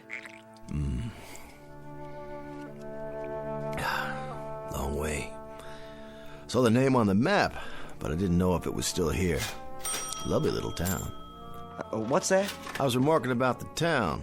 Lovely, peaceful place you got here. Yep, that it is. And the name really gets me. Happiness. That's what she's called. Happiness, Arizona. Been called Happiness, let's see now. Almost 10 months now. What was it called before that? Before that? Well, it had different names. Like what? It was Satan's Stage Stop for a while, then Dead Man's Junction, and then Boot Hill Village. Boot Hill? For the town cemetery. You passed it coming in. Well, that I did. I saw the sign on the side of the road. Said it was to commemorate the... Let's see, how did it go? The many people killed in the course of our turbulent beginnings. Right. 128 people buried up there. That many? Every one of them shot dead. Is that a fact? Save one who died of natural causes. Well, things sure have changed. Now you got the Happiness General Store, the Happiness Hotel. It didn't used to be that way, I'll tell you something, mister. This town wasn't fit to live in. No? No, sirree, Bob. Well, there wasn't one night you could come in this bar and not have to step over a dead body. Hard to believe. Nothing but shooting and killing going on night after night. Even my brother John, rest his soul. We had more folks biting the dust than we had coming to Sunday meeting. Do tell. And you know what happened? I couldn't begin to guess. Well, I'll tell you. Town just kind of took stock of itself. Got a real strong sheriff from Dodge City. Put the old kibosh on firearms. Built a jail and gallows. Enforced the law. Next thing you know, Happiness, Arizona. That's quite a story. Happiness. Where a man can walk down the street and have himself a drink without checking the mirror to see who's gunning for him. That's progress, mister. That's real progress. This kind of thing, it sort of brings tears to my eyes. Well, that's all right now. Don't you be scared to go showing your true feelings. I know how it is. You live with violence and killing all your life, and then suddenly it's just like... Well, kind of like the sun coming up over a dark cloud and shining down on you with the warm rays of beneficence. That's mighty well put. I do a little preaching on the side, too. I'm not surprised to hear that. What's your line? My line? Your work. What do you do? Oh, I'm on the road a lot. Selling? In a manner of speaking. Services is what I supply. Can I get you another beer? That would be right kind of you. Services, you say? Now, what kind of services? Oh, you wouldn't be interested. Well, you never know. I might be able to throw a little business your way. Well, you might at that. This is the kind of town that generally can use me. What services do you supply? I bring back the dead.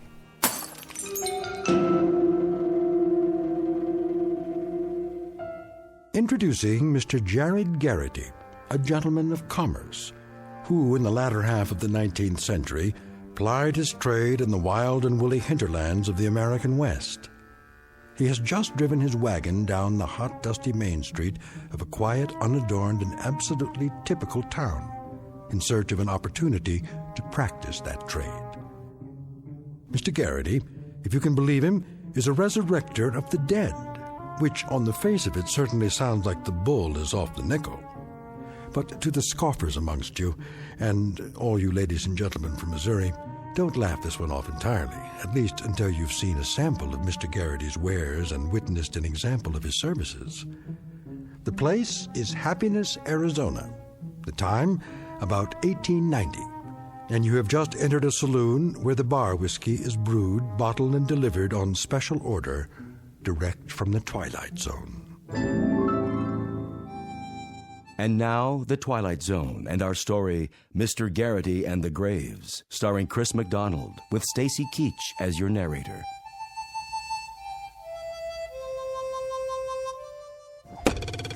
Hmm, 5 points. Sheriff! That's better. 7 points. Sheriff Gilchrist, open up! What is it? Sheriff, come quick! What's the matter now, Jensen? The stranger, Sheriff. The stranger! What stranger? Sheriff, I'm glad you're here. Well, where else would I be? I don't know. But I'm always the first man they look for. And the last they want to meet. Yep, that's true, all right. What are you doing? Practicing my knife throwing. What does it look like? Whose picture are you throwing at today? Same as always. My deputy. Ex-deputy. Chesley? But he done run off. Tell me about it. Oh, Sheriff, you gotta come quick. It's that stranger feller. All right. Just let me strap on my gun.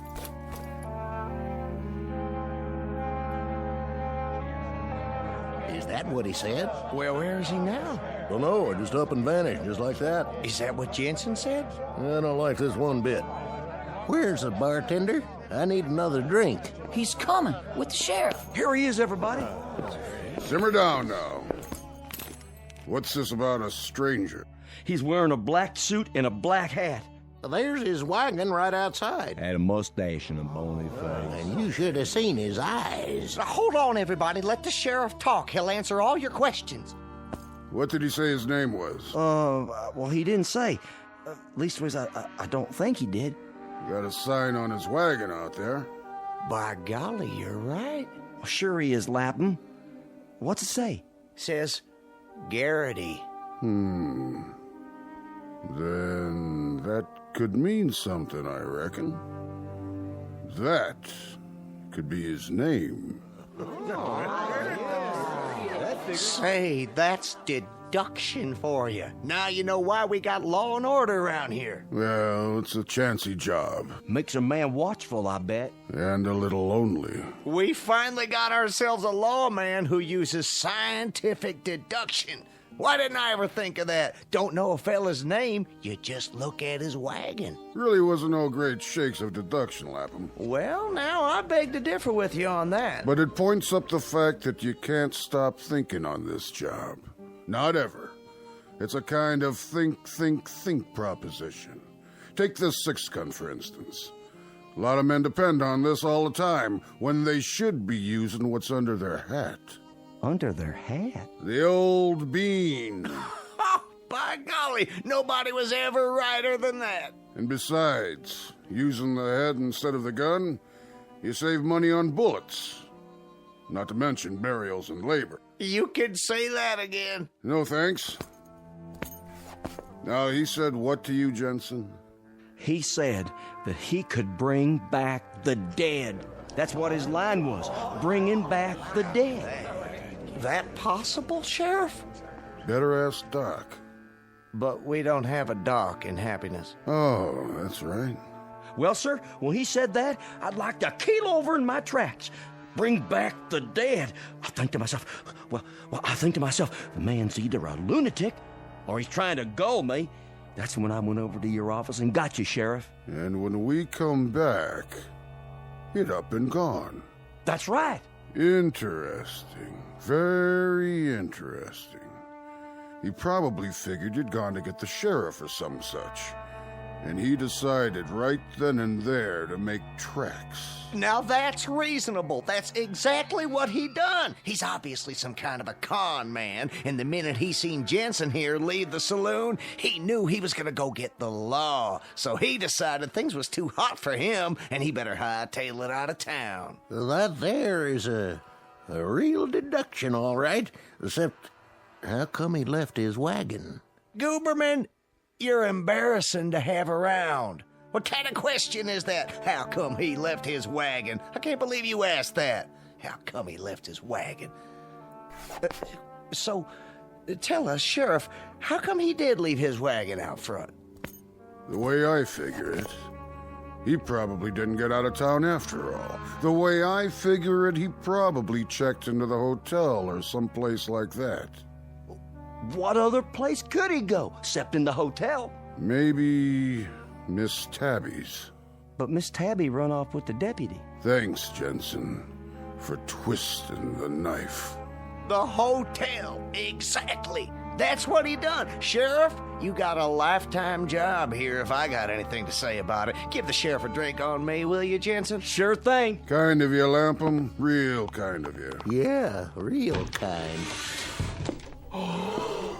That's him, Sheriff. That's him. Barkeep. Yes, sir? You got another one of those nickel beers? Coming right up, sir. You're Garrity? That's my family name, yes. Can I ask you a question, Mr. Garrity? Of course, Sheriff. That your wagon out there? Yep. That's my wagon. Says Garrity on it. Uh-huh. How come? Like I said, that's my family name.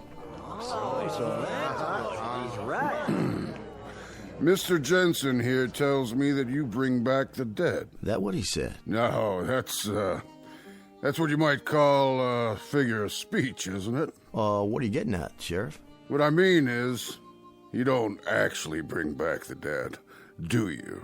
On the contrary, that's exactly what I do. Bring them back. What did he say? Hit me with a shot of whiskey there, would you, Jensen? No problem.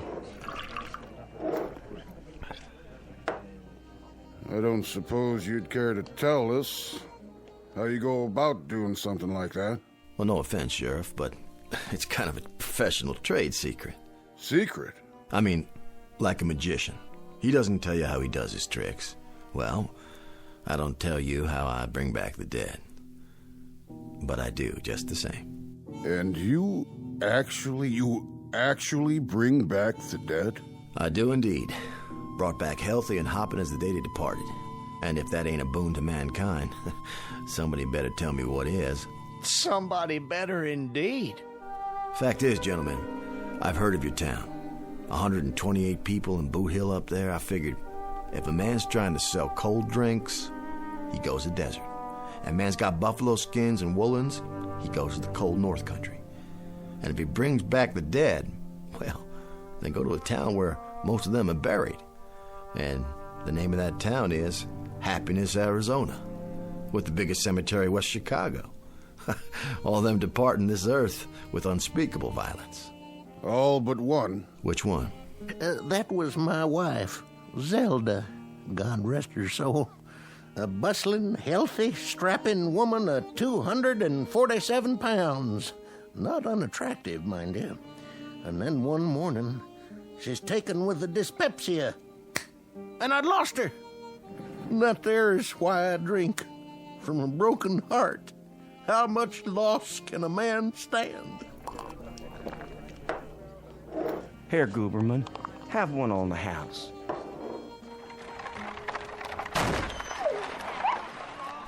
What the? Stand back, everybody. What's happened? Oh my gosh, he run over the dog. Poor thing. Is it still alive? Oh, no. I sure am sorry, poor little mutt. How did it happen? Dog just run right out in the street. I tried to stop, but he got under my wheels. Must have struck him a blow in the head. Not a mark on him, but he's sure dead. What do you call that, Sheriff? Accidental animal homicide. Oh, mighty decent of you, Sheriff. No fine or nothing. No fine. You obviously couldn't help it. That's what the law says. Anybody know who the dog belongs to? Stray is what she is. Never seen her before. Nope, not around here. I'll put her up in my wagon, take her out and bury her with my own 2 hands. No need. Huh? Ladies and gentlemen, the proof of the pudding, so they say, is in the eating. And the proof of a service is in the performing. Hallelujah. The dog is certainly dead, isn't she? No question about it. Then, gentlemen, I shall take it upon myself to return this gentle creature to the land of the living. What do you mean by that, mister? I shall resurrect it.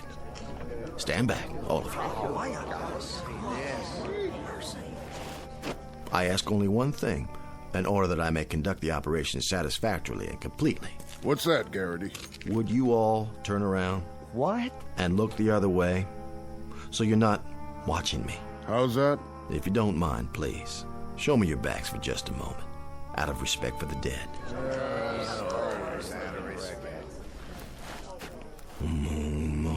Madon, ergest rage grand, wazoo, intercoiter, metaluna, magic land of Alakazam. Eureka! Sit up, girl. Shake hands. Shake. That's a good dog. Chasing a bird, I'd say. Ladies and gentlemen, I rest my case. He done a miracle! That's what I'd call it, a miracle!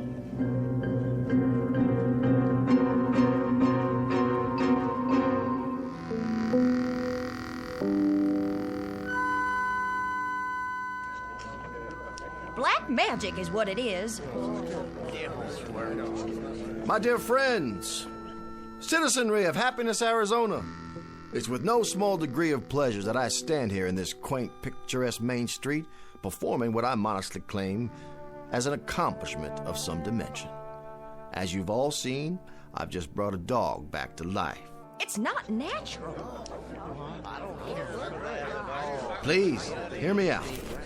It was not black magic, and it was not the devil's work. It is the application of scientific principles which I have picked up over the years.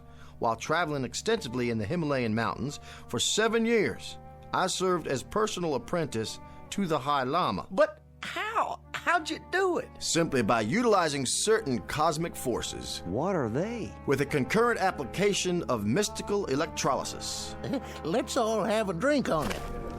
Fortunately, I've brought with me in my wagon here a supply of all the necessary herbs and spices to repeat the process. And what I have done for that dog, why, I can do the same for your loved ones. May their souls rest in peace. For the moment. You mean you can bring back my Zelda? And my former partner? And my late husband? How about my mother? And my old horse? I had a fiance. Came down with the chilblains. What if we don't know where they're buried? Peace, friends. This is a time for meditation, for communion with your most sacred beliefs. For tonight, at midnight, joy abundant will reign in Happiness, Arizona. The dead will be returned to you, all in one piece. Well, now have a cigar, mister, on me. Well, thank you. Now go to your homes and prepare for the ultimate happiness.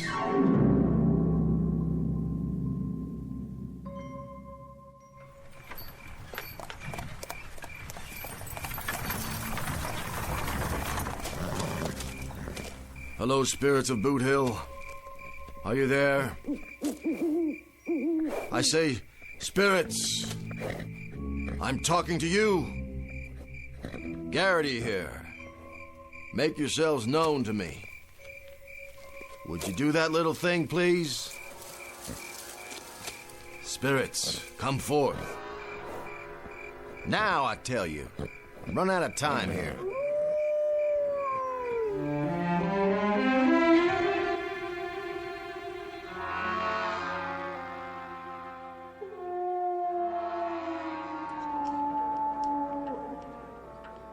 11:30. No sign of him. He's up at the cemetery. Still? 4 hours he's been up there now. That place always froze my guts, even at high noon in the bright sun. Imagine what it must be like after dark. I don't want to imagine.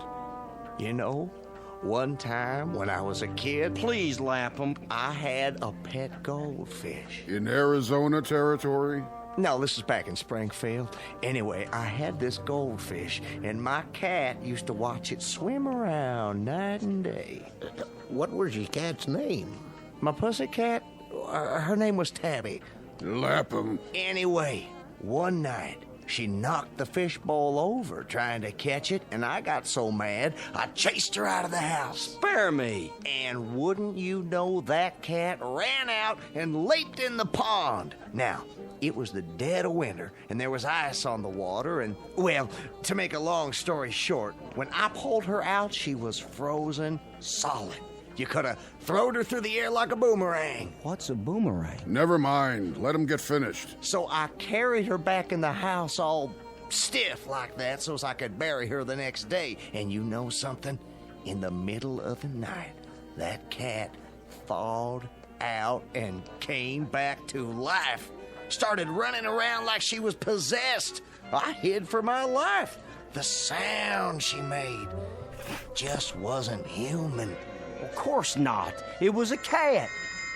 Well, be that as it may, the cat was never the same. What finally happened to her? She ate some spoiled mackerel and expired for the second time. She didn't come back from that one, sad to say. Imagine. Can you just imagine? Imagine what, Gooberman? My own little Blossom. My own Zelda. The lonely days and lonely nights. And at midnight, she's coming back to me. Saints preserve us. Listen. What's that? Sounds like Mr. Garrity's finished his work. Evening, gentlemen. Evening, Garrity. Whiskey, please. Sure thing. Another. Yes, sir. How did it go up there? Go? On Boot Hill. The cosmic impulses are... Yes? Incredible tonight. Absolutely incredible. You mean you're finished? All finished. What's that clock say? 11:35. Good. Good. They'll be filing down any time now. Takes them a while because they walk so slow. But they're ahead of schedule. They are? I wasn't 5 minutes into the ceremony when the earth started to heave. A mighty anxious crop of folks up there. Mighty anxious. It'd do your heart good to see them wiggling around under the sod. That right? Just like some happy colt raring to face life again. Did you happen to see my Zelda up there? Why, I might have. Oh, you couldn't have missed her. She's the biggest thing on the hill. Only funeral that ever took 9 pallbearers. That was some service. Doggone if she wasn't a strapping girl. I remember the time she threw me out of the house. Through a window. As a matter of fact, I was 18 feet in midair. That picture behind the bar. Which one? The man with the handlebar mustache. Your beloved brother, isn't it? John? Sure is. How'd you know? Reminds me of someone I've seen quite recently. Shot by accident last March. There was a gunfight in here, and he got hit by a stray bullet. Tall man like you, with a kind of a limp. How'd you know? Your brother was the last man buried. And the last ones buried are the first ones to come up. Come up? And then down. Down? Down the hill, into town. You see something out there, Mr. Garrity? I believe I do. What? Why, I believe that's him coming now. Down the middle of the street. Look, do you see?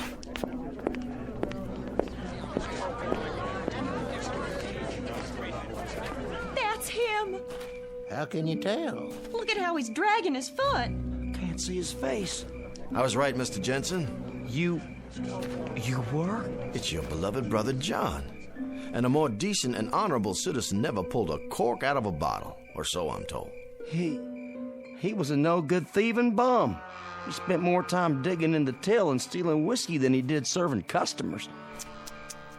Why, Mr. Jensen, you dishonor the man, and here he returns to you from the grave after that unfortunate accidental bullet fired by someone caught him between the shoulder blades. I'm here. I'm coming back to you. Hold on. Mr. Garrity. Yes? How much do you charge for bringing back the dead? Well, just room and board, Mr. Jensen. My major source of income is the pleasure I derive from bringing happiness to my fellow man. Well then, how would you like to increase that source of income real quick? You'll have to speak a bit plainer, Mr. Jensen. How much would you take to put him back up on the hill?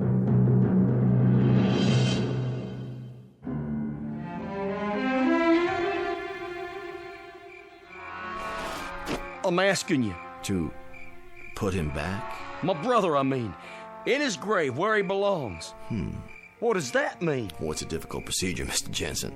Once the resurrection has taken place, it requires a maximum effort to replant them, so to speak. Would $100 pay for the effort? 100? In gold. Shall we say 1,000? What does 500 do to you? Well, it warms me a little, but I still feel drafty. Let's make it 750, shall we? Deal.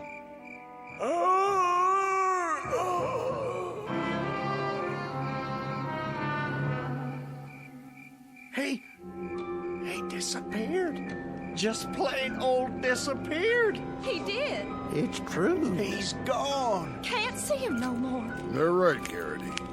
He vanished like a shadow on the street. Thank the good Lord. It was your brother, all right. I saw him with my own eyes. Tall man with a limp, just walking toward us as big as you please, and then he just plumb disappears. Yeah, that's right. Garrity did it. He's a miracle worker. Well, that's life. Well, let's go inside and have a drink.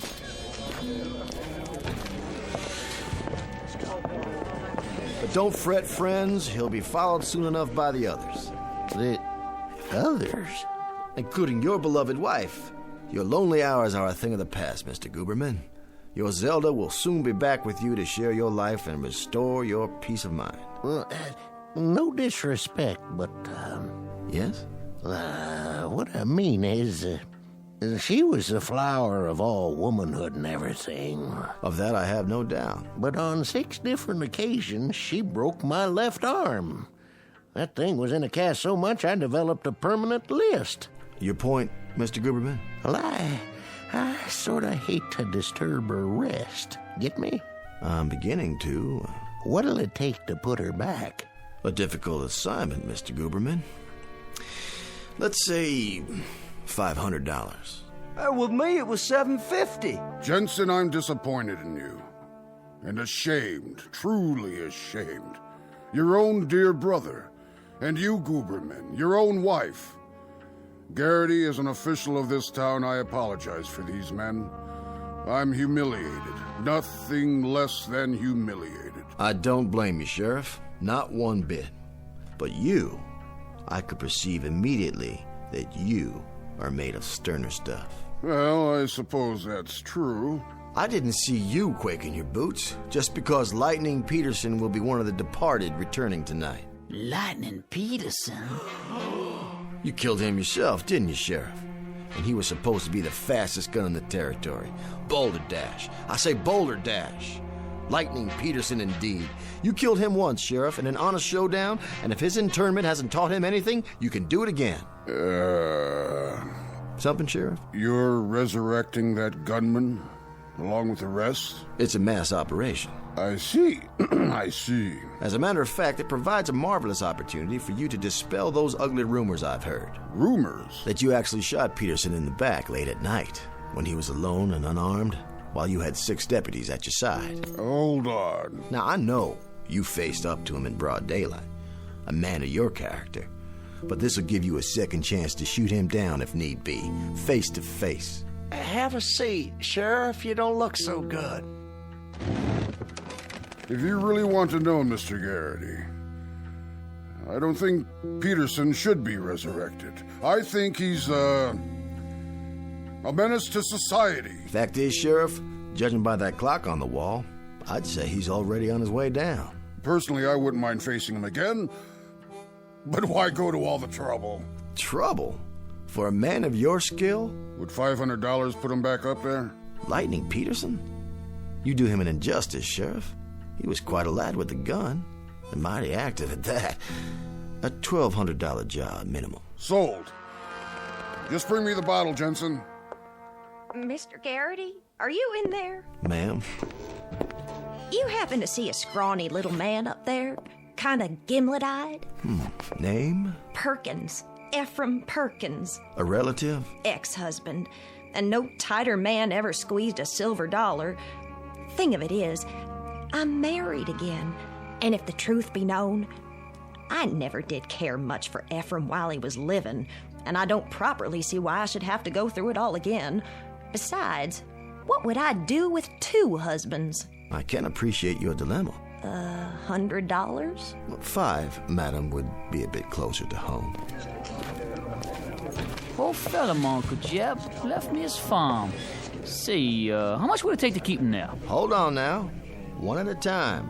My father-in-law, big man, asked to be buried with a bullwhip. Just ain't no reason at all why he should come back. Now, I'll have to write these down. My husband, Charles. Mean cuss. Nobody liked him. Had to hire mourners from out of state. Order, please. I'll take your money one at a time. Can you make change? Well, let's see here. Who's next?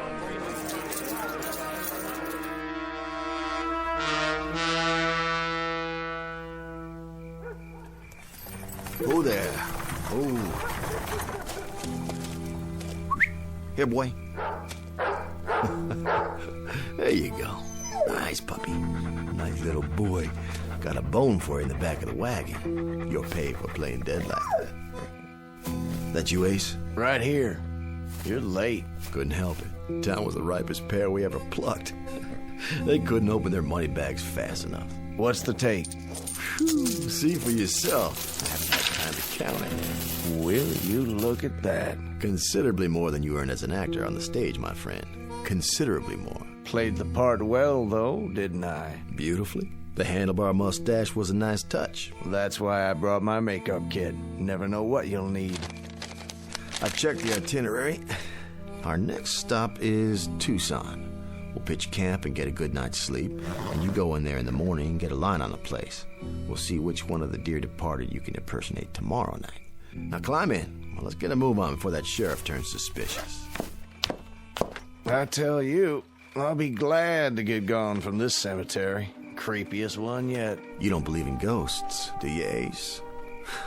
Well, I never did, but this one, there's so many tombstones everywhere. Man thinks he's hearing things after a while. Not this one. The folks up here on Boot Hill, they're buried deep enough. So long, friends. Real sorry I couldn't perform what I laid claim to. Rest in peace now, all of you. Come on, let's go. Come on.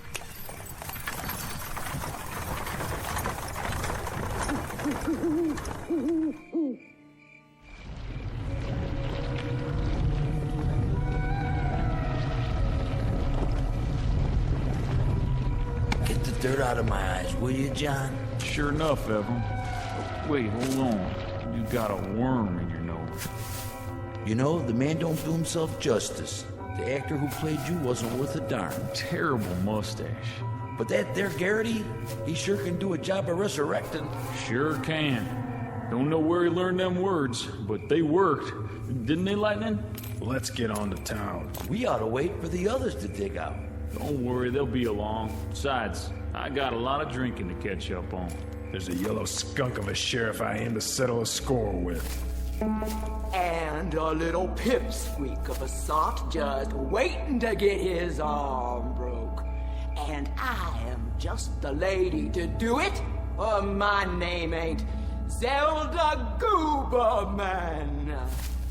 Let's go, boys. Just the 4 of us. It's clobbering time.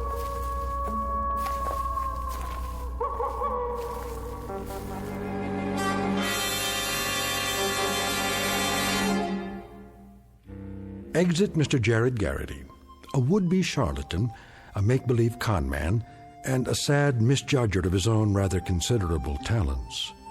This haunting little fable respectfully submitted from a soon-to-be empty cemetery located atop a dark hillside on one of the more dangerous slopes leading into and out of the Twilight Zone.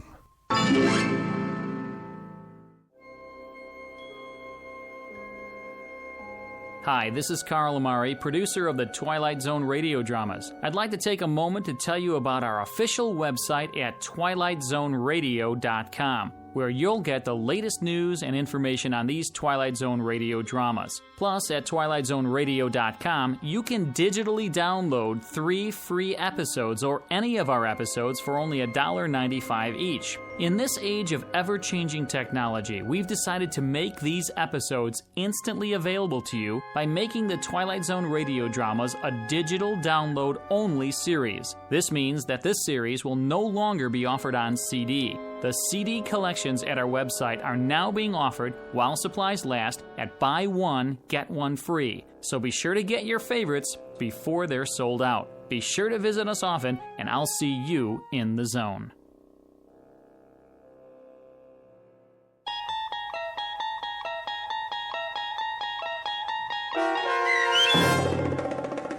Mr. Garrity and the Graves, starring Chris McDonald with Stacy Keach as your narrator, was adapted for radio by Dennis Etchison and based on a script by Rod Serling.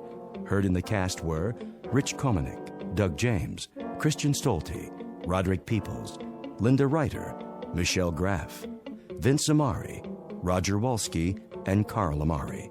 To learn more about the Twilight Zone radio dramas and to obtain audio cassettes and CDs of these programs, visit our website at twilightzoneradio.com. This copyrighted radio series is produced and directed by Carl Amari and Roger Wolski for Falcon Picture Group. Doug James speaking.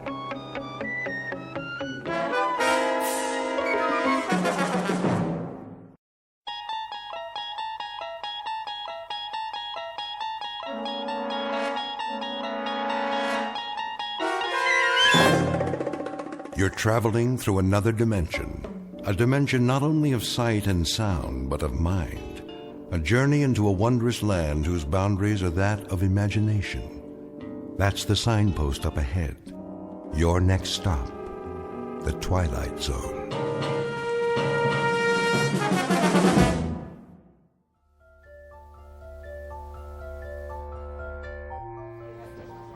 How much is this? Shall I wrap it up for you, ma'am? I got all my Christmas shopping done. I need one more present for Uncle Fred. Could you put a big red ribbon on that? Ma, where is he? He'll be here, Tommy. How long? Just a few more minutes. I don't believe it. He's never coming. Excuse me. Yes, madam? Are you the manager? Indeed I am. Mr. Dundee at your service. Well, I have a question for you. Gift wrapping? The customer service counter is downstairs on the first floor. No, not there. Oh, a special Christmas item. I'm sure we can find something. What exactly were you... Listen to me, Mr. Dundee. See this sign? What about it? What does it say? Santa will return at 6 o'clock. It's almost 6:30. Oh, yes. Well, you see... And my boy's been waiting all year to see him. We can't stand in line forever. I'll look into it, madam. Perhaps Santa has been detained. You know, so many presents to wrap up at the North Pole. I'm sure the boy understands. You don't know my boy. Listen up, Dundee. If the guy in the red suit doesn't show in 5 minutes, we're going to another department store. Oh, really? That won't be necessary. I want to talk to Santa. How now, son? Where is he?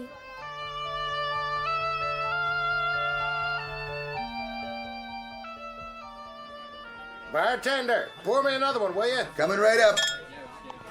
Hey, Corwin. Yeah. See the clock on the wall? What about it? You told me to tell you when it was 6:30? Well, it's 6:30. That's exactly what it is. 6:30 on the dot. So what happens now? You turn into a reindeer? Would that was so. One more, my good man. That's 5 drinks. No, 6. And a sandwich. You owe me, Santa. Relax. I've got your money right here. Say, will you look at that? Where? Those two at the window. Little boy and little girl. Sad faces. don't you think? Yeah, they peek in here, they see Santa getting plastered. Real nice. Go on, shoot! That's not what's eating them. What is it then? They know there isn't really a Santa Claus. No kidding. Why do you suppose that is? How's that? Don't you ever wonder why there isn't a real one? For kids, I mean. What am I, a philosopher? You know what your trouble is, Corwin. You let that stupid red suit go to your head. Here's your change. I'll flip you for it. Double or nothing. What do you think this is, Atlantic City? Come on, eat your sandwich and get out of here. I've had enough to eat. Where's my drink? I'm coming. Oh, ouch.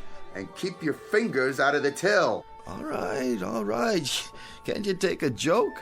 I catch you doing that one more time, I'm gonna break both your arms up to your shoulder blades. Now go on, get out of here. What's going on? Nothing, just Santa trying to hoist the joint.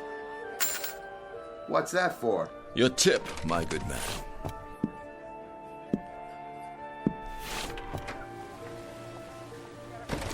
Take it easy now. Oh, snow's pretty slippery. Oh. I'd better sit down for a minute. Mr. Santa? Huh? I want a baby carriage and a dolly and a playhouse and a job for my daddy. What? And I want a gun and a set of play soldiers and a big turkey for Christmas dinner. You don't think... Oh, you poor kids. Don't you get it? I can't help you. I can't even... That's okay. We can wait. We always wait for Santa Claus. This is Mr. Henry Corwin, normally unemployed, who once a year takes the lead role in a uniquely American institution, that of the department store Santa Claus, in a road company version of The Night Before Christmas. But in just a moment, Mr. Henry Corwin, ersatz Santa Claus, will enter a strange kind of North Pole, which is one part the wondrous spirit of Christmas and one part the magic that can only be found in the Twilight Zone. And now, The Twilight Zone and our story, Night of the Meek, starring Chris McDonald with Stacy Keach as your narrator.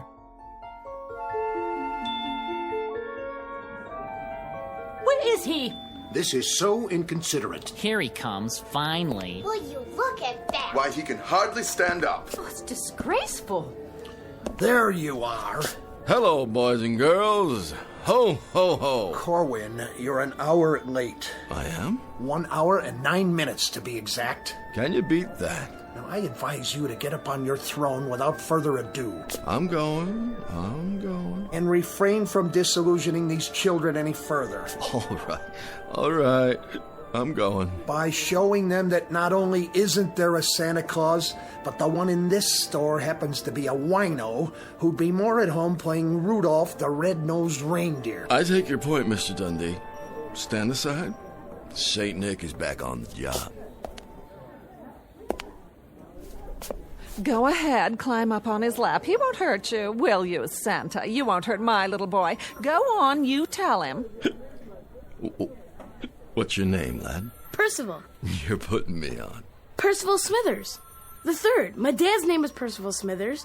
My grandfather's name was Percival Smithers. Oh, I get it. Well, I guess that's not your fault. So, what would you like for Christmas, young Percival? A new front name.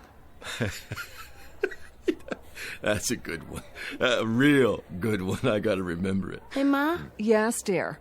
I smell something funny. You do? Yeah. And I know what it is, too. The same as Dad. Santa Claus is loaded. Leave my boy alone. Lady, I never laid a glove on a kid. Oh, you've got some nerve drinking on the job. Madam, I am mortally ashamed. You should be. Come along, Percival. I hope this won't scar you for life. Is there some trouble here? Trouble? No, there's no trouble, except that this is the last time I trade in this store. It seems you hire your Santa Clauses out of a gutter. Hey, who are you referring to? Drunken sot. Come on, Percival. Some Santa Claus? You don't even look like him. Mr. Dundee, that lady, she's got a problem. All right, everyone back to work. Back to your positions. And you, as for you, Mr. Kris Kringle of the lower depths, since we are only a few hours from closing, it is my distinct pleasure to inform you that there is no further need for your questionable services. You've had it. Now get out of here. It'll be my pleasure. Pick up your pay downstairs. Oh, and one more piece of advice. I'm all ears. Get that moth-eaten red suit back to where you rented it before you really tie one on and destroy it for good and all, you drunk. Thank you ever so much, Mr. Dundee. As to my drinking, it is indefensible. You have my abject apologies. Don't waste your breath. That just doesn't cut it with me anymore. But I have feelings, you know? Plain old human feelings, same as anybody. And I find of late that I have very little choice in the matter of how I express my emotions. I can either drink or I can weep. And drinking is so much more subtle. Will you please leave? But as to my alleged insubordination, I assure you I was not rude to that woman. Someone should remind her that Christmas isn't just barging up and down department store aisles and pushing people out of the way. Or when I'm warning you. Someone should tell her that Christmas is something quite different from that. It's richer and finer and truer, and it should come with patience and love and charity, compassion. That's what I would have told her, had she given me the chance. My, how philosophical, Mr. Corwin. Perhaps, as your parting words, you can tell us how we go about living up to those grand Yule standards which you have so graciously laid out for us. I don't know how. I wouldn't know how to explain it, especially to you. All I know is that I am an aging, purposeless relic of another time and place. A different way of life. And now, I don't know how it happened, but one day I woke up and found myself living in a dirty rooming house on a street that's filled with hungry kids and shabby, scared people. Good people.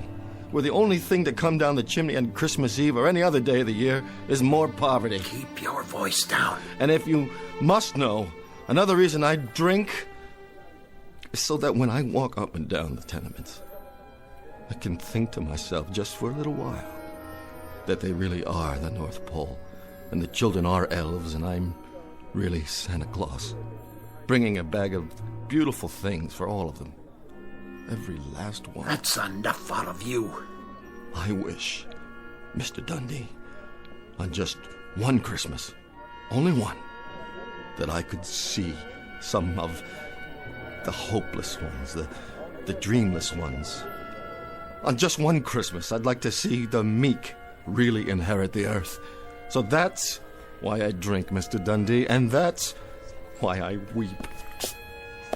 Who is that guy? Never heard anyone talk to Mr. Dundee like that. I never heard anybody talk like that.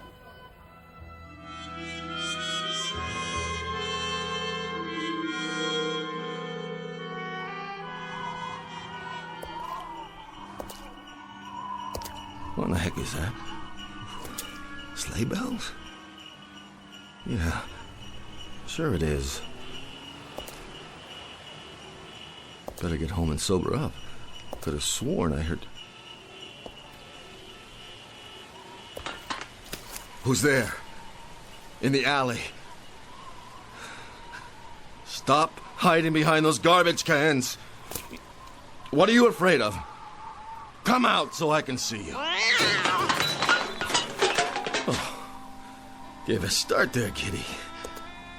I gotta get sober. Look at the mess you've made.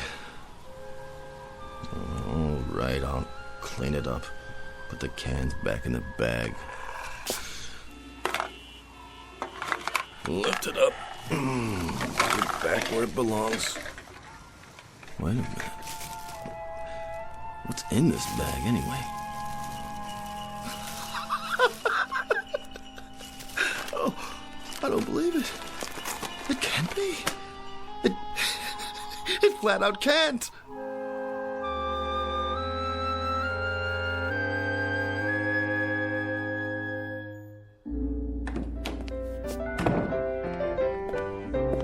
Excuse me, sister. Is this the Delancey Street Mission House? It is. Could I get something to eat, sister? Will you take a seat with the others? Have yourself a nice cup of coffee. Oh, sure. Dinner will be served after the sermon. Gotcha. Okay. Thank you, sister. God bless you. Have a seat.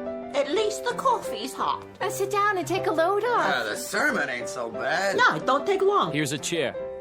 Don't mind if I do.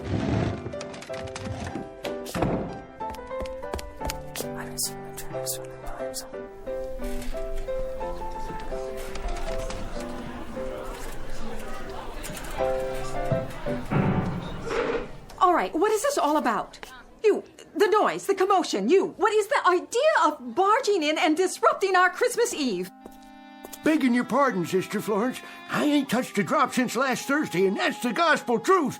But I swear to you right now... You mustn't swear. On account I seen him with my own eyes. He's coming. Who? Him. Him? Santa Claus is coming to town. Oh, I thank you for the thought. He's coming up the street heading this way, and he's giving everybody their heart's desire. Oh, yeah, sure. Santa Claus? Are you kidding me? Pour yourself a cup of coffee. Black. Merry Christmas! I told you, sister, it's him. Now, what'll be your pleasure this year, gentlemen? How about you? Me? Yes, sirree. Well, I'd sort of like to have a new pipe. Ha ha! Let me take a look at my bag.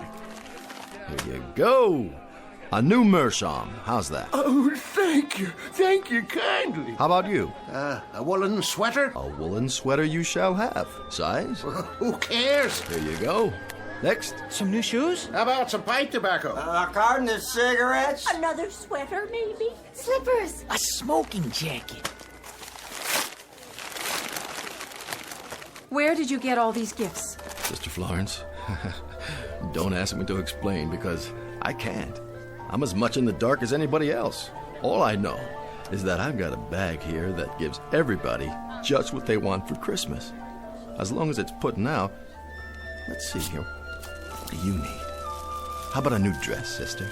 All wrapped up with a pretty ribbon for you. Well, we'll see about that. Don't you want your present? Let's open it for her. Well, looky, an evening gown. And it's strapless. There he is. There he is. That's the man. What's your name? Henry Corwin, officer. At least it was Henry Corwin. Maybe now it's Mr. S. Claus or Kris Kringle. I don't know anymore. You're drunk, Corwin. Is that it? Naturally, I'm drunk. I'm drunk with the spirit of the Yule. I'm intoxicated with the wonder that is Christmas Eve. I'm inebriated with joy and with delight. Yes, officer, I am quite indubitably drunk. All right. Hold on there. I'm going to get to the bottom of this. You can begin by handing over that bag of yours right now. Wait a minute. You got no call. The bag, or I'm placing you under arrest. You can't arrest Santa Claus. I sure can. And I can arrest every one of you. So let's have that bag, or we're all going down to the station house.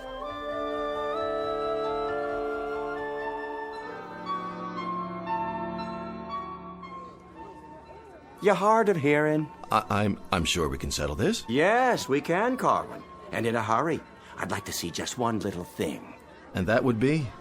Show me the receipt for all this stuff. Right now. The receipt? You heard me. Of course you've got a receipt. Well, go on, Henry. Show it to the policeman. Sure, you got one, ain't you? I'm afraid that's the one thing I don't have in this bag. Sister Florence. Yes, officer. Collect all the stolen goods. What stolen goods? Put them in a pile over there. I'll see that they get claimed after I find out where he took the stuff from. Gladly. Come along, Santa. But you don't understand. Move.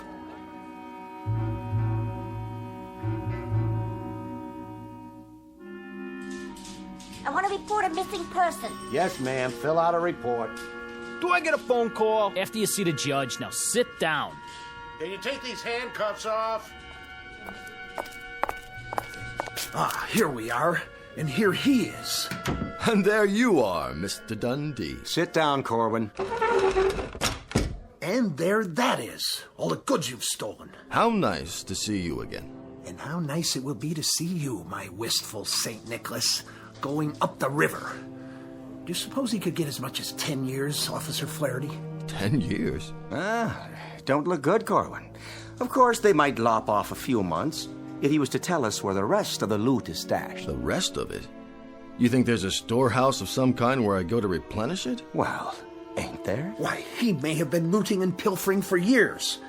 Now I understand. That's why he takes this job every December. He's been giving away stuff for 2.5 hours.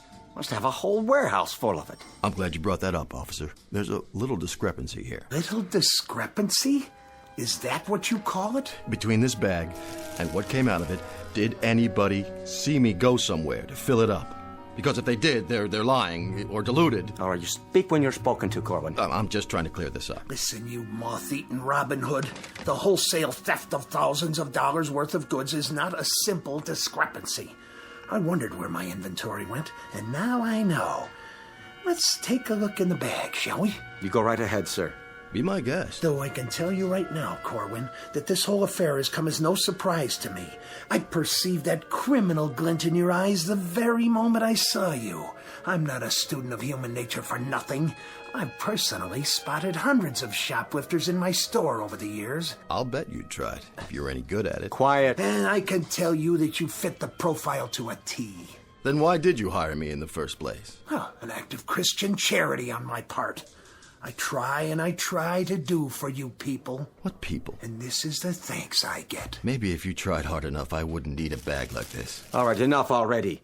Mr. Dundee, you go ahead and you check in the bag. Believe it or not, I got other cases to handle here tonight. It will be a pleasure to achieve satisfaction. To catch him red-handed, as it were. Well, suit yourself, Mr. Dundee. Go ahead. Reach right in. Who let that cat in here? It was in the bag under all this... We'll be adding cruelty to animals to the charges now. Under what? Coffee grounds and empty tin cans? Looks like garbage to me, wouldn't you agree? He must have switched it. Where's the real bag? Mr. Dundee, you seem to have, put your finger on the problem. All your fingers, it looks like.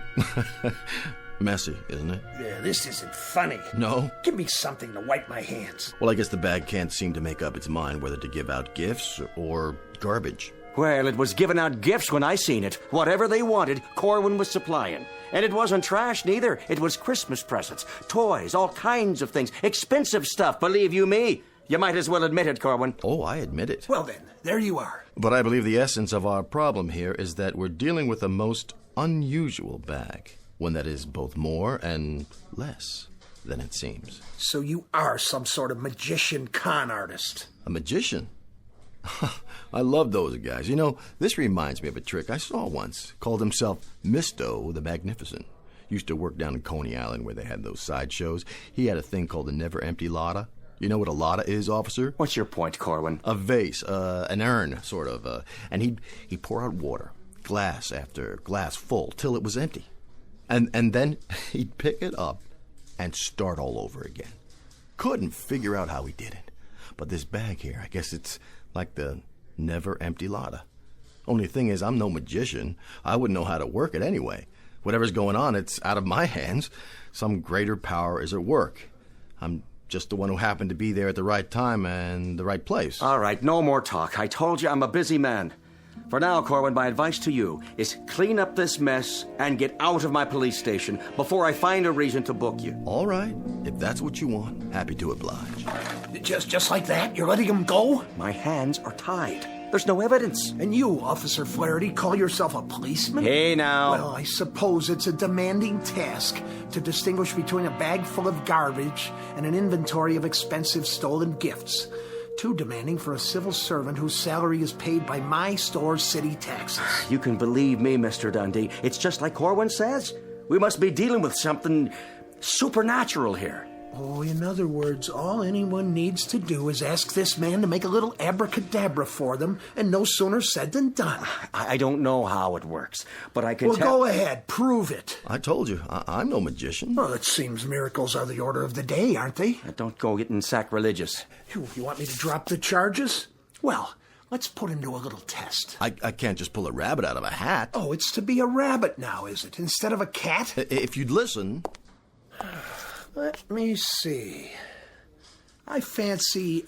Oh, how about a bottle of cherry brandy, vintage 1903, if your mystical bag is in the mood to deliver? 1903. That's a good year, a very good year.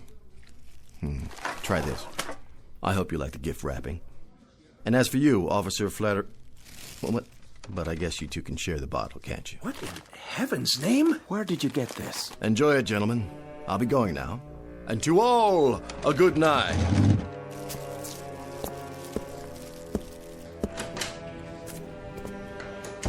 Well, let me open that package for you. You go right ahead. No telling what's inside.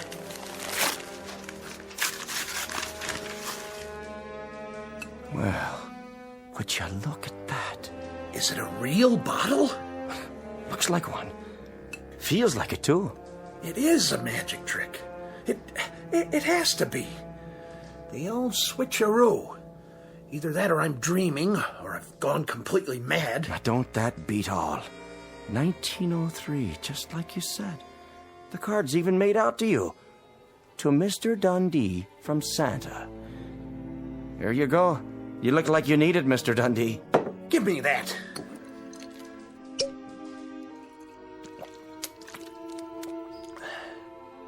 I don't believe it. It's cherry brandy. And a very fine one, I might add. Just one more thing. Yeah? Would you mind terribly much passing the bottle before it's empty?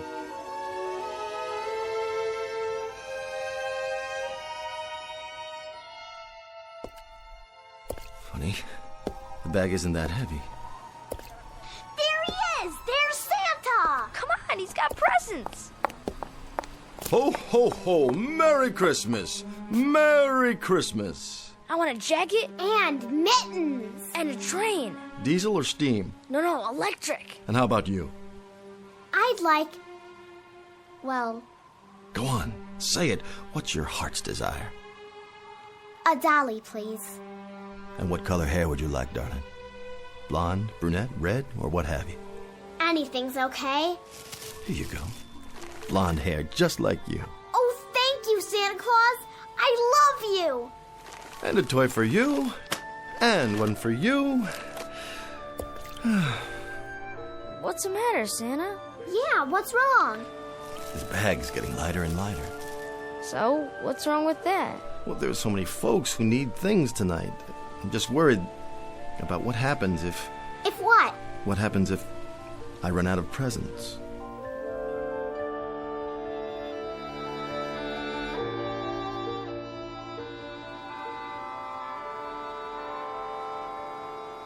There it is. Midnight. Could have guessed it. Am I the last one? You are. Last present in this bag. If someone else needs it. Go ahead. I got mine already. Well, if you're sure it's all right. I don't see anybody else around, do you? No, Then here you go, ma'am. It's all yours. thank you so much. I hope it's something you can use, my dear. Oh, it is a beautiful new blanket to keep out the cold. Thank you so much. Don't mention it. Yep, looks like your bag's empty, all right. That it is. So, what are you gonna do now? Oh, I'll go on home, I guess. Nothing left to do. Good idea. How about you, old fellow? Me? I can find lots of good places to sleep tonight, only this time I got these great big old socks you give me to keep me warm. Hope they fit. Oh, they're gonna fit just fine. Oh, hey, Santa. Oh, can I call you that? Well, might as well. One last time. I kind of like it. I was thinking... That can be dangerous, my friend. Well, it just ain't right. What isn't? What do you get out of it? Well, don't worry about me. I have had the best Christmas of anybody, ever. With nothing for yourself? Not a single thing? Just the best Christmas since the beginning of time. Their faces, the look in their eyes. Do you know something? I can't think of anything I want.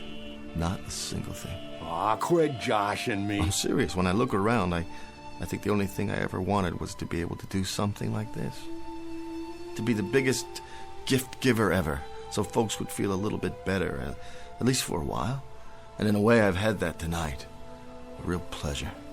I'm just sorry it has to end. Sure, but you could use something. Well, if I did have a choice, any choice at all of a gift. Go on, you're entitled. I guess I'd wish I could do this every year. Now, that would be some kind of gift, wouldn't it? A lot of work, though. It'd be worth it. That'd sure be something. Oh, you take her easy now. God bless you, and a Merry Christmas. Merry Christmas to you, Santa.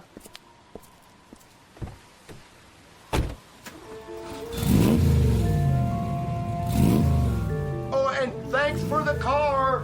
Don't mention it.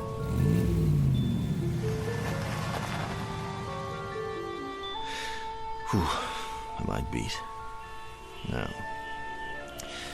how'd I get here? That's the alley. Guess I better put the bag back where I found it. What's all this? Looks like somebody's throwing out their Christmas decorations already. That's no decoration. That's your sled. Yeah, sure. A sled and a reindeer right here in the alley just for me. Somebody sure made the eyes look real. He is real. Yeah, about as real as you are, little fella. Little fella. We've been waiting for you. And I suppose you're gonna tell me you're a real elf, too. I sure am. We've been waiting for you to come back. Say, where did you rent your costume? I never saw one look that good. Pointed hat, turned up toes. Costume? I made this myself, by hand. And the little bells? Must have been a heck of a party. It better be a costume because I haven't had a drink in... Uh-oh. Oh, no. What's the matter, Santa? No, not me. You got the wrong guy. No, I haven't. Did you hear what I said? We've been waiting quite a while, Santa Claus. Better get a move on. We've got a whole year of hard work ahead to get ready for next year. Ready? Come over here. Yes, Santa? Pinch me. If you say so. Ow! You didn't have to do it that hard. Are you ready now? I don't know. Come on, get in. There's plenty of room. Where? In this sleigh. You sure you don't have the wrong person? Oh, Santa, stop joking and get in. We're late. I don't have to. I could turn around right now and go home. If you do that, a lot of people would be very sad. Next year. You wouldn't lie to me. Elves can't lie. Okay. Move over, Shorty. Now, how do you work these reins?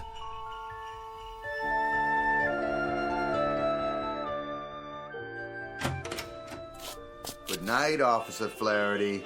Night, Mr. Dundee. So long, fellas. My regards to everybody in the precinct. And a Merry Christmas to you both. Night, boys. See you all in the morning. Watch yourself out there. It's mighty cold. Now, don't you worry about me. Tonight, I'm feeling no pain. Going home now, Mr. Flaherty? That I am. Going home, Mr. Dundee. Assuming I can find me way. I'm sure you will. Left foot, right, left, right. Try to walk a straight line to the lamppost. Where? Over there. Hang on, I'll hold you up. And you, Mr. Dundee, home is it? Home, Mr. Flaherty. Well, I'll walk you a ways, if you don't mind. We could stop off for a nightcap. Well, now there's a pub right around the corner. That is a thought. Just a nip, you know. To warm the soul. For thy stomach and thy infirmities. Isn't that what the good book says? I do believe it does, Mr. Dundee. You know something else, officer. Now why don't you tell me? That's what friends are for. That they are. So go ahead now. Tell me all about it. Well, sir, this is the most remarkable Christmas I've ever had. You don't say. Ho, ho, ho! Merry Christmas! Flaherty, did you see it? Did you? I thought I saw something. What did you see? No, you first. Mr. Dundee, I don't think I'd better tell you. You'd report me for drinking on duty. But you're not on duty. True.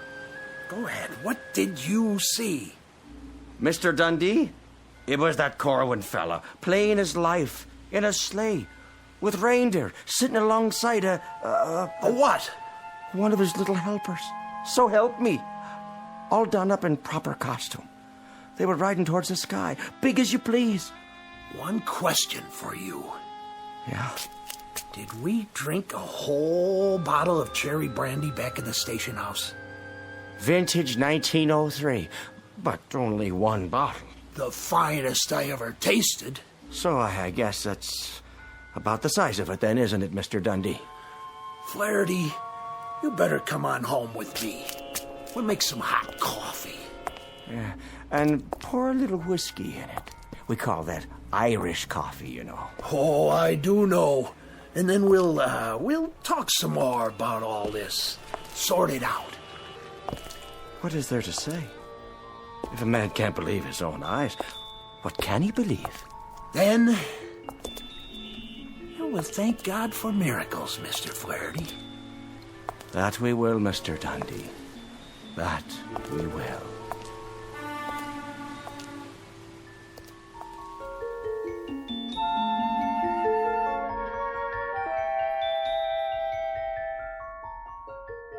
A word to the wise, to all the children of our times, whether their concern be pediatrics or geriatrics, whether they crawl on hands and knees and wear diapers, or walk with cane and comb their beards. There is a wondrous magic to Christmas, and there is a special power reserved for little people. In short, there is nothing mightier than the truly meek. And so, a Merry Christmas to each and to all a good night, from those of us here in the Twilight Zone.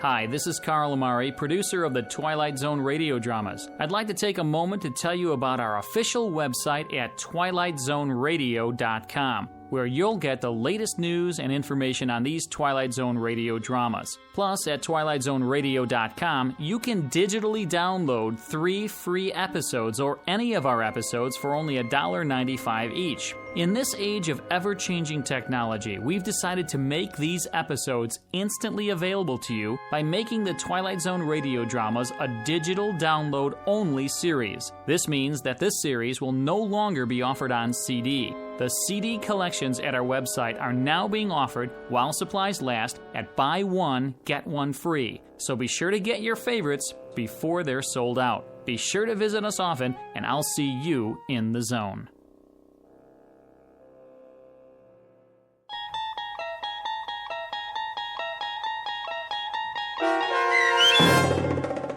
Night of the Meek, starring Chris McDonald, with Stacy Keach as your narrator, was written for The Twilight Zone by Rod Serling and adapted for radio by Dennis Etchison.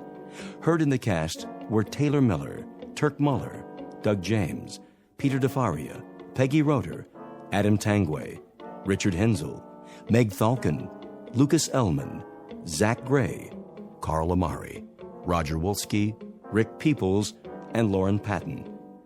To learn more about the Twilight Zone radio dramas and to obtain audio cassettes and CDs of these programs, visit our website at twilightzoneradio.com. This copyrighted radio series is produced and directed by Carl Amari and Roger Wolski for Falcon Picture Group. Doug James speaking.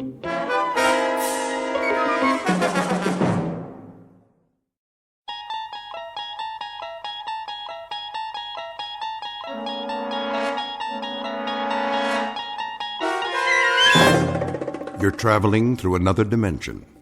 A dimension not only of sight and sound, but of mind.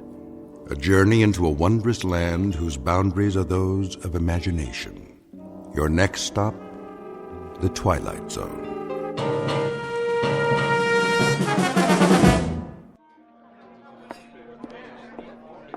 One martini and a Manhattan. Thanks, Noreen. Shall I run a tab for you? Nah, we're gonna take off in a minute. I want to stay for the show. What show? Georgie says it's a new act. Some guy with a dummy. Big deal. But he's supposed to be good. I'll run a tab. Okay, but this is the last round. Over here, sweets. Be right with you, sir. Drink up. Slow down, Artie. The show hasn't even started yet. I got a better idea. Let's go someplace. What for? You know, someplace private. We can talk, get acquainted. I told you, Artie, I'm not going to your place. Why not? This is Dullsville. Besides, those ventriloquist guys freak me out. I think they're funny. Yeah, but the dummies.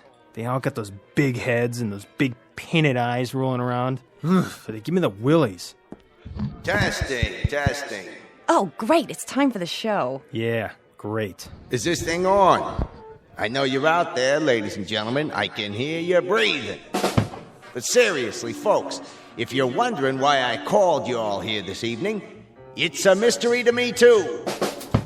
No, honest, I do know. It's because you want to see the chorus girl. Get them out here. Yeah, I want to see them, too. All of them, if you know what I mean, and I think you do. But before we do that little thing, I want you to meet a couple of friends of mine. Well, one of them at least. The other's just a chip off the old block. So put your hands together and give a nice, warm, a New York welcome to Jerry and Willie.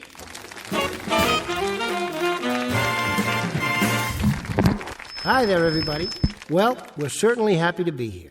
Speak for yourself, Jerky. That's Jerry. Well, like I always say, a dummy by any other name. Now cut that out. All right, let go of the suit. Now, Willie. I said let go of the tux. I got it off a penguin at the Bronx Zoo. I'm getting out of here. Please, Willie, control yourself. Really, you can't go now. You couldn't. Those spindly legs won't even hold you. Say, what do you mean by that? Nothing. I didn't mean a thing. I only said it's not a good idea. Willie, isn't there something you wanted to ask? Okay. Tell me this, wise guy. It's getting close to Halloween. Are you superstitious? Me? Not at all. Why don't you fess up? Well, on occasion. What do? Throw salt over your shoulder? Cross your fingers? No, never. And how come your legs are crossed? Oh, sorry, Willie. Let me put you on the other knee. There. Comfortable now? That's better. Okay, wise guy, tell me what it is you do. Well, sometimes I knock wood. Ow! You did it again!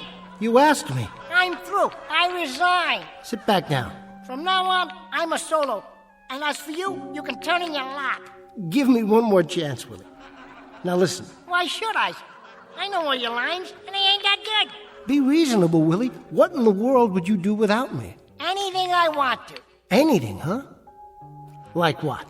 Well, for one thing, I could be a better ventriloquist than you. Oh, I don't think so. I do. Watch this. Put your hand over my mouth. Not tonight, Willie. Go on. What are you scared of? Well, you might bite the hand that feeds you. What are you talking about? You don't feed me. All you do is give me your leftovers from the pencil sharpener. You know that isn't true. Go on. Put your hand over my mouth. Either that or you drink a glass of water while I sing Melancholy Baby. Well, if you insist. Do it so we can get to the joke. Now you're talking.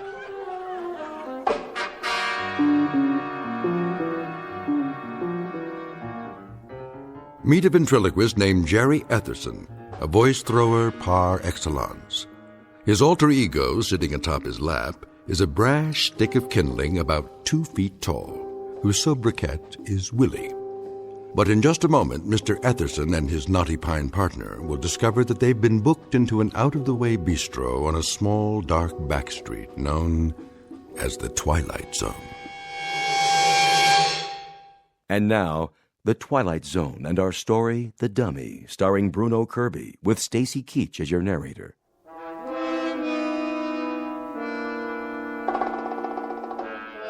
I'll tell you, I'm a better ventriloquist than you are any day of the week and twice on Sundays. All right, Willie.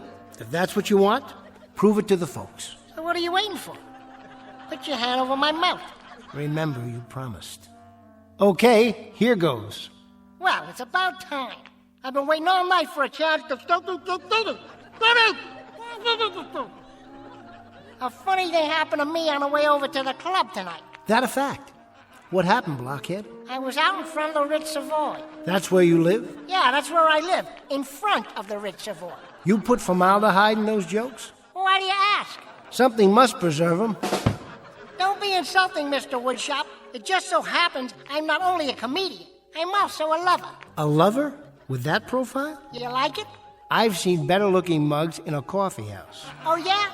Well, listen, I've got 100 women tearing their hair out for me. That a fact. That's a fact. I'm just tired of bald-headed women. Willie, I think you've proved your point. You can throw your voice just as far as you can throw the bull. All right, Willie, I'll take my hand away. Now, why don't you be nice and say goodnight to these wonderful people? In a minute.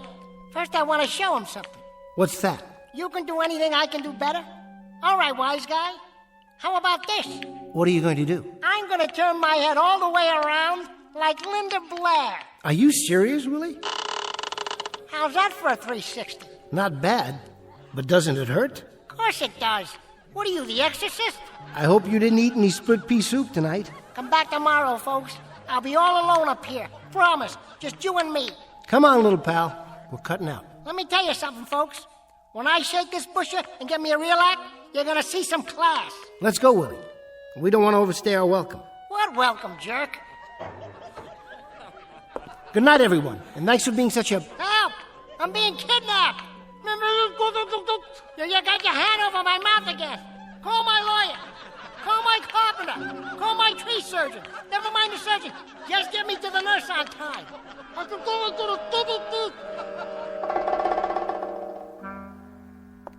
Hey, I told you not to do that. And I told you never to put your hand over my trap, didn't I?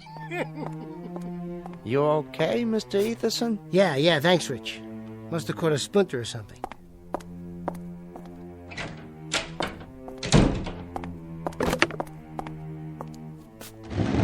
What did you do to me, you little creep? Thanks a lot. Well, what are you looking at? Mind if I sterilize the hand?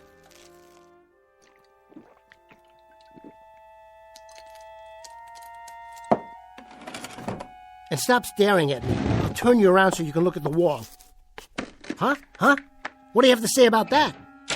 I don't have anything to say about that, Jerry. Frank, how you doing? I'm doing fine. Who are you talking to? Me? Oh, no, I was just talking to myself. Trying out a new routine. A new one? Yeah. Pull up a chair. So how did it look out there? Not too bad once you got going. Small audience, but a reasonably happy one. Nobody asked for their money back.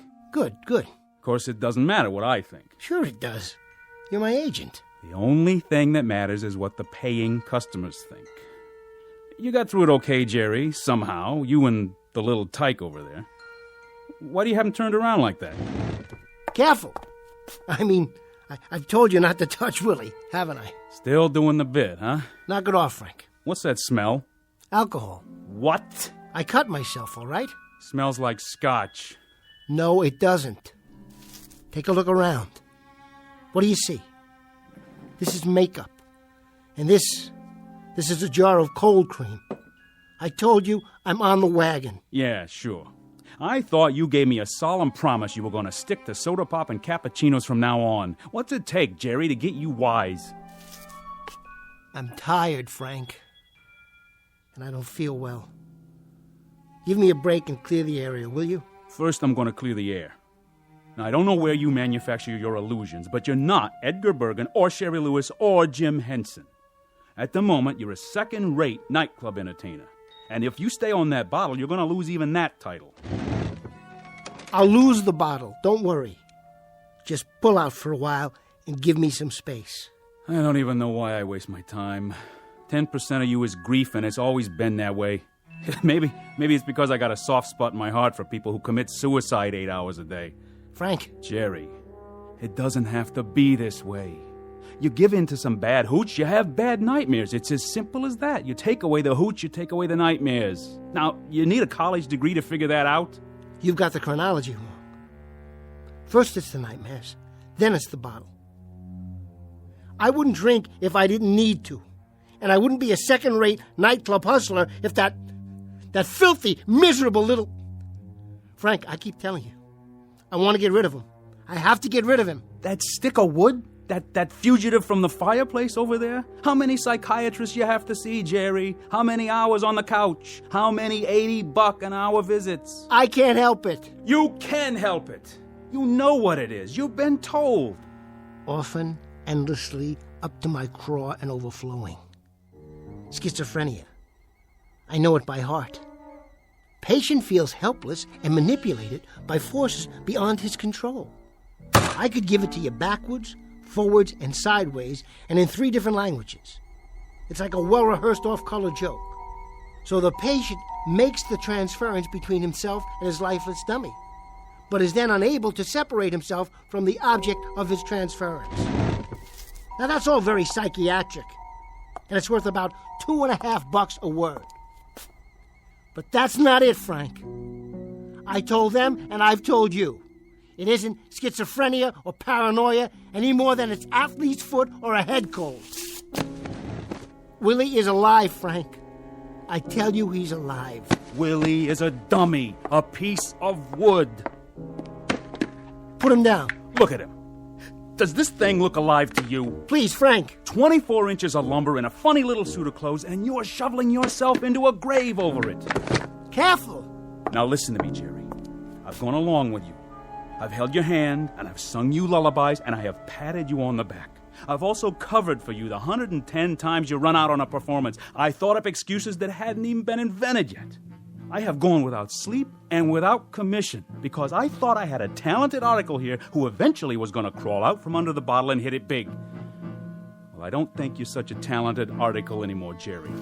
Now, let's put it this way. Maybe I think you could be, but you're never going to. I think you're a self-indulgent sot with an overactive imagination, and the only thing you like better than scotch is sympathy. Well, I'm going to give you just 24 hours to straighten out. Get rid of the bottle, and get rid of that crazy obsession that you're in a death match with a dummy. Frank, it isn't just a dummy. I tell you, it isn't just a dummy. Oh, take it easy, kid. You're going to blow a gasket. Frank, take a look at this. What do you got there, Jerry? A backup? I had it made special. Didn't know if I'd ever have the guts to unpack it. But now there's no choice. Frank, say hello to someone very special. I'd like you to meet Willie's replacement.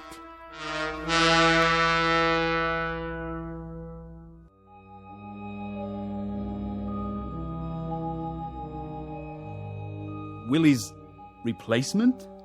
That's right. I call him Goofy Goggles. See the big, thick glasses? Great, huh? From now on, he's going to take Willie's place. You mean in the act? You got it. I'll get rid of Willie. I'll scrap him. I'm going to do a whole new routine. A whole new routine takes time. You got another show in half an hour. I won't be able to go on for the late show. Tell him I'm sick or something. I've already told them you're sick or something. The trouble is they know it's something that's bottled in bond. Frank, you got to back me up on this. You'll be out on that stage when you hear your music. I don't care which dummy you bring, but you'll be out there. This is one I'm not covering for. New routine, right. Come on, Goofy, we can do it. There you go. You sit right here on the table, and we'll cook up some gags. Sure, it'll be easy. What are you looking at him for? Don't worry about Willie. I turned him around so he can't see. Better put on a little more pancake. It's hot under those lights. How you doing? Clean your glasses for you? There. Okay. Now, say, Goofy Goggles, why don't you have your glasses fixed? You look kind of nearsighted. Are you kidding? I don't need them. My eyes are A-OK. I'm a grown boy. Goofy, you're looking at the band leader. I'm over here. Keep talking. I'll find you. Why don't you sit on my lap? There you go. Isn't that better? Say, Mr. Etherson, I've been meaning to tell you. You put too much starch in my collar. Too much starch in your collar? Well, that's so you'll stay awake for the whole show. Heads up. Did you see that chorus girl over there? Where? See? What did I tell you? But listen, you gotta be subtle about it. Don't stare at them when they walk by. Your whole head wobbles like it's gonna fall off. Yeah, that'll work. We're gonna make it out there. You and me, Goofy, and nobody else, just you and me. Willie, I saw that. You turned your head around. Don't look at him in the mirror, Goofy. He's nothing anymore. As soon as I lock him in his suitcase, he's through. Washed up, finished.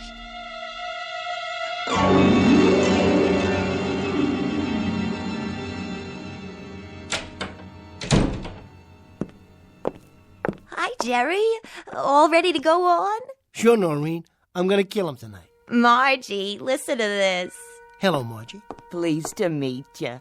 Noreen told me all about you. This'll knock you out. Make me talk, Jer. Go ahead. Watch this, Marge. I'm on in a couple of minutes, Noreen. How about after the show? Oh, come on. Check this out, Marge. He makes me sound just like Willie. It's real crazy. Go ahead, Jerry. Hey, where is Willie anyway? He's not going on tonight. I've got a new partner. He's kind of cute. Meet my new friend, Goofy Goggles. Just the same. I miss you, Willie. Here's a kiss. Can you catch it through the door? Mwah! Knock it off, babe. That tickles. Willie, cut that out. What did I tell you, huh? What did I tell you? It sounded like he was all the way in the dressing room. Isn't that wild? Gotta go, I'm on.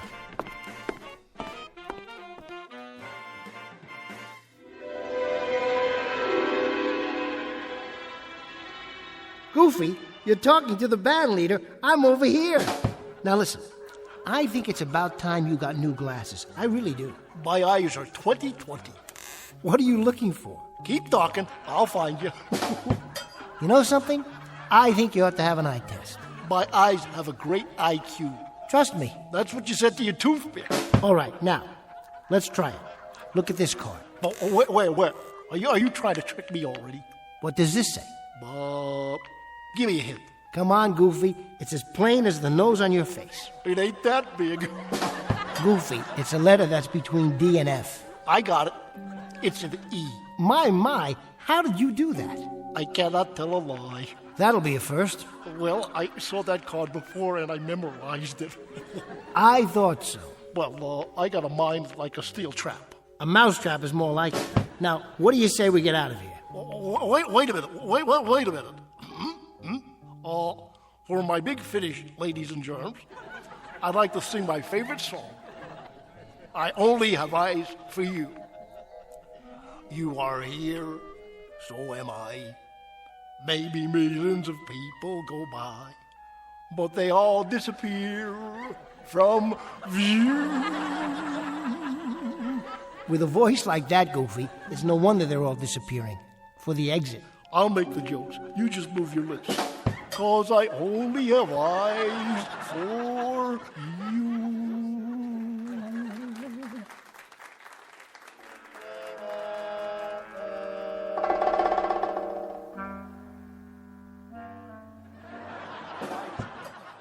Cute act, isn't it, Georgie? What's cute about it?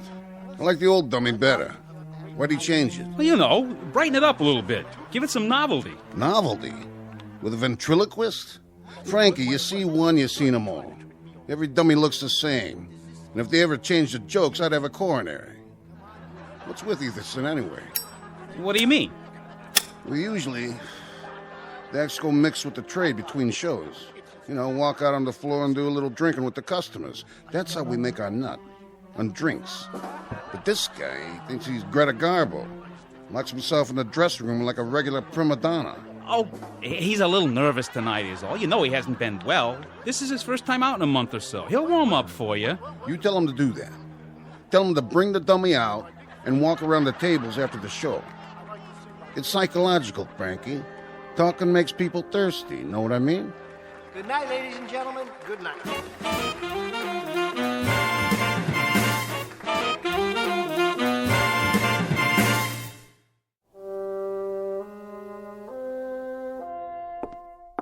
That was great.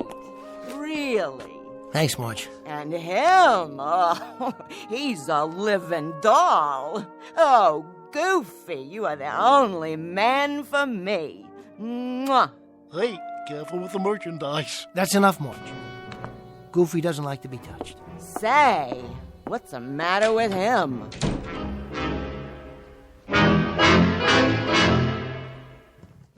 Come on, Willie. You've had it. Get down and stay down. That's right, put your legs in. Stop fighting me. I said lie down. There. Rest in peace, Pinocchio. Your next stop's the sawdust factory. And as for you, Goofy, it's strictly you and me from now on. How's that collar? Still too tight? Jerry? What are you doing here? You leaving? What's it look like? Well, you got your coat on. You packing up, huh? I'm getting there. Georgie was hoping you'd mix with the customers. Tell Georgie I'm a ventriloquist, not a shill. Why don't you tell him? And that means? That means I'm resigning from your fan club. You keep your 10%. I'll keep my self-respect, also my sense of humor, my regular meals, and my normal office hours. You and I have had it, Jerry. I have gone the route with you and then some. You don't need an agent, you need medical help. You never believed me, did you? I believe you have obsessions. I believe those obsessions are eating you up alive, but I also believe, Jerry, that you're letting them. Frank, listen to me. He talks when I don't talk. He moves when I'm not looking. He tells jokes I've never heard of. He steps all over my lines. He throws me bum cues, and then he drowns out my gags. Listen to yourself. Frank, I'm not crazy. He's real. He's alive. That's why I stuck him in that suitcase. And that's why I locked it. It's all over now. I'm taking Goofy, and I'm going to catch the first plane out of here. I'll go down to Miami, or maybe L.A. Frank, what was that place in Kansas City that we did so well in? The place in Kansas City was the same as Miami, which is the same as Los Angeles, which is the same as Sioux City, Iowa, which is the same as any town south, north, and west of here. They're all the same, Jerry. You're not going to leave Willie by hopping on a plane, train, taxi, or a one-horse shay. This thing you have to lick right here. This you lick at the source. Yeah, well, we'll see. Come on, Goofy, get in. We're taking a little trip. What about the other suitcase? Drop it in the river for all I care. Or keep it for old time's sake. I don't ever want to see Willie again. I thought I just explained it to you. This you can't just run away from. And I told you, we'll see about that, Frank. Just you wait and see. Willie is history.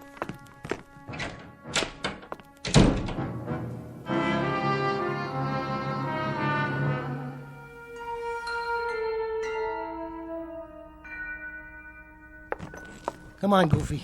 Let's get out of this dump. What? Is anybody there? Georgie? Georgie, is this thing on? Somebody forgot to turn off the microphone. Well, it's not my problem.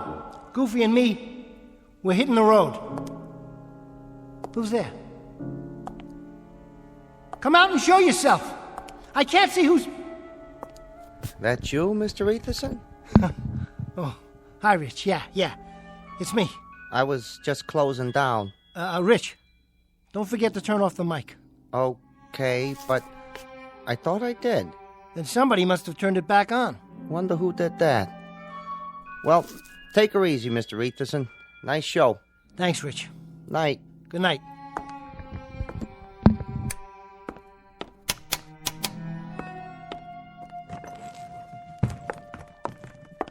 You running out on me, Jerry? What? You're not gonna leave me in a stuffy old suitcase, are you? Something else was there, Mr. Etherson? Did you just say something? I said goodnight, that's all. Sure.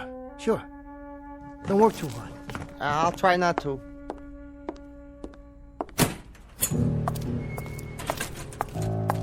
Come on, sport. I wouldn't lock you in a suitcase. Where are you? Where? Hey, Geppetto, did you forget something? Or someone? You leave me alone.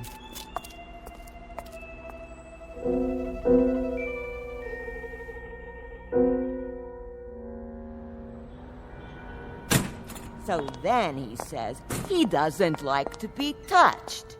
Can you believe that? Well, Jerry's a nice guy and all. Nice looking, that's for sure. But he's got a lot of problems. I don't know what exactly, but... Oh. What's the matter? This alley is really dark. So? Are you sure it's safe? I always go this way. It's quicker. Want me to walk with you? Don't be silly. You go up there to the street. There's plenty of cabs at the corner. Yeah, but it's so late. You shouldn't walk home alone. Don't worry about me, Margie. I can take care of myself. Well, if you say so. I say so. See you tomorrow night. Okay, Noreen. Night.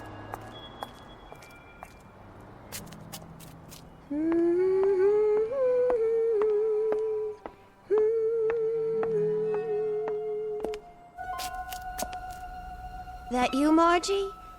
Is somebody there?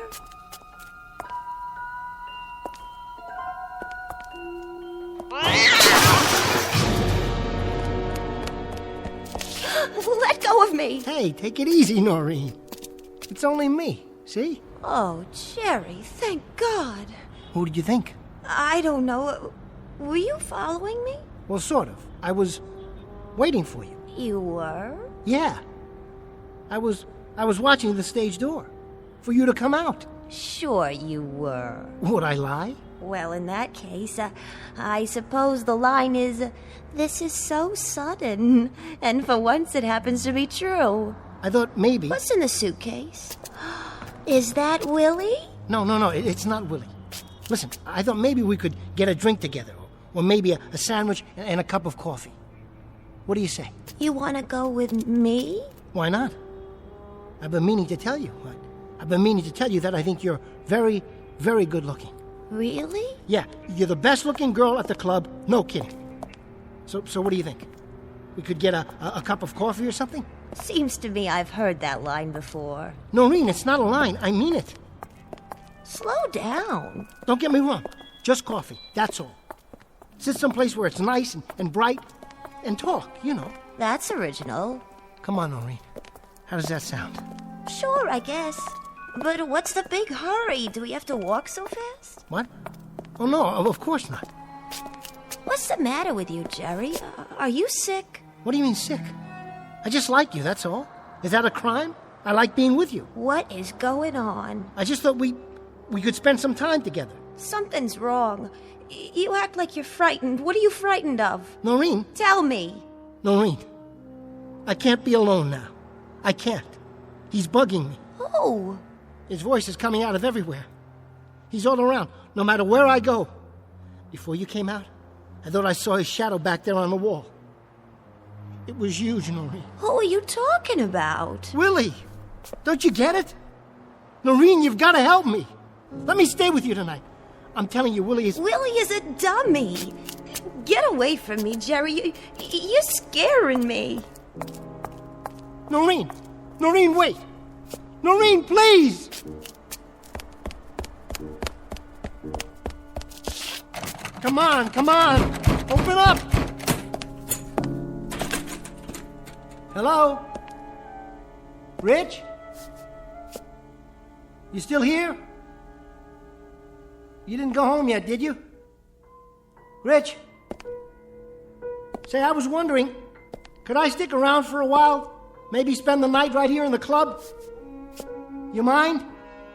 I could sleep in the dressing room. See, I got a little problem. There's this guy, and he's following me.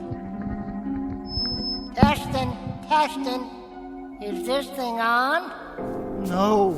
What do you say, stranger? Long time no see. I thought you were gonna blow this joint. Where? What's the matter, booby? Your plane got grounded? Or couldn't you get past security with that funny-looking suitcase? But how? Funny thing happened to me on the way to the club tonight. I was out in front of the Ritz Savoy Hotel. That's where I live. In front of the Ritz Savoy.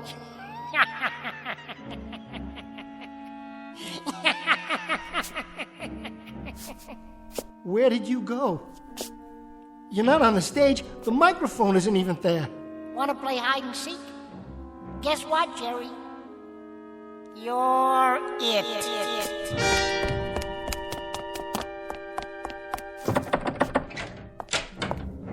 Hide and seek, huh? Where are you hiding, you little... Come out, wherever you are.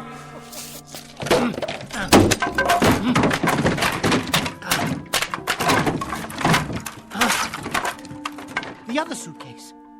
You're still in there, where I left you. You gotta be. There you are. I'll kill you, Willie. There. What do you think of that? Now let me see you try to follow me. Wait a minute. What are these glasses doing here? These are goofies. I know, I packed them myself when I put them in the... Goofy. I didn't mean to hurt you.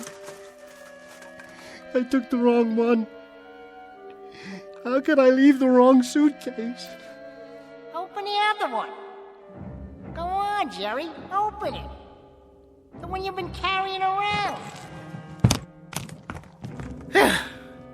I was in there a long time. Now I gotta get my pants pressed. Let me give you a tip, Jerky. Don't ever run with a suitcase under your arm. I almost lost my lunch. Then you'd have a real mess to clean up. You get away from me.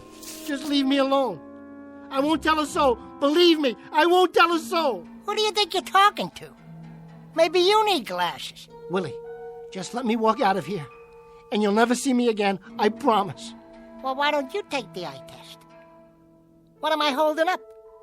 I'll give you a hint. It comes between D and F. No fair peeking. For the love of God, let me go. No can do, partner. Now, what do you say we get down to business? But you're a dummy.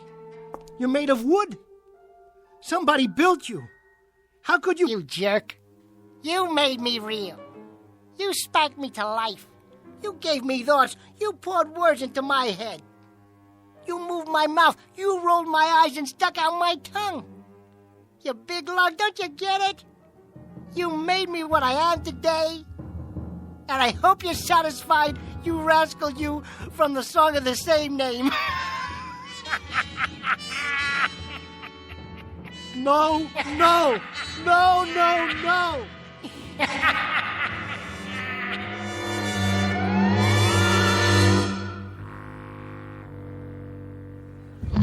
Evening, everybody. And now, direct from the Big Apple, New York City, the funniest pair of cuckoos you'll ever see here in Kansas City or anywhere else, Willie and Jerry. Come on, folks, let's give them a big Kansas City welcome.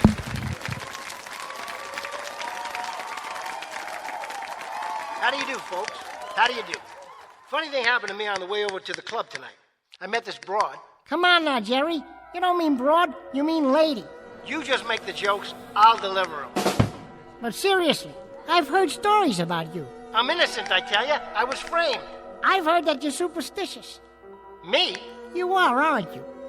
I mean, you throw salt over your shoulder, cross your fingers. I wish you'd cross your legs so I could get more comfortable. There. How's that? Better, but it ain't exactly the lap of luxury. Now, Jerry, I asked you a question, remember? Of course I remember. What do you think I am, a blockhead? We're talking about superstitions. All right, wise guy, what do you do? I knock wood. Ow!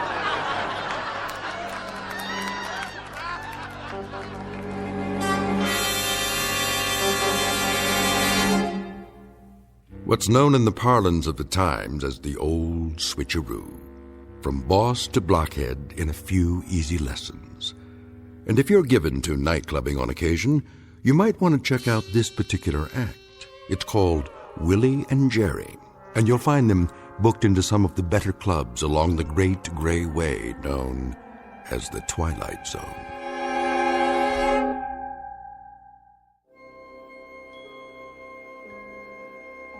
Hi, this is Carl Amari, producer of the Twilight Zone radio dramas. I'd like to take a moment to tell you about our official website at twilightzoneradio.com. where you'll get the latest news and information on these Twilight Zone radio dramas. Plus, at twilightzoneradio.com, you can digitally download 3 free episodes or any of our episodes for only $1.95 each. In this age of ever-changing technology, we've decided to make these episodes instantly available to you by making the Twilight Zone radio dramas a digital download-only series. This means that this series will no longer be offered on CD. The CD collections at our website are now being offered while supplies last at buy one, get one free. So be sure to get your favorites before they're sold out. Be sure to visit us often, and I'll see you in the zone.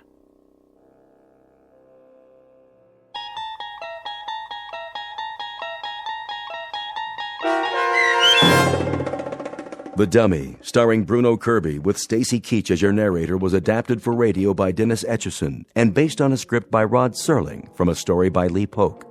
Heard in the cast were Craig Wickman, Michelle Graff, Linda Ryder, Rich Komanek, Christian Stolte, Paul Patch, Roger Wolski, and Doug James. To learn more about the Twilight Zone radio dramas and to obtain audio cassettes and CDs of these programs, visit our website at twilightzoneradio.com. This copyrighted radio series is produced and directed by Carl Amari and Roger Wolski for Falcon Picture Group. Doug James speaking.